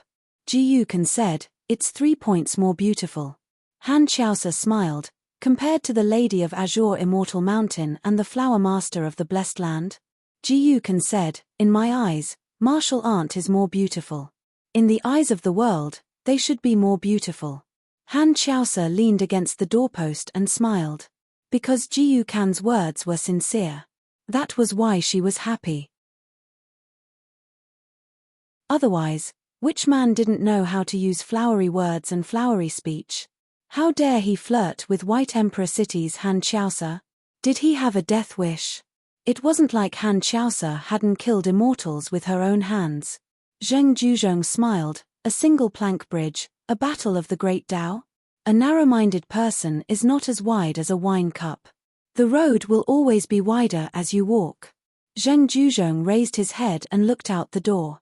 He smiled telepathically. Mr. Chen, is there anything else you want to say to Ji Yukan? On the street outside, Chen Pinggan smiled and replied, no, I don't. Mr. Zheng's teaching of the Tao has reached the point of perfection. I'm in the same situation as you. I have nothing to say. Zheng Juzhong stood up and said to Fu Jing and the others, you guys stay here. Zheng Juzhong's figure suddenly appeared at the door of the house. He smiled at Chen Pinggan and asked, shall we go to the inquiry crossing together? Chen Pinggan smiled and nodded, thank you, Mr. Zheng. On this day, Zheng Juzhong and a green-robed man walked side by side and traveled together at the inquiry crossing together. It became a more shocking thing than the fight between two ascendant realms in Yuanyang-zhu. Zheng Juzhong, the city lord of White Emperor City, seemed to have taken the initiative to appear at the gate to meet the outsider. After that, he was still in the same green robe. He disappeared from the inquiry crossing and appeared at Turtle Head Mountain. In the end, he carried Jiang Longxiang from the Shao Yuan dynasty in his hand and rode the wind to the city where the Confucian temple was located. He casually threw the respected and old scholar on the ground. It was where the statue of the sage of literature's statue was broken when it was moved out of the Confucian temple. A group of scholars had once spat on it and smashed it. Among them, Jiang Longxiang was the most righteous. At that time, he seemed to have taken out a powerful statement. Chen Pinggan stretched out his hand and said to the scholar lying on the ground, scold me again.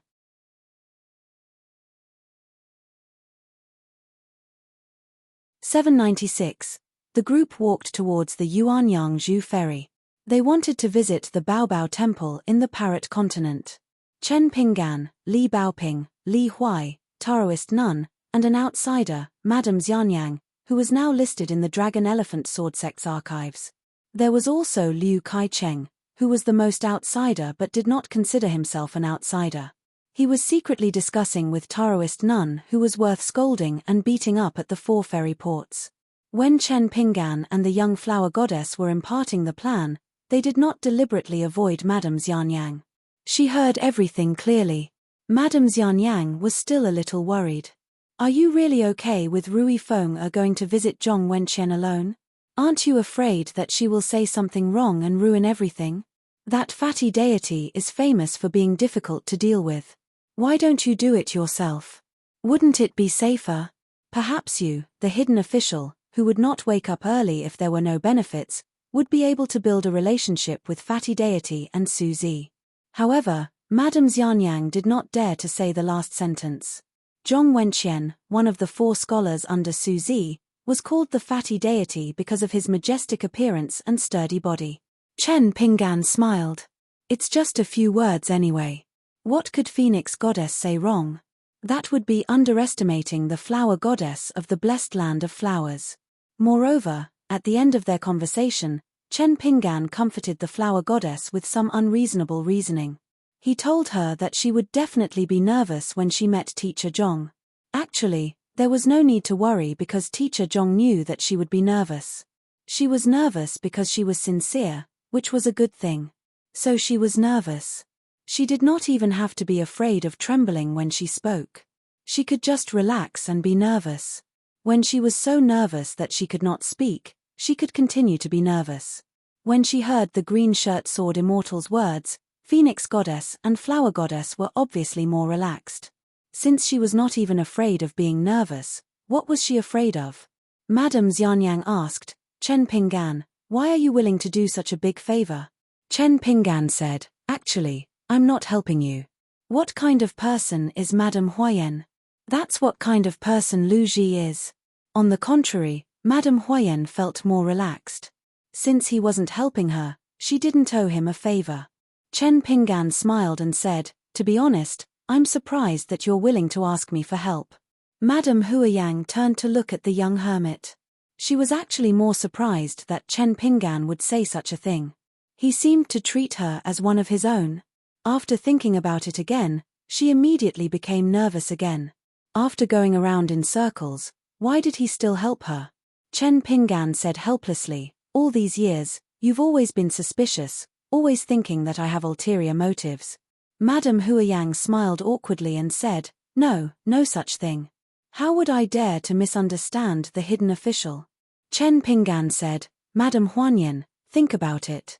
If I were to swear to you that I no longer have any thoughts about the plum blossom garden, what I did back then was my duty and I had no other choice. After we returned home, even if we weren't friends, we definitely wouldn't be enemies. Would you be willing to believe me, or would you think that I have ulterior motives?" Madame Huiyang smiled and thought about it carefully. It was really so. She nodded and said, "That's right. That's really the case." Liu Kaicheng was very well behaved today. He only pretended not to know Madame Huiyang, who had a very good relationship with 100 Flowers Blessed Land. Otherwise, according to his temperament, he would have long been a butterfly fluttering around Sister Ruoyan while wearing a pink daoist robe. Because he had once concluded a solid principle in the Aquarius continent, where 1,000 gold could buy, 10,000 gold could not be sold. As long as it was someone related to the sage of literature, as well as a child from the Pearl Grotto heaven, he should not provoke any of them. First, it was Chen Pinggan, then Li Liu from Dragon Rock, only half of them. Then, it was Li Baoping outside of Clear Breeze City, and half of his martial nephew Jiyu Kan. That was exactly 3. Things should not be done more than 3 times. He had to learn his lesson. Liu Kaicheng had already made an appointment with his Taoist friend Nen. The two of them were going to the wilderness together. The sky was high and the land was vast. Who would dare to block their path? It was a great opportunity for the two of them to make a name for themselves. Li Huai poked his head out and looked around. He did not know what was the relationship between Chen Pinggan and her. As for the one in the pink robe, it was obvious that she was not someone to be trifled with. He heard that she was the pavilion master of the colored glass pavilion in White Emperor City. Li Huai felt guilty when he heard that. After all, a friend of a friend was not Li Huai's friend. Since they were not in the nest, why should they be so arrogant? The failing on water in the 9 Truths Immortal Pavilion was a lesson to them. Li Huai did not know that at this moment, there were a few accompanying sages in the Confucian temple who were talking about him. They had started a small discussion specifically about him. A scholar in the Confucian temple had a discussion with the chancellor. Then, he asked Teacher Han tentatively, "Why don't we give Li Huai the title of a sage?" This scholar had asked the scholar Yu Ping for a file about the Confucian scholar Li Huai from the Cliff Academy. The file was about the resume of the Confucian scholar from the Cliff Academy, Li Huai, and the comments of various teachers and hill masters. Even the usually strict Teacher Han, the vice-hierarch of the Confucian temple, was hesitant. It was obvious that he was inclined to give him the title. However, if he gave it to Li Huai, there would be objections. It would definitely be a burden for Li Huai in the future. It was not that the Confucian temple did not take the title of a sage seriously and was willing to give it to him casually. In fact, the title of a sage of the academy had always been selected by the academies of each continent. The Confucian temple almost never interfered with the examination and evaluation of the sages. The academies were in charge of the sages, while the Confucian temple was in charge of the gentlemen. This was a rule set by the Sage of Rites. This lad had contributed too much to the Confucian temple. The position of a 14th state blind old man had been reversed. He had helped the Great Land to gain 200,000 mountains. Judging from the situation, as long as his disciple was willing to speak, the 700 to 800 golden-armored puppets in the 100,000 mountains would be able to command them to invade the wilderness. Moreover, according to the file, Li Huai was diligent in his studies, never slacking off, and was not arrogant or hot-tempered. Although he was beyond his capabilities in his studies, Li Huai was diligent in his studies. Moreover, one could tell from the handwriting that it was written by Mao Xiaodong, the scholar of the Li Ji school. The attitude of a Confucian scholar was very important. As for the level of his academic achievements or the results of the imperial examinations, it was still important to consider whether the founding master would reward him with food. Teacher Han asked the hierarch of the Confucian temple beside him. Teacher Dong smiled and said, "It's not a big problem. I think it's feasible." Teacher Han then asked the scholar Yu Ping, who was sitting outside the door. Yu Ping replied, "It's not easy for Li Huai to have a clear mind in the Mandarin duck zhu." Then it's settled. Li Huai was definitely going to be a sage of the academy. This kind of thing didn't need to bother the three main sages, right? Moreover, the old scholar was Li Huai's Wenmai ancestor. The Wenmai ancestor could be considered a 15th realm great cultivator in the great Tao of protecting his disciples.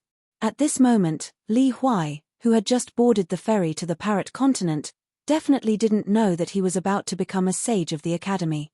It was something that he didn't even dare to dream about. The small Parrot continent was filled to the brim with people. This was because the old ancestor of the bag shop had personally opened a bag shop. Of course, it was extraordinary. Even the wife of the god of wealth of the Snow Mountain continent had brought her friends of prominent status to the Parrot continent. With her around, it wasn't spending money, but throwing money. The local ferry was very simple, because it only needed to travel between the 4 ferries. It didn't need to be too big.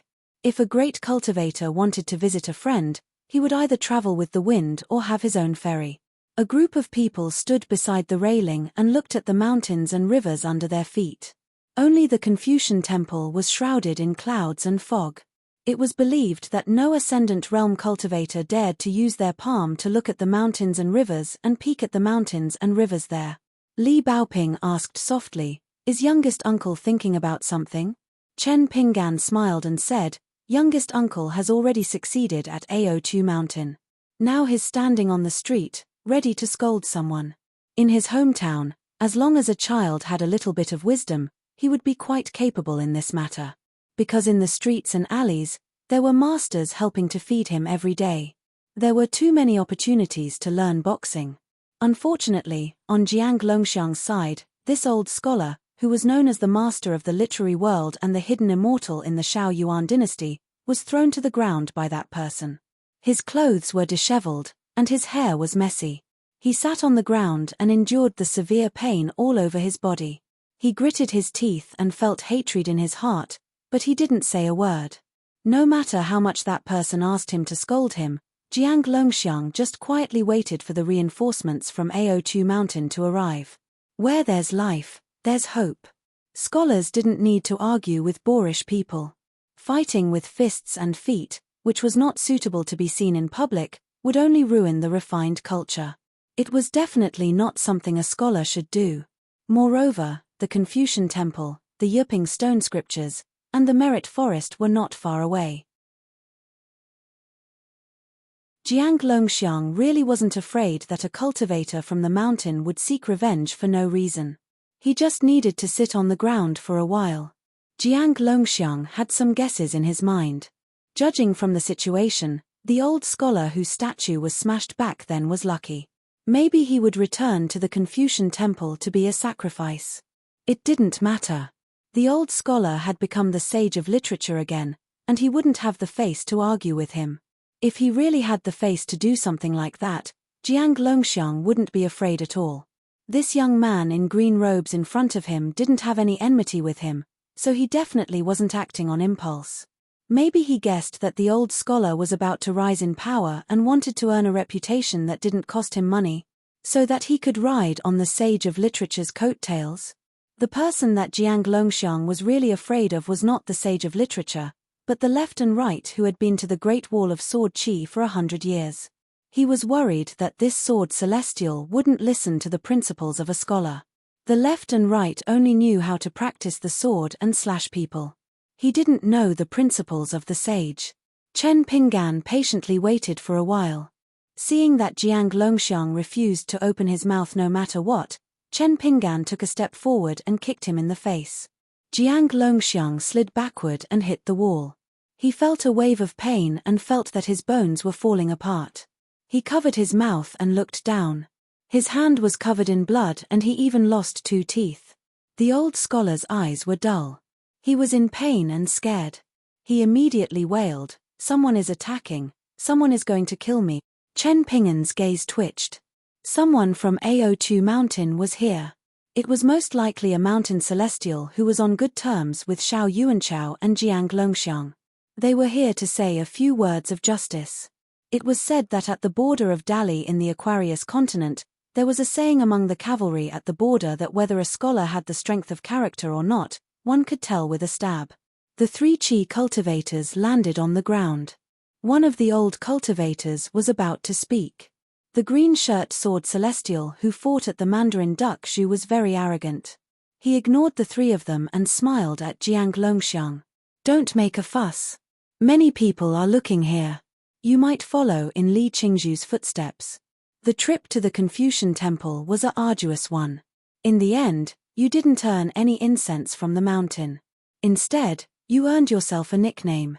First, there was Li Shuipiao, then there was Jiang Menshan. Otherwise, why did my kick, which was neither light nor heavy, just happen to knock out 2 of your front teeth? Among the 3, someone frowned and said, Sword Celestial, if there is a grudge on the mountain, whether it is right or wrong, we are in the Confucian temple. Can you not be so aggressive? How can a mountain sword celestial bully a middle 5 chi cultivator? Another pure martial artist of the far travel state landed on the ground and stood between the green-shirt sword celestial and Jiang Longxiang. Chen Pinggan smiled and asked, Xiao Yuanchao, Grandmaster Tongjing? Peak far travel state. Qianglin sect of the North Continent, Xiao Yuanchao of the Central Region, Liu family of the White Mountain Continent. Chen Pinggan was very interested in the Summer Palace. He was interested in how the Liu matriarch made money and how she was so good at making money. She didn't even bat an eyelid when she gave an upside-down mountain to the Great Wall of Swords. As for the other 2, he did not have a good impression of them. Chen Pinggan knew a lot about Jiang Longxiang. He was no stranger to him. Some of it came from Lin Junbai's chat and some of it came from the Insignificant Mountains and Rivers newspaper. One of them was Jiang Longxiang's Zhenghu friend, Tong Jing. The man named Tong Jing smiled and said, Why? Sword Celestial, have you heard of my name? So, do you want to ask the sword or do I ask the fist? Anyway, no one would die here. He would make a few punches and take a few blows to save Jiang Longxiang, the leader of the literary world. It was a good deal. Chen Pinggan smiled and said, Just ask the fist. I'm afraid you can't get the answer. Tong Jing's fist intent poured out. His momentum rose and he opened the fist stance. He was not careless at all. Did he really want this green-robed sword celestial to ask the sword first? Besides, when they were watching the show on Turtle Head Mountain, this green-robed sword celestial seemed to have a lot of cultivation methods. Was he also proficient in fist techniques? As a result, when Tong Jing threw a punch, he did get close to him. Then he stopped and refused to give him a second punch. The 2 sides were very close. The green-robed sword celestial stood there with his hands in his sleeves. Tong Jing maintained the same posture. His fist was at least a foot away from his opponent. Tong Jing was as still as a mountain. He looked calm, but his arm was broken. What a domineering fist intent. It was like the protection of the gods. He was really at the peak of the mountain? *T. He was definitely not at the peak of the mountain. When he returned to Turtle Head Mountain, he must argue with his friend. This senior must be a martial artist at the peak of the mountain. Chen Pinggan smiled and reminded him, Ask the fist is over. Return the fist salute. Tong Jing felt that this senior was really considerate. This was indeed a feasible move. It was just that the senior did not condense his voice into a line. It was a little imperfect. Tong Jing withdrew the fist that was at the peak of martial arts in his life. His arm was soft, but it happened to be caught by another hand. He clenched his fists and said in a deep voice, Thank you for letting me win. I'm not as good as you. I won't say anything more. The sword celestial smiled and slightly tilted his head, indicating that this pure martial artist could move. Tong Jing strode away. Chen Pinggan turned to look at the 3 chi cultivators. Tong Jing has finished his reasoning. What do you guys say? Anyway, today's reasoning is up to you whether it's fist, sword, spell, talisman, supernatural power, backing, sect, or grandmaster. Jiang Longxiang was the one to reason with his mouth. Tong Jing was the one to reason with his fist. However, there are a few other things. You guys can choose whatever you want. The three chi cultivators were so angry that they laughed but could not say anything for a while. In the end, they heard the green-robed sword celestial say with a smile, "I'm not an unreasonable person." The three of them came here this time just to protect Jiang Longxiang and ensure that their lives were not in danger. They tried their best to suffer less physical pain. They definitely couldn't beat him. The other party could fight with the immortal Yun Zai. There was also the Ascendant who called himself Taoist Nun. He beat Nan Guangzhou until he became a laughingstock. At first glance, they could tell that he was a good friend of the green-robed sword celestial. Maybe he was an elder of the sect. One of the old cultivators suddenly pinched a golden light that came from Aochu Mountain with 2 fingers. It was a secret letter. It was a personal letter from the sect's grandmaster. The old cultivator's face was slightly pale. He bowed and cupped his fists to the green-robed man. "We're sorry for offending you. We'll leave immediately." The other two were a little confused, but the old cultivator stretched out his hand and grabbed each of them with great strength. He said in his mind, "Listen to me, leave this place quickly." In fact, the old grandmaster only wrote 2 sentences in the secret letter. Zheng Juzhong went out to meet this person. Both of them traveled together. If you want to court death, it's up to you. Remember, don't involve the sect. Chen Pinggan did not stop the 3 of them from leaving with the wind. They came in a hurry and left even more hurriedly. Jiang Longxiang was dumbfounded. He leaned against the wall with a blank expression. Chen Pinggan squatted down and lifted his sleeve. A handful of stones he picked up from the road appeared in his hand. He gently tossed them to the scholar one by one. The discussion inside the Confucian temple and the drinking outside the gate did not delay each other. Lu Ji said, "Next time, don't involve me in such a discussion." Even in front of Jingsheng Yiping, Lu Ji was still straightforward. Alliance said, "Unlike the Great Wall of Sword energy, people's hearts are different. A discussion behind closed doors may seem long-winded and complicated, but it's actually more beneficial. Because when the door opens at the end and everyone leaves, there will be fewer forks under our feet." Jingsheng Yiping smiled knowingly. Alliance said with a cheeky smile, "Brother Yiping, don't my words sound like a sage?" Yiping said, "You don't have the last sentence." "It sounds like it. With this sentence, it's useless." Alliance automatically ignored the last sentence. He gently shook the wine pot and said, "Lu Ji, you'll be very popular here in the future." Lu Ji said, "Because I use my sword without thinking?" Alliance laughed and said, "How is that possible?" Lu Ji stretched her legs and raised her head to drink the wine. Alliance also tried to stretch his legs, but found that he was 1 step shorter than Sister Lu. He immediately retracted his legs and sat cross-legged. He did not look short when he sat, but when he stretched his legs, he realized that his legs were too short. It hurt her feelings. Lu Ji had always been a generous drinker. She quickly finished the wine pot and put it aside. Of course, she put it on the side far away from Alliance. God knows what this guy would do if he asked for the empty pot back. Lu Ji asked casually, "Alliance, why don't you just be a scholar? It's not difficult to be the headmaster of the academy." Alliance shook his head and said, "Even if I can be, it's not good. 100 Maro Shaodongs can't compare with Alliance when it comes to swordsmanship. 10 Alliance can't compare with Maro Shaodong when it comes to teaching. Once he became a serious scholar, he would not be able to live a peaceful life. In the academy, whether he was the headmaster of the academy, the minister of the palace, or a gentleman with a title, Liang would act as if he had never left the saint's mansion in his life. In terms of learning, he would only be mediocre and would not have any great achievements. The man who seemed to be always calm and collected would probably be disappointed for the rest of his life. Alliance did not want to be a Confucian descendant of the 4 great saints' mansions. He was of no use to this world because he had a prominent status and ordinary knowledge. However, if he were to become a wanton and unrestrained swordsman, the person with the statue in the Confucian temple would not be able to teach him swordsmanship every day. It would be embarrassing. At most, he could only put on the airs of a father and advise him to abide by the rules every time he drew his sword, to scrupulously abide by etiquette, to not harm the innocent, and to not hurt the people of the world because of his sword drawing. Over and over again, he only said those few words, nothing more. After all, even Chen Qing did not nag him about his swordsmanship. Therefore, no one in the world had the right to criticize Alliance's swordsmanship. There were so many beauties in the world waiting for Alliance to drink and meet. How could he let them wait for too long? Alliance looked more serious. He turned his head and said, "Lu Ji, let's go back to the Great Wall of Sword Qi together. Take it easy and don't use that flying sword easily."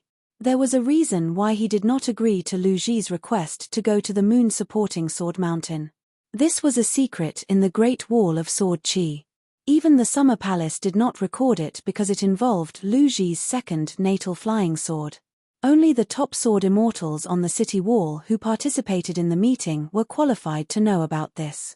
There was a small group of sword cultivators on the Great Wall of Sword Qi who were more unconventional. The reason why Lu Ji had not ascended to the Ascendant Realm was not only that she was young, but also the most fundamental reason. Lu Ji had spent too much effort, time, and immortal money on her second flying sword. The flying sword was called Big Dipper. It was the Big Dipper in the traveling immortal poem. It was also the Big Dipper in the Jade Capital Group. It was also the Big Dipper that said, "The Big Dipper controls life and the Big Dipper inscribes death." However, this flying sword had never appeared on the battlefield. Alliance knew that even the Big Sword Immortal, who did not like to meddle in other people's business, had specially called Lu Ji to the city wall and asked her if water had entered her brain. In order to refine such a broken sword, was it worth it to delay her breakthrough to the Ascendant Realm? She had a big butt, so she thought with her butt. Because at that time, Alliance was squatting by the side and watching the scene. The last sentence of the Big Sword Immortal was the most knowledgeable and he had used it as a reference. In the end, Lu Ji said that the Big Sword Immortal could care about how many demons she killed and how many battle achievements she had. The only thing that could not be controlled was how to practice the sword. There was no such thing as having the best of both worlds. Just like left and right, if one wanted to improve their swordsmanship and reach the peak of swordsmanship, they could only delay the breakthrough. In order to pursue the ultimate killing power of this natal flying sword, Lu Ji had to make the same choice. Lu Ji stretched out her hand and asked Alliance for another pot of wine. She drank a mouthful and wiped the corner of her mouth with the back of her hand.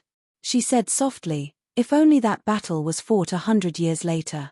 Alliance smiled and shook his head. He joked, "If I were Chen Pinggan, I would not be willing to give Sister Lu to Qi Tingji and the Elephant Sword Sect. I would give up my pride and ask you to be a consecrator."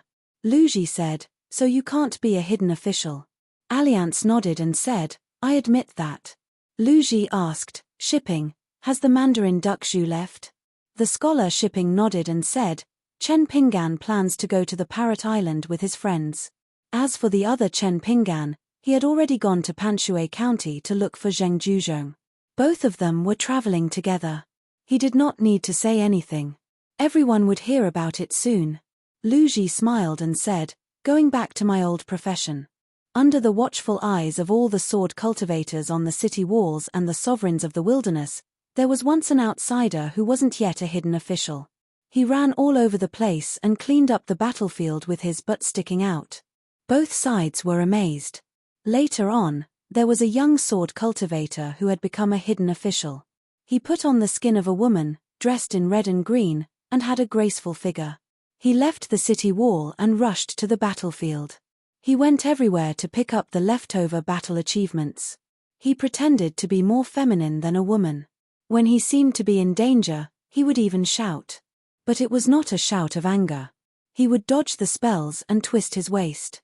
His robes fluttered, and he was as beautiful as a blooming flower, so he did not reveal his identity from beginning to end. In the end, it was the straightforward Lu Ji who revealed the secret. After that, if Lu Ji wanted to buy wine, she could only ask her friends for help.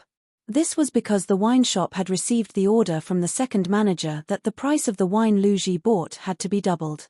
Lu Ji could not be calculative with the one-track-minded workers and children of the wine shop. Besides, to make Chen Pinggan ashamed to walk out of the Summer Palace, spending a little more money was not a big deal. It was just that Lu Ji did not have much money in her pocket. She used it to fill the bottomless pit of the flying sword Big Dipper. Alliance also knew that the reason why Lu Ji refined the flying sword Big Dipper at all costs was to carve words on the city wall. It was as if she had already made up her mind to leave after carving the words. For Lu Ji, an immortal swordsman with that flying sword had a greater chance of killing an ascendant stage demon, especially a sovereign stage demon in her heart, than an ordinary ascendant stage swordsman without that flying sword. The chi cultivators in the world would definitely not understand Lu Ji's stubbornness. She did not want her realm. She would die just to leave her name. Alliance understood. Lu Ji hoped that on the city wall of the Great Wall of Sword Chi, there was once a female swordsman who carved words here. She did not want all the people who carved words to be men. How was this Lu Ji not good-looking? She was very good-looking. Boss Sword Immortal had instructed the Summer Palace to let Lu Ji go to the South Swirling Continent. Naturally, he hoped that Lu Ji's sword Dao, swordsmanship, realm, and flying sword could improve further. Otherwise, even if Lu Ji was lucky and her flying sword shattered and did not die on the battlefield, Lu Ji's realm would fall. That meant that she would fall from an immortal to a jade. After ascending to the upper 5 realms, it was already difficult for a swordsman to break through. It was even more difficult to ascend after falling in realm. Just like Alliance and Liu Cha, who was fishing in the Merit Forest Mystic realm. They no longer had any hope of returning to the 14th realm in this life. It was not that falling in realm would cause one to be depressed, but that there was always a limit to one's strength.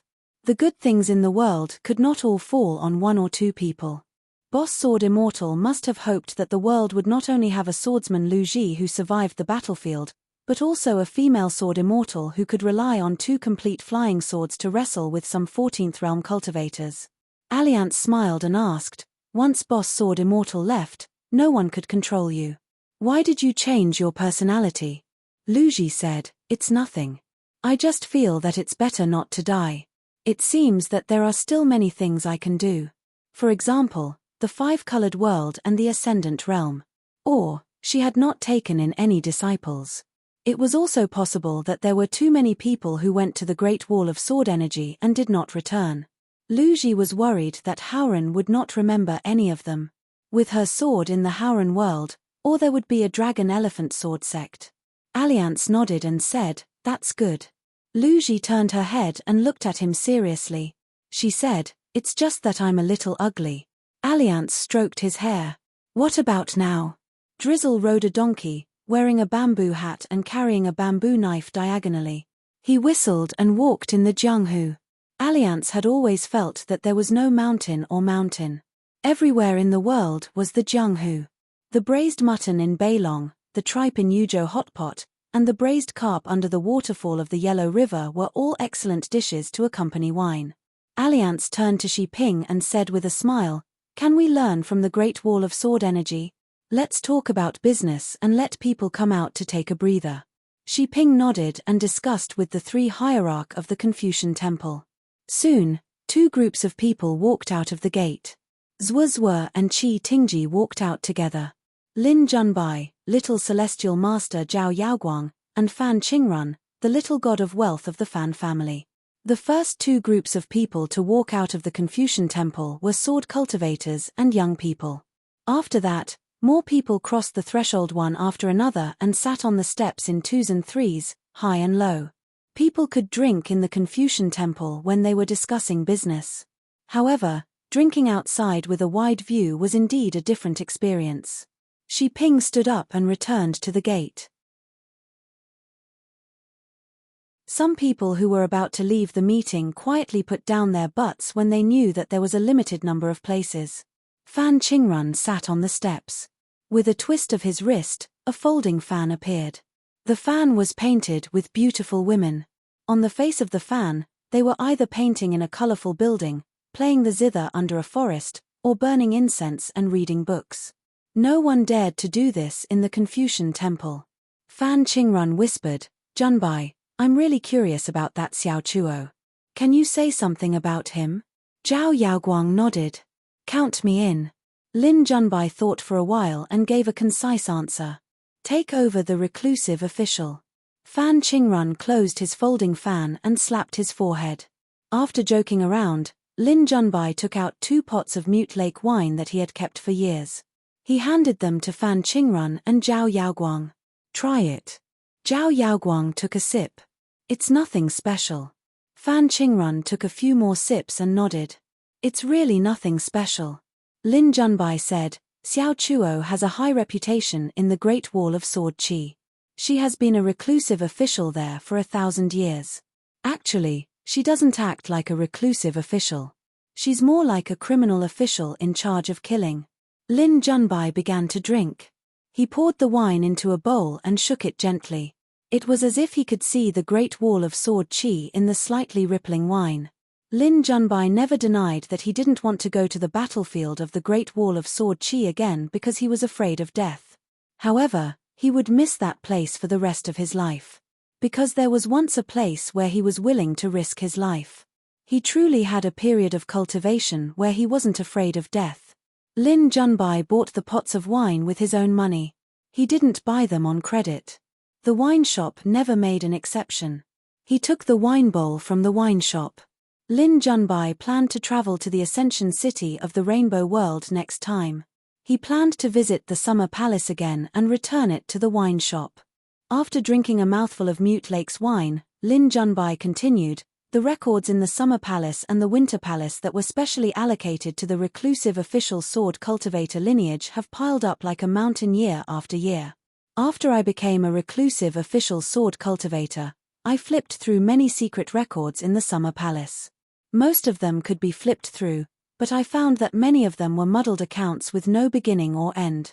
Because Xiao Chuo didn't care too much, many of the notes in the records were more like her playing around. The 2 sword immortals who betrayed her, Luo Shan and Bamboo Nunnery, were the true managers. However, although they did their jobs well, it can't be said that the 2 sword immortals did a good job.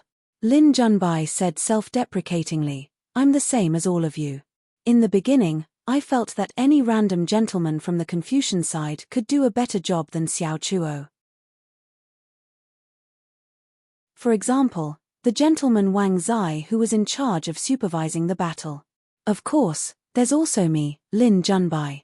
Fan Qingrun said doubtfully, then why did you let her be a reclusive official for so many years? Did no one have any objections? Was it because the sword cultivators who had their own ideas couldn't beat Xiao Chuo? So they just shut up. Fan Qingrun wasn't foolish enough to think that the sword cultivators of the Great Wall of Sword Qi were all fools. Besides, not far away sat Alliance, Qi Tingji, and Lu Ji. It was better to be careful with one's words, especially that Mr. Zhuo of the literary sage lineage. Everyone knew what his temper was like. Lin Junbai shook his head, from the eldest sword immortal to the old sword immortals like Dong Sangeng and Chen Shi, to all the sword cultivators, almost everyone in the Great Wall of Sword Qi. Even the reclusive official from the new reclusive official lineage, Chou Miao, and later me, felt that putting the betrayal aside, Xiao Chuo was the most suitable candidate for the Great Wall of Sword Qi. There was no second thought. Lin Junbai raised his wine bowl, let me give you a test. What is the foundation of the Great Wall of Sword Qi that has stood for 10,000 years? Zhao Yaoguang laughed. Other than having a lot of sword cultivators, what else could it be? Fan Qingrun said, not greedy for money, not afraid of death. Lin Junbai laughed. This question was asked to me by the reclusive official years ago. I'm only asking you the same question.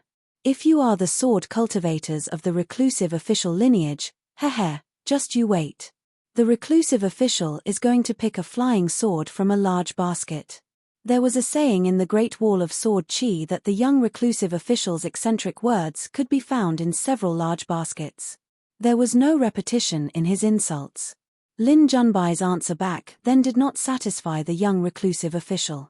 Therefore, Lin Junbai directly gave the same answer as Chen Pinggan. It's not vast. This was because a Great Wall of Sword Qi would never become a vast world. This was Chen Pinggan's answer. Fan Qingrun slapped his knee with his folded fan, I'm convinced. Zhao Yaoguang raised his wine flask, I have to take a big gulp. Lin Junbai continued to give an inside story that outsiders would never know. Actually, If Chen Pinggan did not appear, Chou Miao would still stand out and this young sword immortal would become the last reclusive official. And the two friends beside him were destined to hear the name Chou Miao for the first time. But if Chou Miao was born in the vast world, he would be the Wei Jin of the Wind Snow Temple of the Aquarius continent, and the sword immortal Shu Jun of the Gold Armor continent. Chou Miao's name would shake the world. Lin Junbai continued, "In my heart, Chou Miao is second only to the reclusive official. He is a very powerful sword cultivator, not because of his swordsmanship, but because of Chou Miao's ability to control the situation. In the past, the Summer Palace was a place that made people feel at ease. There would be quarrels, angry glares, chairs being thrown, and tables being flipped. But in the end, friends became better friends, and those who weren't friends at first became friends." Lin Junbai covered his sleeves with his hands and bent down slightly. He squinted his eyes and looked into the distance. In those years, in the Summer Palace, when we were free, the reclusive official would review the situation with us. For example, the Great Wall of Sword Qi. If we put in more cultivators from the 3 sects and the 100 schools of thought, what would happen to the Great Wall of Sword Qi within 100 years, 500 years and 1,000 years? Guess what the opening statement of this review will be? Lin Junbai asked and answered his own question.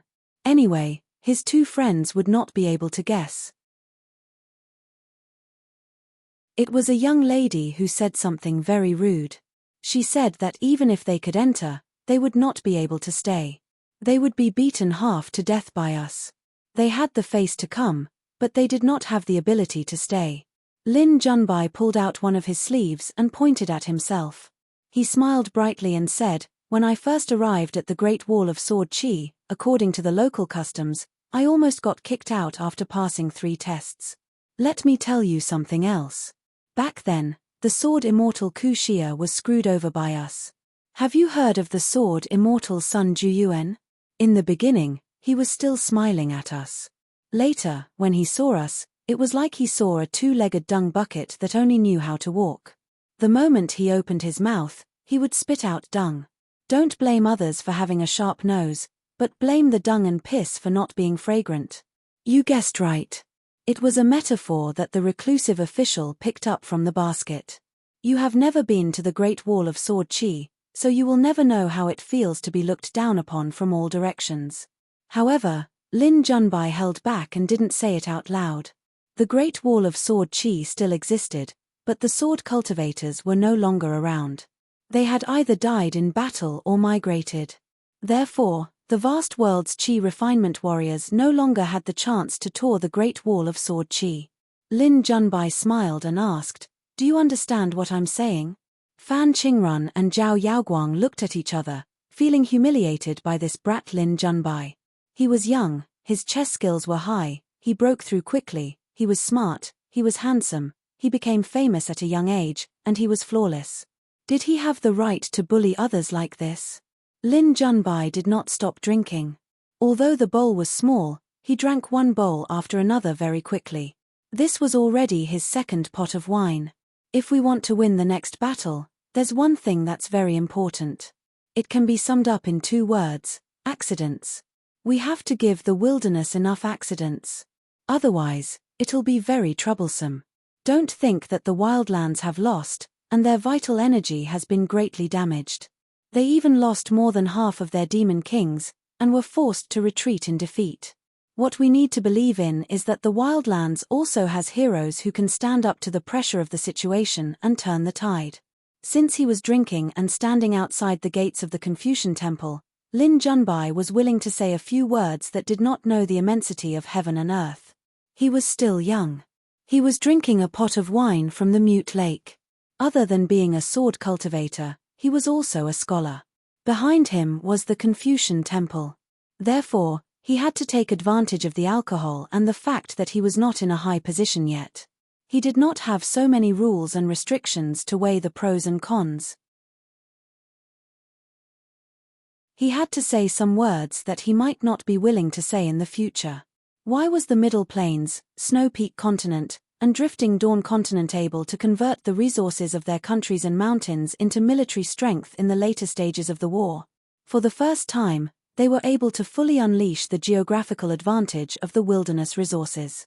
It was because of the lessons learned from the Tongye, Fuyao, and Golden Armor continents. We were scared. Even a glance from afar made our hearts ache. No one dared to say that they could stay out of the war. Instead, the hearts of the people were united. If we can do it, so can the wilderness. In fact, the Qi refinement warriors on Howren's side had not experienced much of the ferocity of the big demons. There were too few battles that were in a stalemate. Other than the Aquarius continent, we can only learn from the battle in the middle of the Golden Armor continent. How can we do that? Therefore, when I enter the Confucian temple later, I will directly ask Song Jianqiang if the Song clan has secretly collected the maps of the River of Time. If they are unwilling to give it away, I will advise the 3 cult masters of the Confucian temple that the Confucian temple must be bought. If the Song clan is unwilling to sell it and feel that the price is too low, they will demand an exorbitant price. If they dare to raise the price, I will not allow Song Jianqiang to leave the Confucian temple. Scholar Yiping looked at Lin Junbai's back view and nodded lightly. He was indeed a young man who had stayed in the summer palace for a few years. The young man was a little drunk. Lin Junbai was in high spirits. He was no longer a teenager but was still a young sword cultivator. After drinking bowls of wine, his face was slightly red and his eyes were sparkling. He said, "I don't admire Alliance or Zhuoyu. However, I admire Chen Pinggan and Chou Miao. I only said this because Alliance and Zhuoyu are right beside me. Their swordsmanship is superb and their military exploits are outstanding. They can turn the world upside down. However, they may not be able or willing to mend the world bit by bit. Zhuoyu is too reclusive. Alliance is too carefree." Alliance smiled. Zhuoyu was expressionless. Alliance was suddenly in the mood to drink. On the streets of the Great Wall of Sword Aura, if a sword cultivator saw Dong Sangeng on the streets, he could just call him by his name. At most, he could just send him flying with a slap.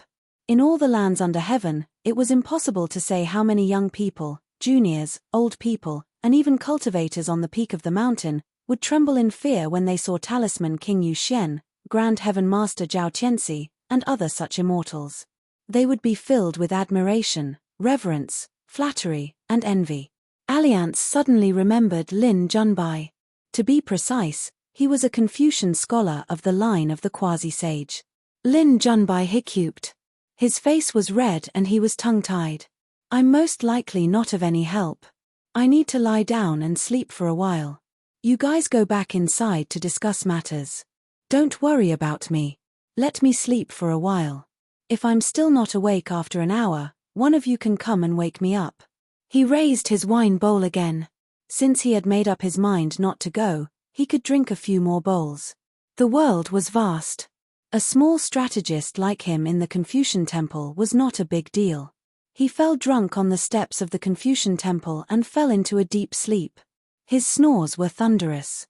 He probably only had one chance like this in his life. He had to cherish it. Zhao Yaoguang said to Fan Qingrun telepathically, "Brother Flower Farmer, you go back inside first. I'll stay here and accompany Junbai.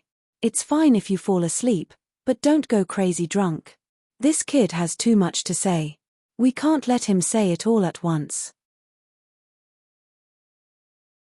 Otherwise, when the 3 of us gather to drink in the future, we won't be able to see such a fun scene." Fan Qingrun smiled and left. Lin Junbai kept hiccuping. He lowered his head and stared at the empty wine bowl in his hand. No wonder the wine in the wine shop sold so well.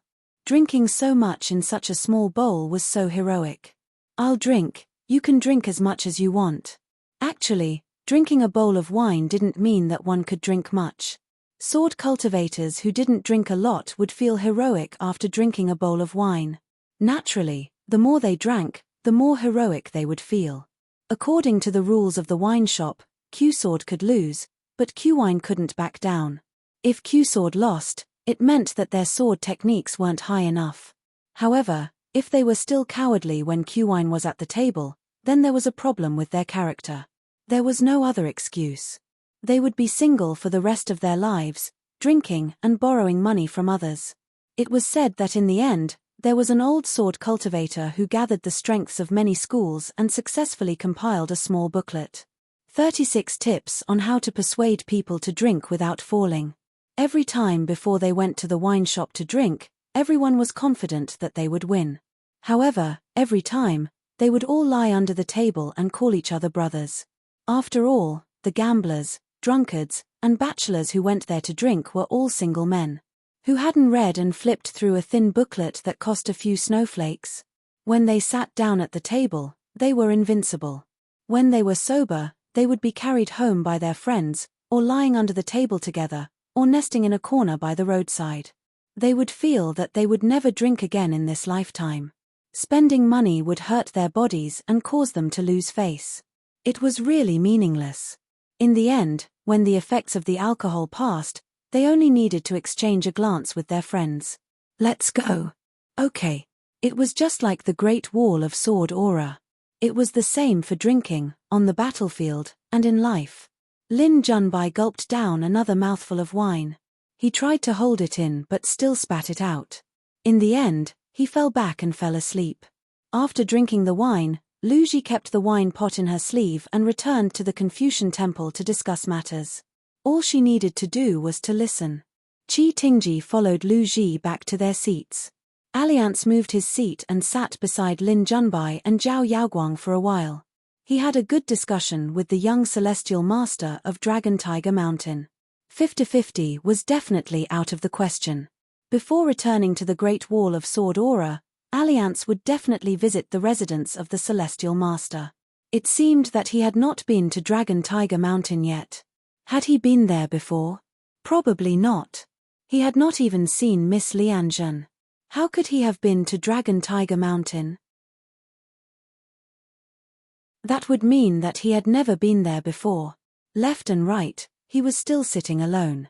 Groups of people went out to drink, but none of them took the initiative to approach him.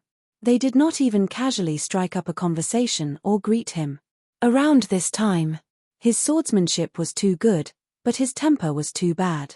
Jingsheng Yeping, who was standing at the door, suddenly laughed and said, "Left and right, your junior brother is beating up Jiang Longxiang." Left and right only asked, "Are there any Ascendant Realm cultivators there who want to reason with my junior brother? Even if they are not close, they can hide in the distance and use their palms to observe the mountains and rivers." Jingsheng Yeping nodded and said, "There are 2 Ascendant Realm cultivators who don't agree with your junior brother's actions." After spending so much time with the old scholar in Daode Forest, it was inevitable that he would pick up some bad habits. Anyway, they were Ascendant Realm cultivators who were not qualified to participate in the Confucian Temple's discussion, similar to Nan Guangzhao. One of them secretly laughed at the mellow scholar in South Soro Continent, saying that Chen Chunan died at the wrong time and was not smart enough. The other one was once killed by Zhu Shunji, so he secretly went to the Shanshui Grotto and did not say anything. However, at the ruins of the battlefield, the old cultivator smiled subtly. In fact, the Confucian Temple was not ignorant of many things.